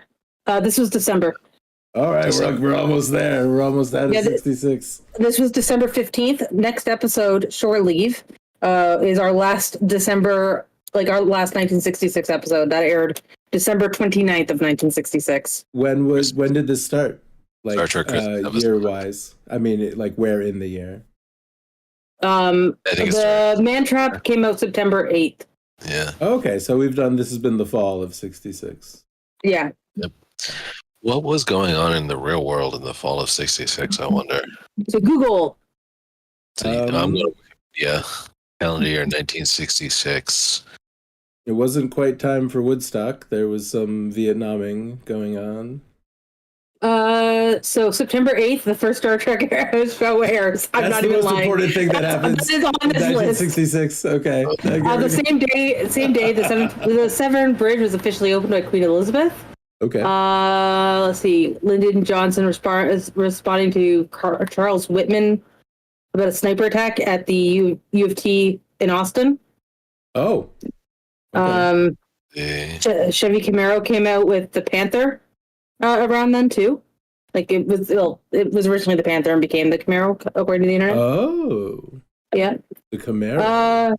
In October, we've got Botswana and Lesotho joining the UN. Okay. The Vietnam War, Bin Tai and Dien Bien. I do not speak Vietnamese, but a couple of massacres happened. Oh, that's terrible. Yeah. October 6th, LSD is made illegal in the United States. Illegal in Yeah, it's not on this 1966. It was legal before. Yeah, I mean, why wouldn't? No one had heard of it. Yeah. Barbados joined the UN that year too. NASA launched Gemini 12. Yeah. The Cave of Swallows was discovered in the end of December of that year. The what? Cave of Swallows. It's a very famous, very large cave shaft in Mexico. Oh, it's got birds. No, if I remember correctly, it's one of the deadlier one. It's just a deadly one. Oh, it swallows people whole? Yeah. Wow, that's a lot. Wow, the Cave of Swallows. Jesus. Look, apparently this list is just like negative events. The Camaro, one of the worst things that happened in history. The first Kwanzaa, though, was celebrated that year, too. Okay, happy Kwanzaa. Yeah. What else happened in that year? I'm just looking from like September 8th until like the end of the year, you know? Yeah. Yeah, a bunch of disasters. War. Looks like just Cold War stuff and Vietnam War, a couple space racy things. Yeah. That sounds like about what was happening. Yeah. Nothing jumps out as particularly interesting for that year. Except that Star Trek began. Yeah. And apparently it's important enough to put on the list of things that happened in 1966. I think so. Let me say thank you to all three of you. Thank you. Yeah, thanks for being here. Thanks for talking about it. Yeah, the Romulans. Wow, Montreal opened its subway system. Oh? Fuck yeah. Mass transit. Yeah, 1966, October. October 14th, it inaugurated the Metro, and the 17th it opened. All right. Sorry, there's a specific list for Canada. Does Montreal have a wall around it? No. You're thinking of Quebec City. We talked about that before. Oh, okay. Yeah. I feel like in the 90s, one time in high school, we were playing Vampire, and someone described to me that Montreal had a big wall around it. And I think that's stuck in my head ever since then. No, it's Quebec City Quebec City has the wall. Yeah. Montreal is an island. Oh, okay. They might have added the wall in World of Darkness. Yeah, maybe. Yeah, exactly. That makes sense. I think it's World of Darkness. Everything needs a wall. Yeah. You know, we were talking about how World of Darkness, the cities in World of Darkness are different from the real life cities. Like how like Chicago has fucking trolley cars still in it. Oh yeah, and like underground like shopping centers, pathways and stuff. Yeah. Other fun fact, apparently, 1966 is when Kiefer Sutherland was born. Oh, cool. We just watched him in Twin Peaks Fire Walk with Me. I'm not surprised. Kiefer Sutherland? Do you know Donald Sutherland from Hunger Games? Yeah, of course. Oh, yeah. Yeah, his son. Yeah, no, I know. I'm just thinking. Yeah, I think he was in, what was it, 24 he started? Oh, yeah, that's his, yeah. No, I'm thinking of Lost Boys. Yeah, where he was a vampire. He might have been in that. I actually never saw Lost Boys. Oh! Lost Boys is a good vampire. Well, that's a good 80s That's like, vampire. it's like, boy, that's, man, if I was going to make a list of vampire movies, it would be on there. Yeah. As far as for me, formative vampire movies, like Lost Boys is up there. Yep. Yeah, no, it wasn't. It was never just. It was something I never saw. There's a lot of 1990s, 80s media, like Goonies and stuff like that too. You've never seen Goonies? Nope. What the Dude, fuck? Have you seen Labyrinth? Yes. Okay, good. Okay. I've seen Labyrinth I repeatedly. didn't see Goonies. I honestly did not see Goonies until I was like 17 or 18 years old or Did something I like make that. you watch it? No, not you. It was I somebody loved else. that movie. I watched that movie over and over again. My whole Yeah, Dark Crystal and Labyrinth. I should probably Chaos is a massive Jim Henson's fan. I couldn't be in this relationship and not. Oh yeah, that makes sense. Yeah. To put in context, I had not seen either of them until I started seeing him, and then when he found out, he took me to Walmart that night to buy them, so he could bring the DVDs home to watch both of them. So yeah, you have to have seen Labyrinth. I mean, that's people need to see Labyrinth. Yes, it's a good movie. It's the fucking law. One of Chaos's best friends, actually, the first year she had her son, she dressed the son up as the baby and herself as Jareth for Halloween. Good. Yes. Yeah. I seriously had my college roommate seriously spent so much time learning how to do the fucking hand. Oh my god, really? Oh, it's so pretty. He spent so much time learning how to do it, and he was doing it for a while. He would fucking walking. He'd be like fucking walking around New York City, like practicing that shit. I think I remember him telling me that he dropped it on the subway track one time, and he had to like fucking check to make sure he wasn't gonna get run over and jump down on the track to grab it. He wasn't gonna leave it. He was like, my fucking crystal ball. Crystal ball. The juggler it was like acrylic or something like that. Yeah. And the guy who did it, like the actual juggler, had his face like right next to David Bowie's junk, and Bowie felt to get real close to each other. Well, Bowie felt so bad. His arm, yeah. Bowie felt so bad for it that he put potpourri down his pants so that everything would smell nice for the guy. Oh my god. Yeah. And David Bowie famously was wearing serious pants in that. He was not wearing a codpiece. Yeah, no, I know. That's what I'm saying. He was wearing serious pants. He was wearing. It doesn't leave much to the imagination. No, not a thing. But no, the joke has always been it's David Bowie's codpiece. It's like no, he's gone record, no codpiece. It's just that's just him. That's David Bowie's junk. Yeah, no, I didn't think it was a codpiece. We also watched David Bowie in Fire Walk with Me. Oh really? I didn't know that. He's in it for 30 seconds. Much balance, so terror. Yeah, man. So that was Balance Terror. I don't know why they would call it Balance Terror. I was thinking about that. No, I can see it because you're the two sides are balancing, right? Yeah. And they're both afraid of each other. They're both trying to beat the other one. Like I can see it. Yeah, they're just wow. I love the names of the episodes of the series. They're all so fucking over the top. City on the Edge of Forever. It's so good that they named a South Park episode that for no reason at all. A Taste of Armageddon. Yeah, I like that one. I can't wait. That one I remember. Yeah, that's another 10 out of 10 episode. Yeah. I'm looking forward to seeing that one again. Yeah, that's near the end of this season though. So you got a bunch more to watch. Yeah, we'll watch. So coming up, we're gonna watch the Menagerie, and then and if you want to watch the Shakespeare one, Conscience of the King.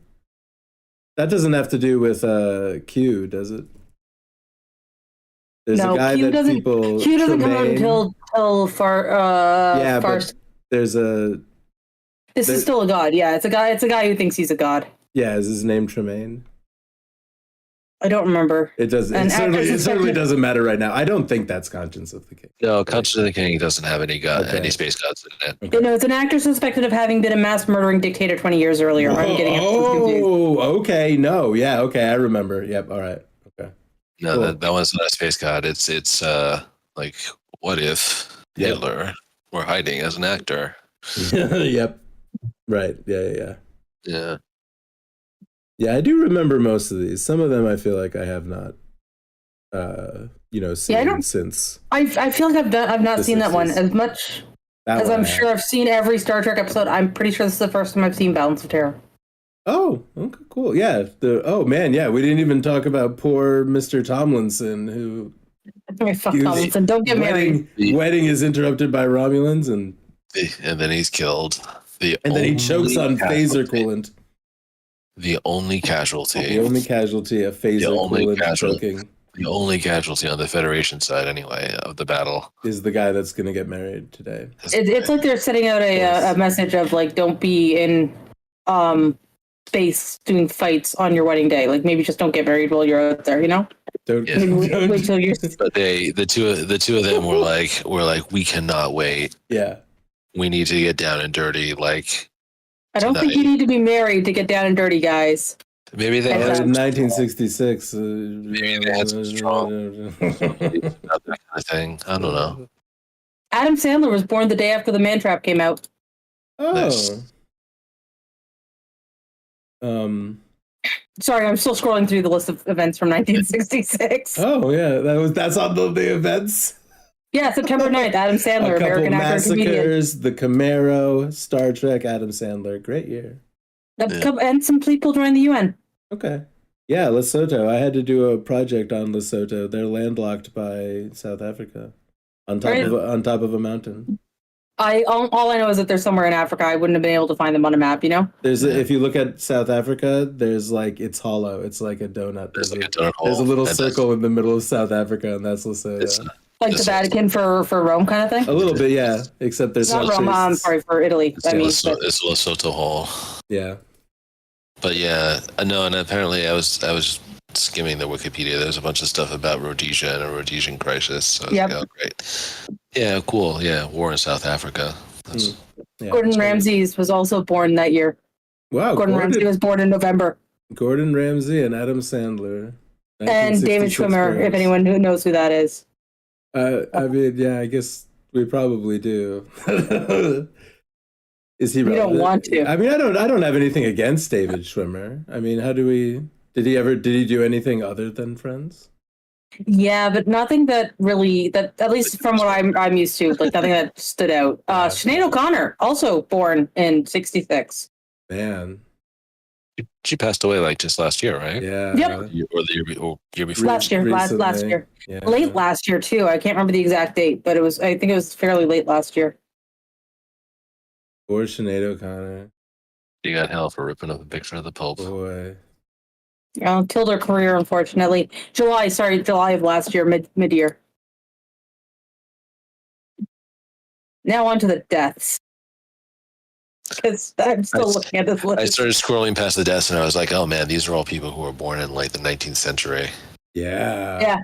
I'm not going to know who most of these people are. Well, the second prime minister of South Africa was born in 1901 and he died in 66. So like at least there's one from the same century. Same century. 1901. Yeah.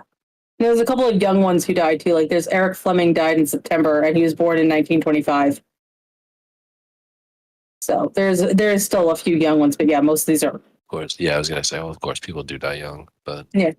I mean, look at Yeltsin, Chekhov in the remake movies. Man, we're really. I like Chekhov, and I love more Chekhov. We're ending on a downer note tonight. People die young. End of episode. Good night. Oh, Disney died in 66. No, that's true. Yeah, Walt Disney. Walt Disney died. And he still owns everything. Walt Disney died the same day that this episode aired.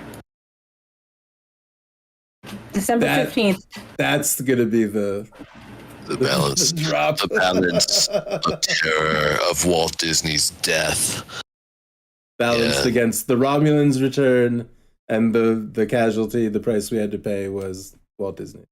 They have his head in a cryogenic chamber. No, that's a lie. Next to Hitler and... I don't think they have his head in a cryogenic chamber. I do think his Disneyland.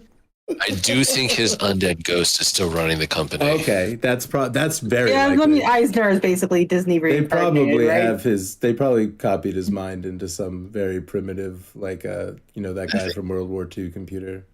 I think Zola. Yeah, Zola. He's not from real World War II. He's from the documentary Captain America. The documentary about Captain America? No, the documentary Captain America, not about Captain America. I'm calling the movie a documentary. Anton Zola, yeah. Yeah. That was a documentary. They have a guy that put his mind in a TV screen in 1955. Yeah. I don't think he used technology. It was more likely dark magic. Yeah, that's way more like dark mouse magic. I really need to watch episode 9 of season 2 of Strange New Worlds. I want to see the musical episode. Yeah, go watch it. I mean, I've only got access to it for a couple of days, so I don't know if I'm going to get a chance to. Like, I really think that any episode of that show you can watch. Like, there's a few things that, you might not know what someone's talking about, but I really think that, like, you can watch that show in any order. Again, I'm going to lose access to it if I haven't already, so I don't think I can.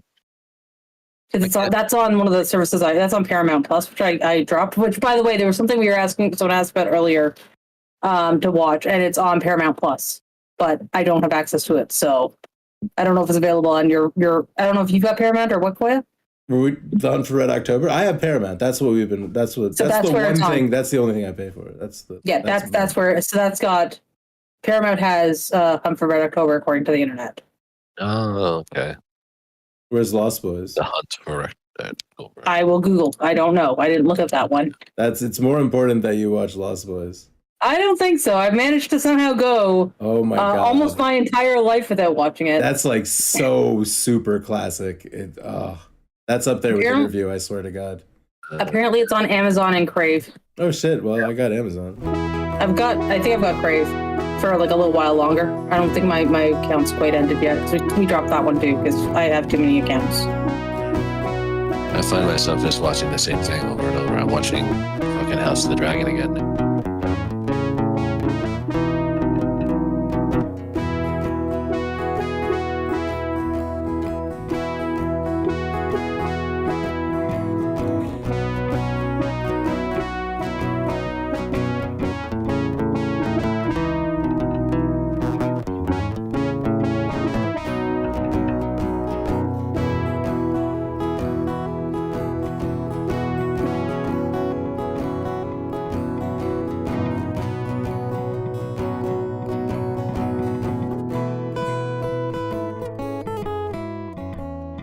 All right.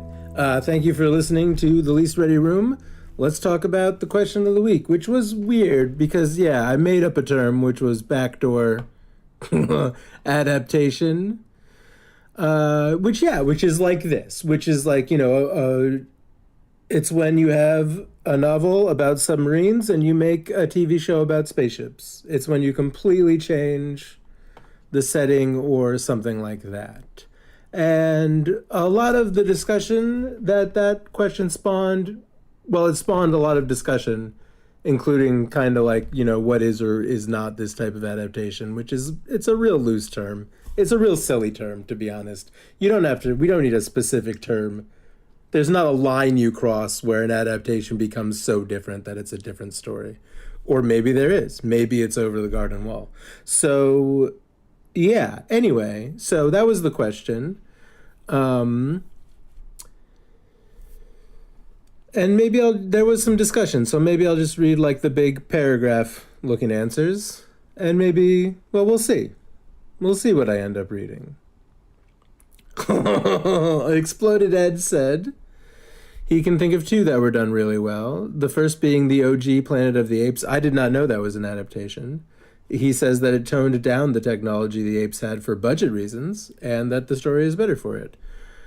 The other one is Knock at the Cabin. It completely changed the ending, but it made a much harder-hitting story, and that's interesting. I think that is based on a comic book, and I'm not going to start talking about the end of that or spoiling that, but interesting. If the movie is, much harder-hitting, I would like to see... Well, honestly, I would like to read that comic, if it's a comic. I would like to...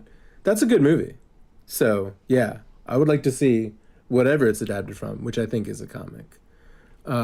Locke says, I really liked the most recent version of The Invisible Man starring Elizabeth Moss. Yeah, very different take on that. Extremely. Although the original Invisible Man was a psychopath kind of in a different way. I thought it spoke to the terror of abusive partners in a really powerful way, and it does. Speaking of Moss, the first season of Handmaid's Tale is nearly unbearably well done, and neither of these are backdoor adaptations as it's right in the title, but both are excellent. Yeah, and I don't know if the title needs to be replaced. I mean, that definitely helps. That might even be what I'm trying to say. A backdoor adaptation is when you adapt something and you change it. That might be the line. You change it so much that you have to change the title. But anyway, Locke says that his favorite backdoor adaptation of all time, my favorite of all time in backdoor adaptations is Rosencrantz and Guildenstern Are Dead. I think, which is maybe a stretch, being more like fanfic than an adaptation of Hamlet. Okay. Yeah. I mean, I think, yeah. I agree with what he's saying.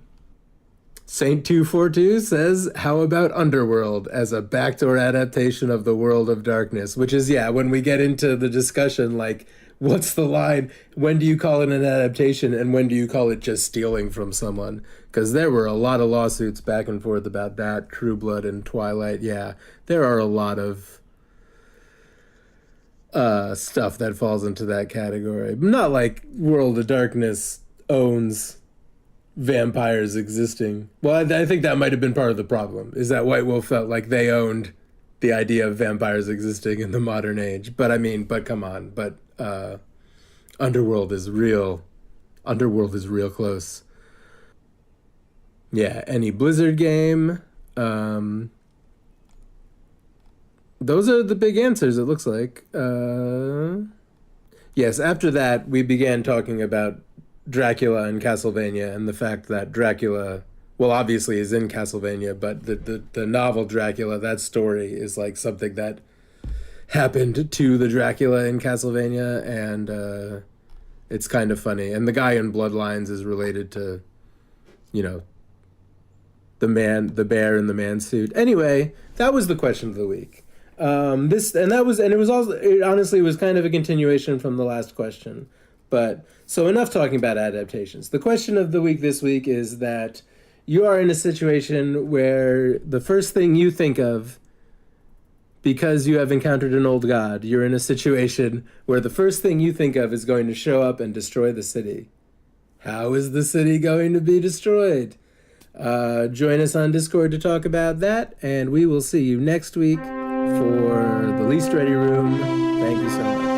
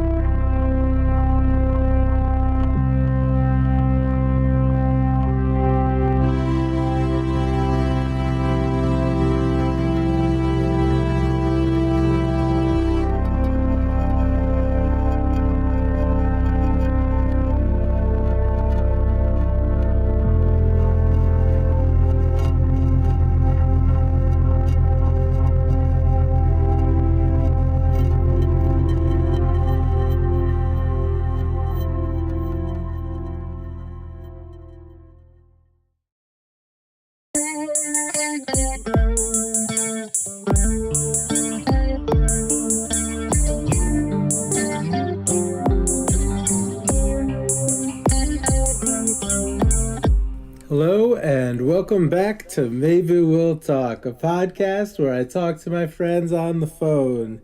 It has been a year.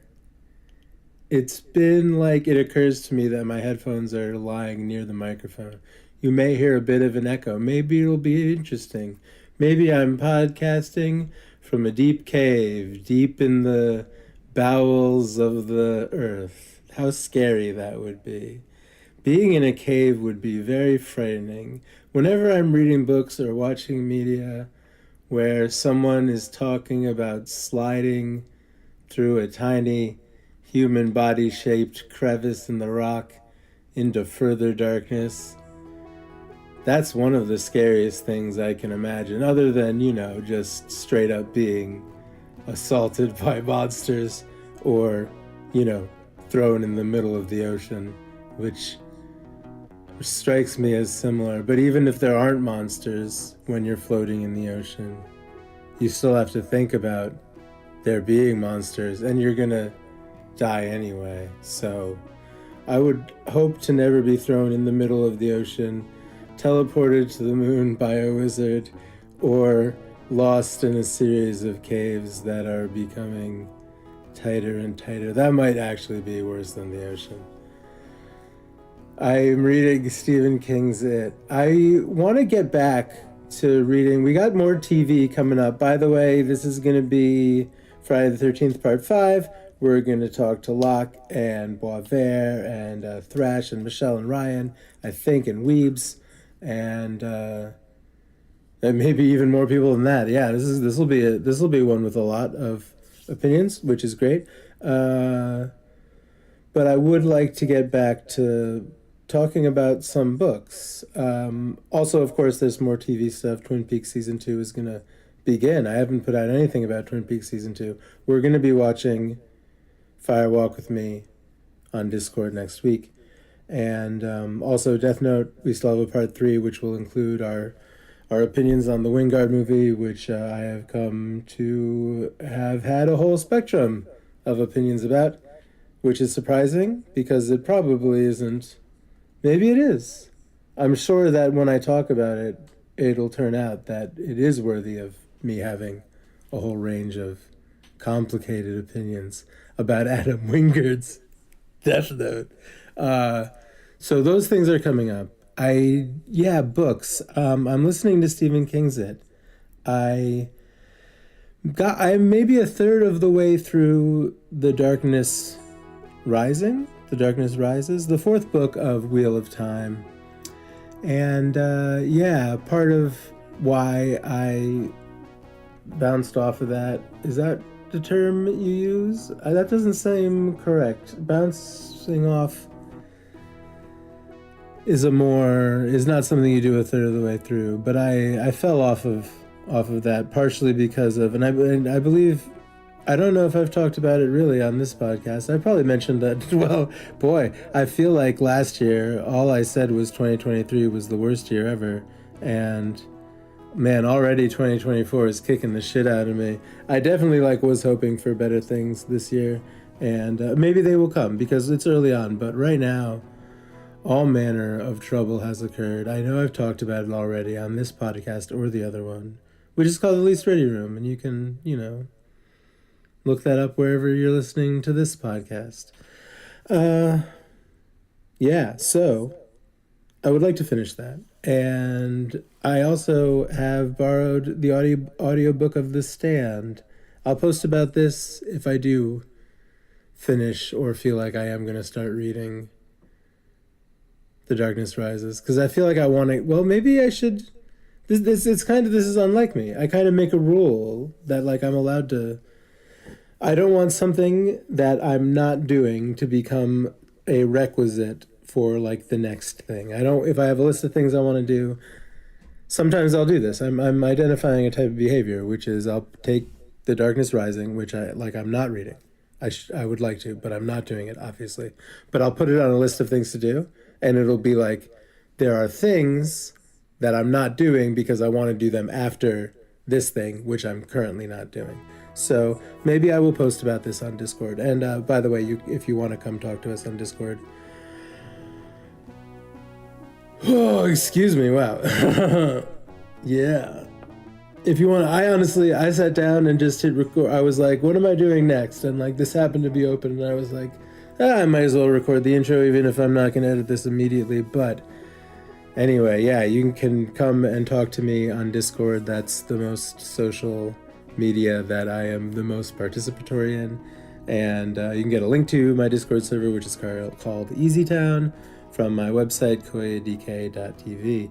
And while you're looking around on the internet, you might as well stop by lakehousesoaps.com and look at the soaps I've been making. I made a bunch yesterday. I am kind of not too worried. I'm kind of breaking even. I got something I got to worry about, but I'm putting in applications to some more farmers markets and things, and last year was pretty good. This year's going to be banging. Right now I'm in the middle of the slow winter season, so I'm stressing the fuck out and editing podcasts. So thank you for joining me here on Maybe We'll Talk. This is going to be Friday the 15th. Friday the 13th, part 5, which I think is my favorite one so far. As I'm gonna say probably many times during this, 6, 7, and 8 are like my least familiar area of this franchise, which is what we'll be going into. So we'll be watching part 6 on my Discord soon, as well as Firewalk with me.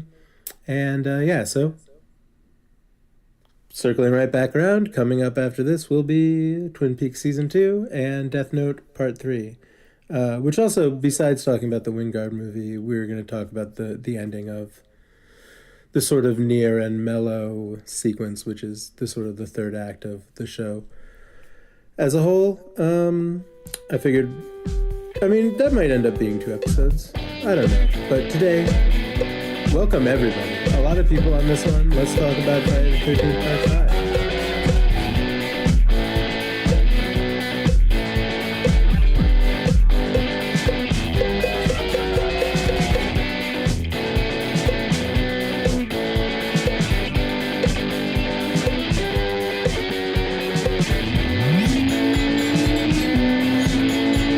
Thrash, have you seen this before?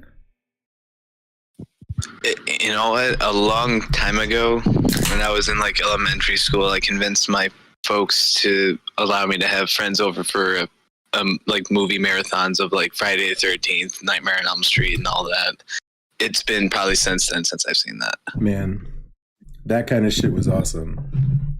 Oh yeah, midnight movies and stuff like that. Like, bunch of friends over and you just pop some corn and just chill. Yeah, those are good times. That and some Mario Kart, and then we'd all get into fist fights. It was great. I know the exact type of weekend gathering. the exact type of I guess I don't know if party. Well, slumber party. Yeah, there's nothing wrong with calling it a slumber party. I think that was. It felt like girls would get together and have a slumber party. I don't know. I felt it kind of. Yeah, guys have like a coma party. Yes.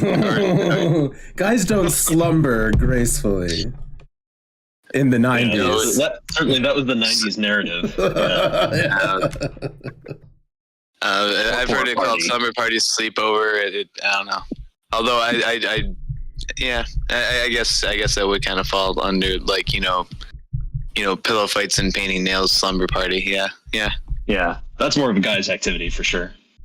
Oh yeah, totally. I've had my nails. Honestly, when I was in high school, yeah. Yeah, that was an occurrence. I think I had my nails painted more than I didn't. Toenails?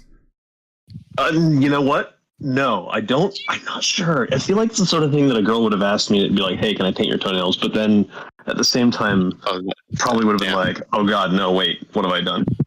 I don't think I ever let anyone paint my toenails. I don't know if I felt comfortable enough to have someone near my feet.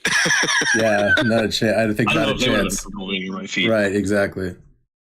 I always used either Sharpies or like actual like wall paint. Wow. On my nails. Wow. I never had black nail polish. I guess was the paint easy to remove? Did it roll up into I don't know why that's my first thought, but I feel like if you put like house paint on your nails, I feel like it would curl up. Yeah, it didn't really come off easily. It took a while. I was picturing it was coming right off basically. If it was a high gloss or a medium semi-gloss trim paint, I feel like maybe right. like a flat or an eggshell. I painted houses for a living for a while. Yeah. A flat or an eggshell, I feel like would stay on real.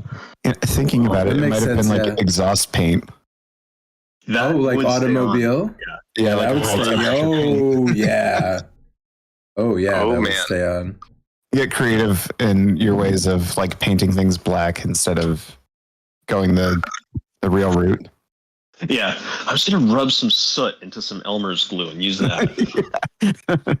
I woulda if I couldn't get my hands on nail polish. Definitely never painted the toes, although I did take one of those paint markers and drew colored my entire hand in red. There's a picture of that floating around I have to dig up. His red right hand. Yeah. Yep. I definitely used to draw weird ass like vines all over my hand in Sharpie, which I'm sure was not good for me. But I'm sure it wasn't good for me would be a good subject line for my email about my teenage years. My dad used to get so mad at me if I like.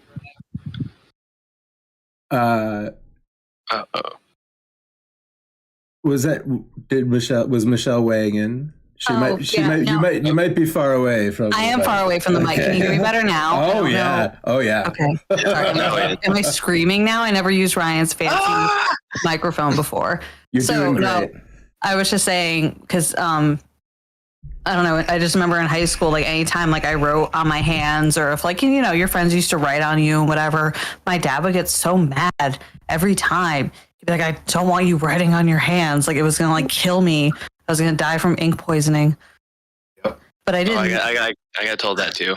Oh yeah. Yep. It was like the end of the world, and now I'm covered in tattoos, and he probably would not be very happy.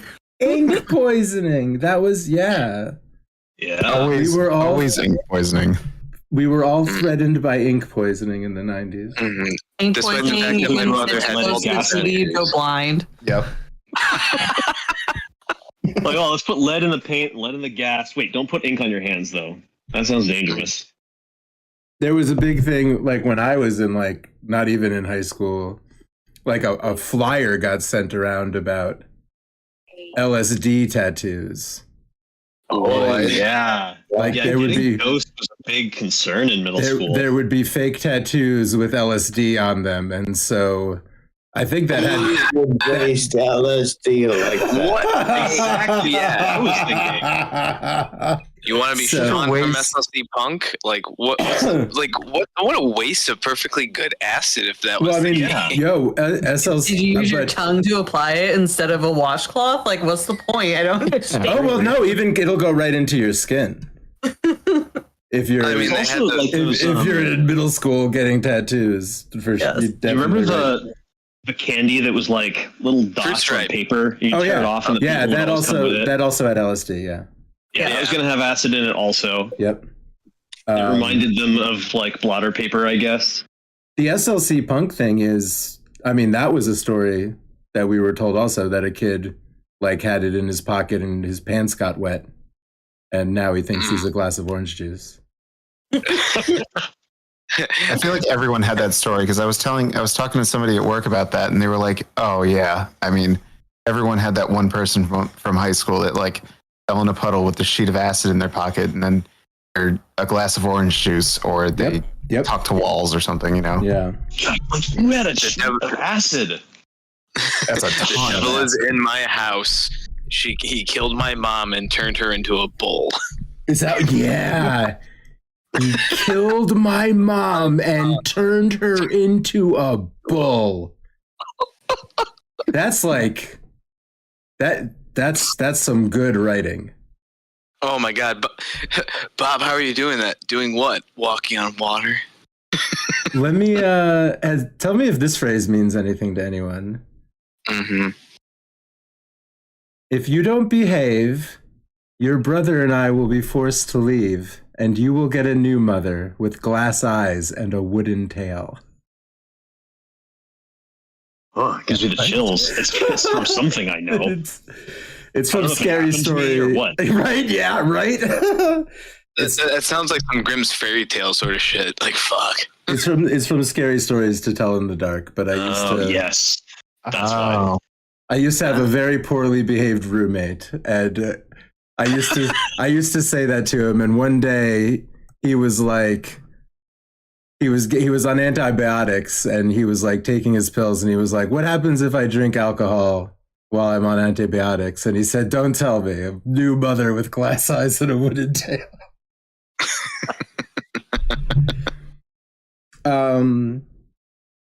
So let's see. So Ryan, I feel like Weebs has not seen this. I feel like Locke, we've talked about you not really seeing this series. No one has seen this series at all. Ryan and Michelle, Part 5. No, not this one. Yeah, I think this might be the one. This one is. This one is ridiculous. I'm glad I'm jumping in with cold feet here. To the series. a child could have written this movie. If this movie was made today, I would say the entire thing was AI generated, the images and everything. I'm glad I'm jumping in with cold feet here because I don't think I've seen even the second Friday the 13th. Oh man, this is they got worse and worse, and this might be the crescendo. Exponentially. There's no Star Trek rule here. Yeah. Well, again, I keep saying that I don't really know about the next three, but I'm definitely very familiar with the first five, and this one is just garbage. So yeah, here we go. Does anyone need a drink or anything before we begin? It's an hour and 30 minutes long. No, I'm cool. Oh, I'm good. We're good. All right. Love to have you all here. Here we go.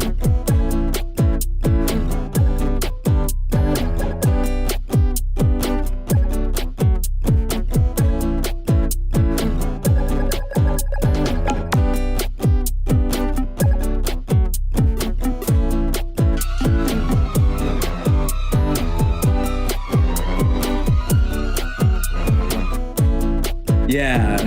All right. Rebecca Woodsharkey. Yeah, I knew they were going to be good. Never mind. This is Sway Voorhees. Debbie Sway? Is that what you think? These are going to be the names of the members of my next band. Rebecca Woodsharky, Debbie Sue Voorhees. All right. An American director, actress, and writer. She's best known for her role as Tina. Wow, that was the girl that was naked for like a full 30 seconds. Wow. Voorhees directed and portrays a fictionalized version of herself. Oh, in the horror film 13 Fanboy. I guess I got to take a look at that. So but she was in like a bunch of Friday the 13th-esque movies, you know? I bet. Yeah. 13 Fanboy, Crystal Lake Memories. I think Crystal Lake Memories is the really long documentary. Prior to acting, she was a Playboy bunny. Oh my. Yeah, Crystal Lake Memories is like a long documentary. Cool. I imagine that she did not change her name. I wonder if having that name had something to do with her getting this job. That would be funny. I'm sure it didn't hurt. Yeah. Yeah, so that one, boy.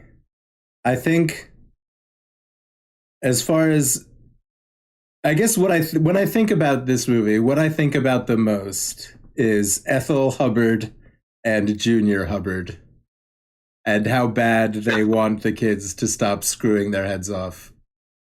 It reminded me of like the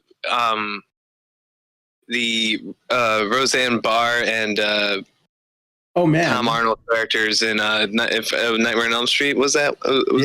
That was Freddy's Dead with those two. Yeah, playing a real burnt out old couple.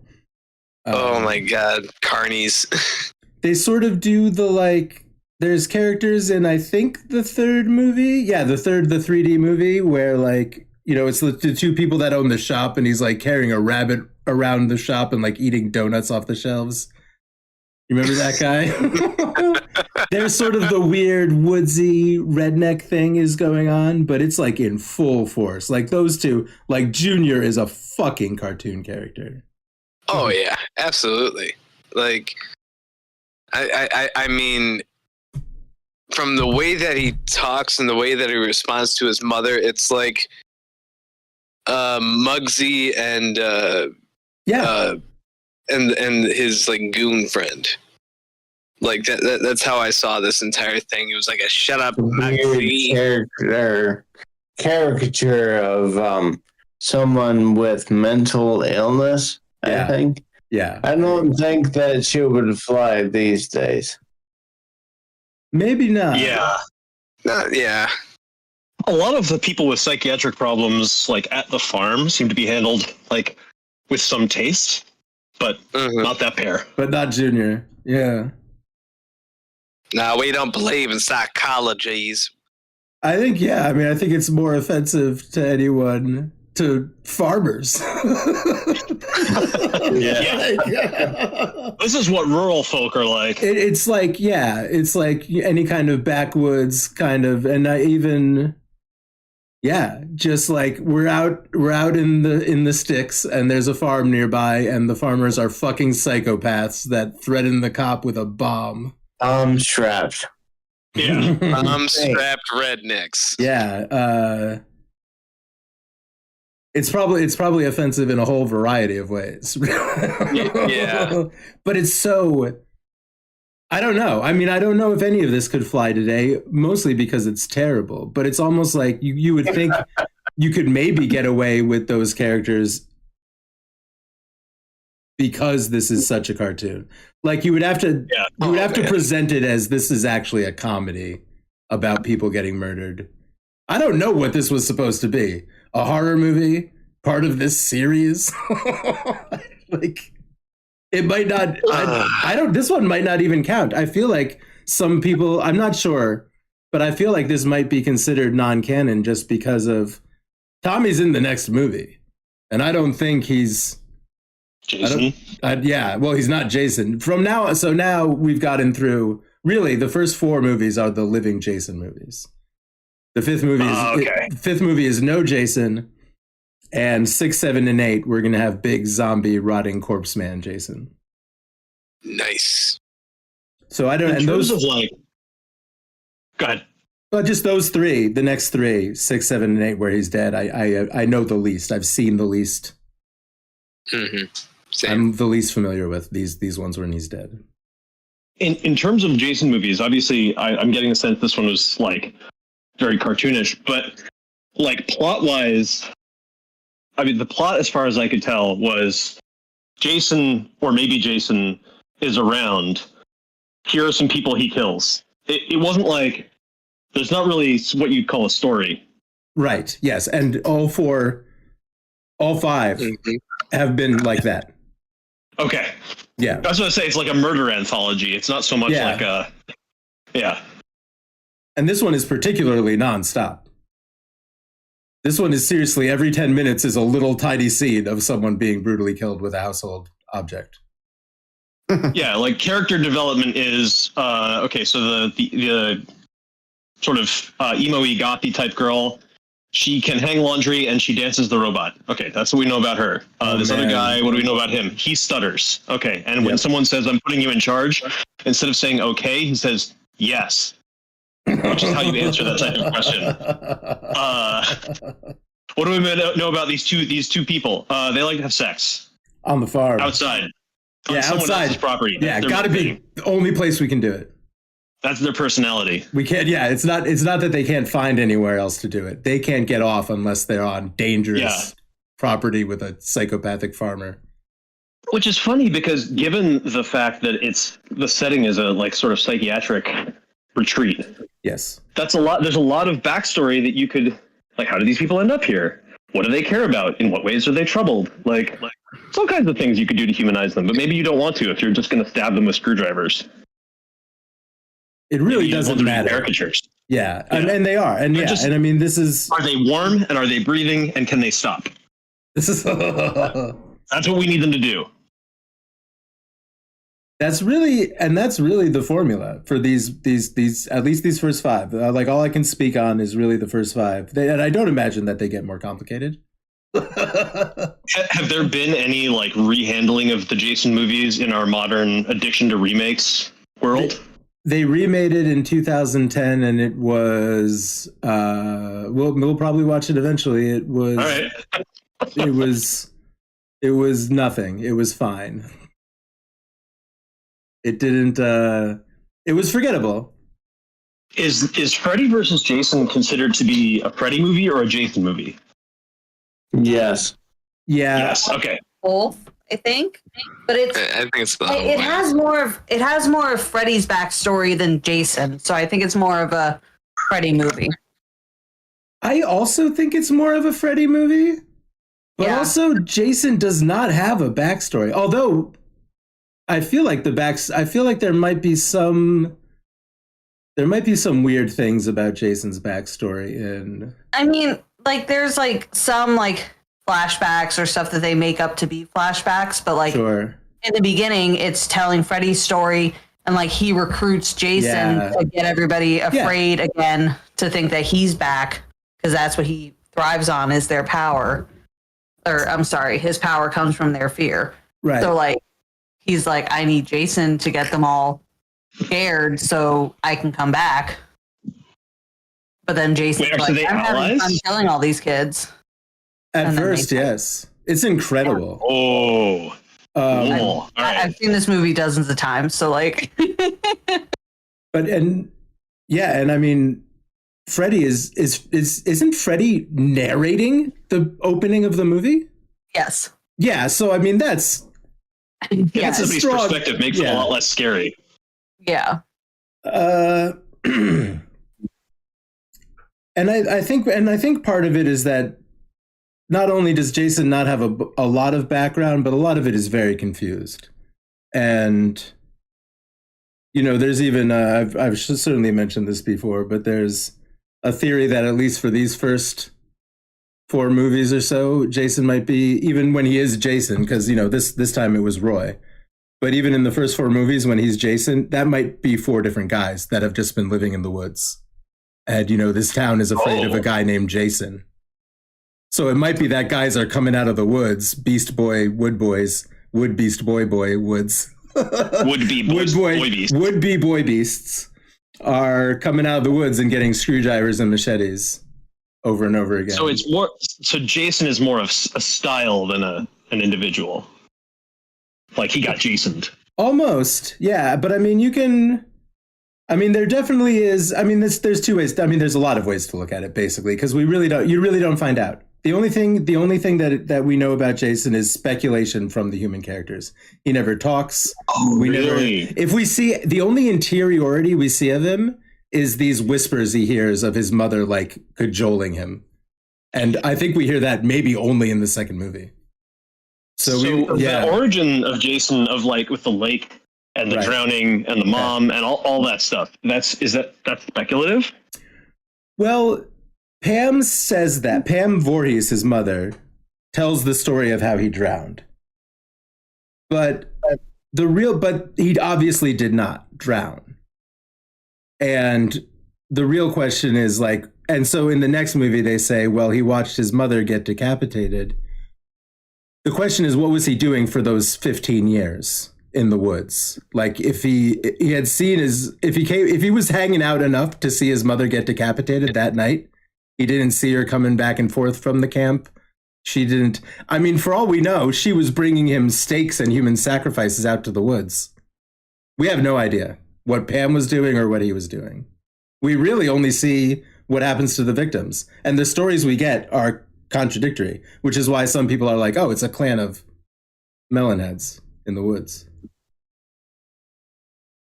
There's so much more depth to this than I ever expected. I think that Jason is a fascinating character. I think these movies are trash. I like that you mentioned that vibe, especially with the diner and being on the road and that soaked in the 80s. Yeah. Kind of like almost patched together neon feeling, like cheap 80s places. And the first 4 movies, well, maybe at least the first 2 really have that. 3 and 4 get a lot more cartoony, and this is like the crescendo, but there's still like, these were filmed in New Jersey and New England. And I'm in love, especially with the old film. And I don't know if these are 16 millimeter or what. Maybe sometime I'll actually like look up specs on the movie I'm talking about, but there is an 80s New England vibe going on in the first couple. And we'll see what the next 3 are like. But the next 3 are kind of their own thing. It's also weird to me, like coming into it fresh. There's Jason sort of saturated the culture in a lot of ways when I was a little kid. Oh, Jason and Freddy everywhere. So I had ideas about them, but I was far too scared to ever learn anything about them. And I thought that Jason, which is still the same way that I imagine Michael Myers, it's just this sort of relentless, I just want to kill people. There's not really any reason for it. And I just want to make them dead. But Jason seems to want to frighten people also. Oh, yeah. Jason will go out of his way to kill someone and then bring the corpse somewhere where he knows it's going to frighten someone. Yeah. Which is that's a weird thing to do. Because I thought of him as sort of like a robotic kind of being. Not No, literally, but he's like, got lots of stuff going on. he clearly has feelings, which Yeah. is very strange. I had not expected that. Jason Voorhees is great. I would compare him to like a grizzly bear with rabies. Yeah. Ooh. He's a bear. A mind like a swarm of bees. He's a bear, a beast, a boy, and he is the woods. And really, he's the lake. Oh, Maybe he's just a metaphor for the dangers of the lake. Don't go in the lake. Don't go in the lake. Not really any lake in this one. But it wasn't Jason, it was Roy. That's true. I love that. I love the idea of this tormented, mentally handicapped, hard life living in the woods guy that is now just this dead elemental kind of figure floating around in the lake until someone fucks up near the lake. They did include, it was pouring rain in that last scene of confrontation. Yes. Which is interesting. I mean, the filmmakers would have had to have spent money to create that rain. So they wanted it to be raining specifically. Yeah. And I wonder if that's just because rainstorms are sort of atmospheric, or if there's some kind of water thing that was, even if they weren't aware of it, if they're like, oh, Jason, water, needs to have water at the end. Yeah. He dies. Except it's not Jason, unless it is. Right. There definitely is a lot of rain. Like, this couldn't get any worse. And then yeah, rain. Thunderstorm. Yeah. Oh man! And now I'm like stuck in a traffic jam. It's like rain on your wedding day. Green light. We're already late. Yeah, just geez. Green light. It may also have just been the only way they could think to get Pam's shirt wet. Oh yeah, so it's possible that's why they did it. Oh my god. Yeah. Okay, can we talk about like the unnecessary? If we need to, yeah. There was a lot of nudity in this, more than Is that the non-standard? previous. I feel like there's been like a 3-second boob shot, like one of them in the previous 4 movies. Okay. Yeah, This there is much were higher more boobs than boobs in this one. Yeah, this was. I mean, there was that girl. That girl was really naked in the woods. That was Debbie Sue Voorhees. She was. That was like, but there were like 3 15-second shots of her naked from various angles. I mean, that was. She must have been really into this Voorhees thing. She was like, "Yeah, put me in the movie. My name's Voorhees. I'll roll around naked. You can shoot me for 5 minutes." I wonder if she was. I mean, it might have been a career move too. Like if she wasn't in Playboy before this. Oh, right, and she was actually. So yeah. Oh, she was. Well, in that case, it may have been. Hey, guess what? Yeah. Come see our movie. Yeah. It's not just a still picture. She's going to be rolling around. Oh, I bet. Because bear in mind, in the 80s, seeing a person naked in motion was actually quite a lot more difficult. Wow. Yeah.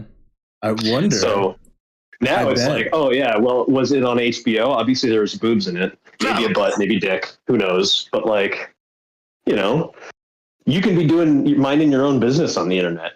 And there's, all kinds of configurations of naked people that'll just flow across your screen. Just appear. Yeah.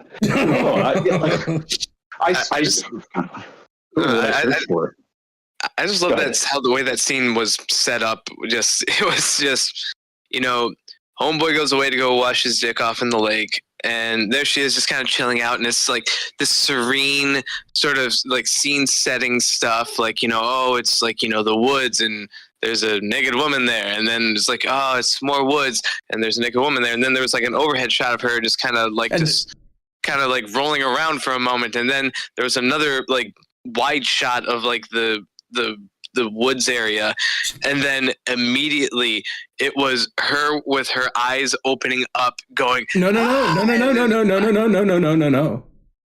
Also a shot through the vines of the creepy man staring at her. Oh yeah. Licking his lips. Licking his lips. Who is like not even a character in this movie. Yeah. I haven't eaten in 2 days, and he just got finished scooping all the poop. Chicken shit. Cool. And now a naked woman to look at in the woods. Behind the shed where you'll see some teenagers banging, and then you're very common. Well, she should have pointed that out. Little dildo, you're gonna have yourself some flour stew, and you're gonna like it. But Yeah. when you're done scooping out the chicken shit, take a look behind the shed. 50% of the time, there's some kids fucking back there. And then you come clean my chicken coop. Is there any connection to like how these people are killed? Like, is there any kind of like her in the eyes, the grandfather in the eyes? Like, is there any, or is it just kind of, I don't know, it's cool. And let's hit him here. I think someone making this particular movie was particularly creeped out at the thought of losing their eyes, so they put a lot of eye damage in this one. Yeah, there's a lot of eyes. Yeah, I mean, there's a lot of eyes getting cut out in this one. Not necessarily fatal, that, by the way. Yeah, Oh, yeah. That was my first thought also when she got her eyes stabbed. Well, with the garden shears? Yeah. It looks like he put some in there pretty far. Terrible injury. But Yeah. How far in your brain?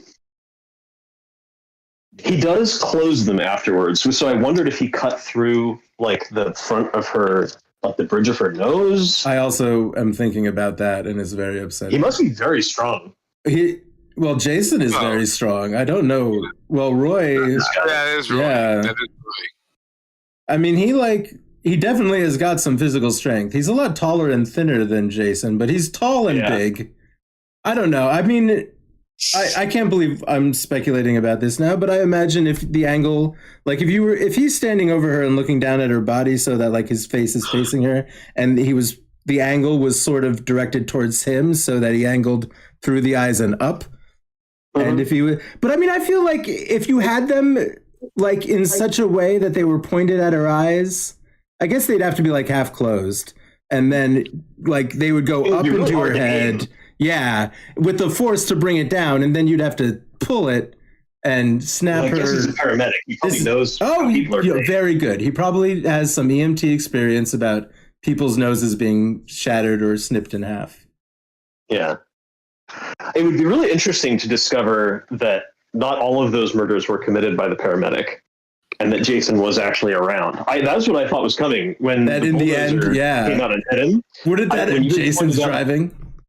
Well, that had not occurred to me, but yes, that would be even better. But when you pointed out the mask, you're like, oh, blue, red marks versus blue marks. When Pam saw the guy with the red marks, that made me think, oh, so there are two Jasons in this movie. And at some point, the real Jason's going to be like, you're, stealing my style, axe to the head. And I thought that was going to be the moment when it happened. Okay, yeah. No, I think Tommy was the only one who saw visions. I think all of the mask with the red mark only appeared in Tommy's visions, but I could be wrong. I could be mistaken, but I have a strong feeling that when Pam and Reckless are running away down through the house and Jason blasts in the door, that he has red on his mask. Now, it could just be blood, and I only saw it for a second. Well, I could have made that up. Is that when I started talking about it? Because, okay. Well, because we took note that it had stayed on the screen a long time, that shot of the mask. Mm-hmm. And I think it was the one with the two blue stripes. And I think it hung there to give us the chance to realize maybe not only is this one not have a big crack in it, but it is literally a different type of mask. So here's my other question. Oh wait, you know what? Never mind. That was a sequence of going through Tommy's head. Yeah. I was about to say, wait a minute. How was Roy buried for so long? No, anyway. These movies have a lot of really confused kind of dream segments. That's almost a thing that happens at the end of a lot of these, that there's some segment that is some kind of dream with a jump scare, and they can be kind of confusing because, again, we have no idea what Jason's actual story is, which now I'm starting to realize is brilliant, even though they did it by accident. That's I don't know, like you still see the effort that they at least tried to make something. It's still an enjoyable movie. Like, again, I haven't seen this since I was in 5th grade, 6th grade or something like that. This is my favorite one. I would have to concur. So far, out of the ones that we've seen, this one's the most enjoyable. Absolutely entertaining. Everything in it. popcorn fodder. Yeah. Like it was definitely written by an AI though. Like there didn't need to be a script. This did not need to have a script. This was. Yeah, if you told me that the script had been written after they filmed the movie, right, and they just wrote down what everyone said, yeah. Like, Joey, go over there to annoy Vic for a while, and then he's gonna kill your character. Like that was the direction. This is what happened. It really doesn't seem like it. It didn't need to have a script. I'm sure it did. I'm sure some script writer worked very hard on whatever this was. Right. One can only hope. And got paid a lot of money. Iteration. You don't need to sell it to the execs anymore. No, right, exactly. Now it's our job. Now every summer we have to put one of these out. So let's just put it out. Just get some actors, squeeze this shit out. Yeah. And I think this is the absolute climax of that kind of vibe. But I keep saying this. I don't really know what the next three are like. We'll see. I feel like the next three are much more gore, horror, dripping worms, rotting zombie kind of movies. And also, this franchise got sold around this time. I don't know if it was before or after this movie, but it changed hands. So I think it's probably right after this one. All right, thank you so much. Let me say thank you so much, Grav, Ryan, and Michelle. That sounded like three people, but. And technically there are three of us here. So. Oh yes. Good luck. It's almost time, huh? I have 2 days until my due date, and there's like no sign of him doing anything. So. Oh, I hear it happens all at once. But yeah, that's what I hear too. So that's what it's really weird to just sit around and wait for it to start. Like, will it be now? And then it's like, boy, oh my God, it would very be weird. Oh, wow. Boy, what anxiety. I have a friend who every time she's been pregnant, the night that I've fed her and her husband Mexican food, she's given birth. Wow. So amend that strategy if you want. Get locked down here. Have a great night and enjoy your hot dogs. Or steaks and burritos. Congratulations. Like the enchilada. Yeah, congratulations. Good luck. Thank you. Yes, absolutely. Call the enchilada man. Yes. The enchilada man. I will push that baby right out. Good luck, guys. Good night, guys. Thank you so much. Thanks, Ryan. You guys want to hear the breakdown? Yes. Okay. Let's hear this nonsense. We got Brody and Neil. Brody gets a machete in the neck, and Neil gets machete in the chest, and the other one gets a screwdriver in the neck, and I don't know which one was Brody and which one was Neil. Then we've got Vic, who is an axe murderer, and he goes away. We got Pam, the director of the halfway house that we are focused on. And maybe she's killed with a knife by Tommy in the very end. The director, Matt, we see spiked to a tree with a railroad spike. He died off screen. We've got Reggie the Reckless who lives, who if Pam does not live, then Reggie is the final girl. Congratulations, Reggie. His grandfather gets his eyes taken. His brother, Demon, the enchilada man, gets spiked while in the toilet with some kind of like fence post. It was a long spike. It was a long spike. His girlfriend Anita has her throat slit off screen right in front of the toilet. Ethel Hubbard, the redneck woman, is killed when Jason reaches through the window with a cleaver and smashes her face in. Randy, I wrote down Randy because it was Randy Quaid. I couldn't tell if it was a young Randy Quaid or an old Chris Pratt. And Junior is decapitated while driving his bike around and screaming by the cleaver that also kills Ethel Hubbard, his mother. Joey, the original dork, gets an axe in the back from Vic.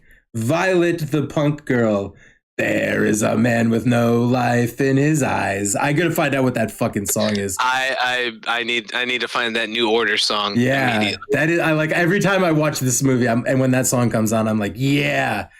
She gets the machete in the tummy, and she probably committed no crime. But again, this was Roy. It doesn't matter. You don't have to sin to get killed. The red sweater girl, Robin, gets a machete through the bed, kind of in a Kevin Bacon style. The kids who like to screw their heads off.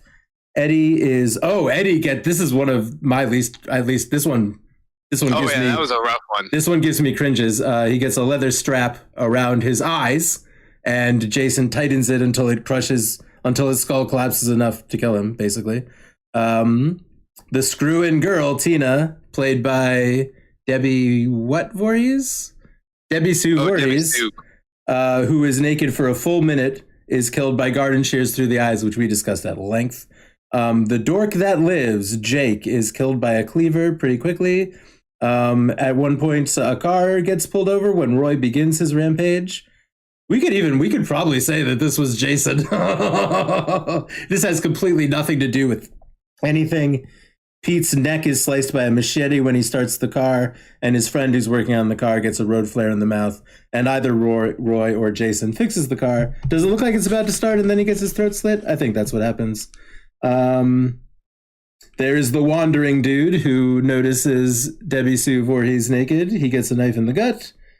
There is, another scene that has nothing to do with anything is that diner scene with the lovely 80s neon and stuff we were talking about. The coke dude, whose name is Billy, gets an axe in his head, and Boobs girl, Lana, gets an axe in the gut. And I think that's the death count for this one. Oh, and Roy gets impaled many times with a great squishing noise that knocks off not only his hockey mask, but somehow splits the actual Jason skin mask that he's wearing. Bald-headed man, woods boy skin mask. I also thought that was funny how he looked like he was just like deflated. It looked like that old weed PSA from back in the day. Oh, with the flat girl. The kid that played it, the flat girl on the couch. Yeah, kind of like that's what the body double looked like. The flat girl. Oh man. Yeah, so that was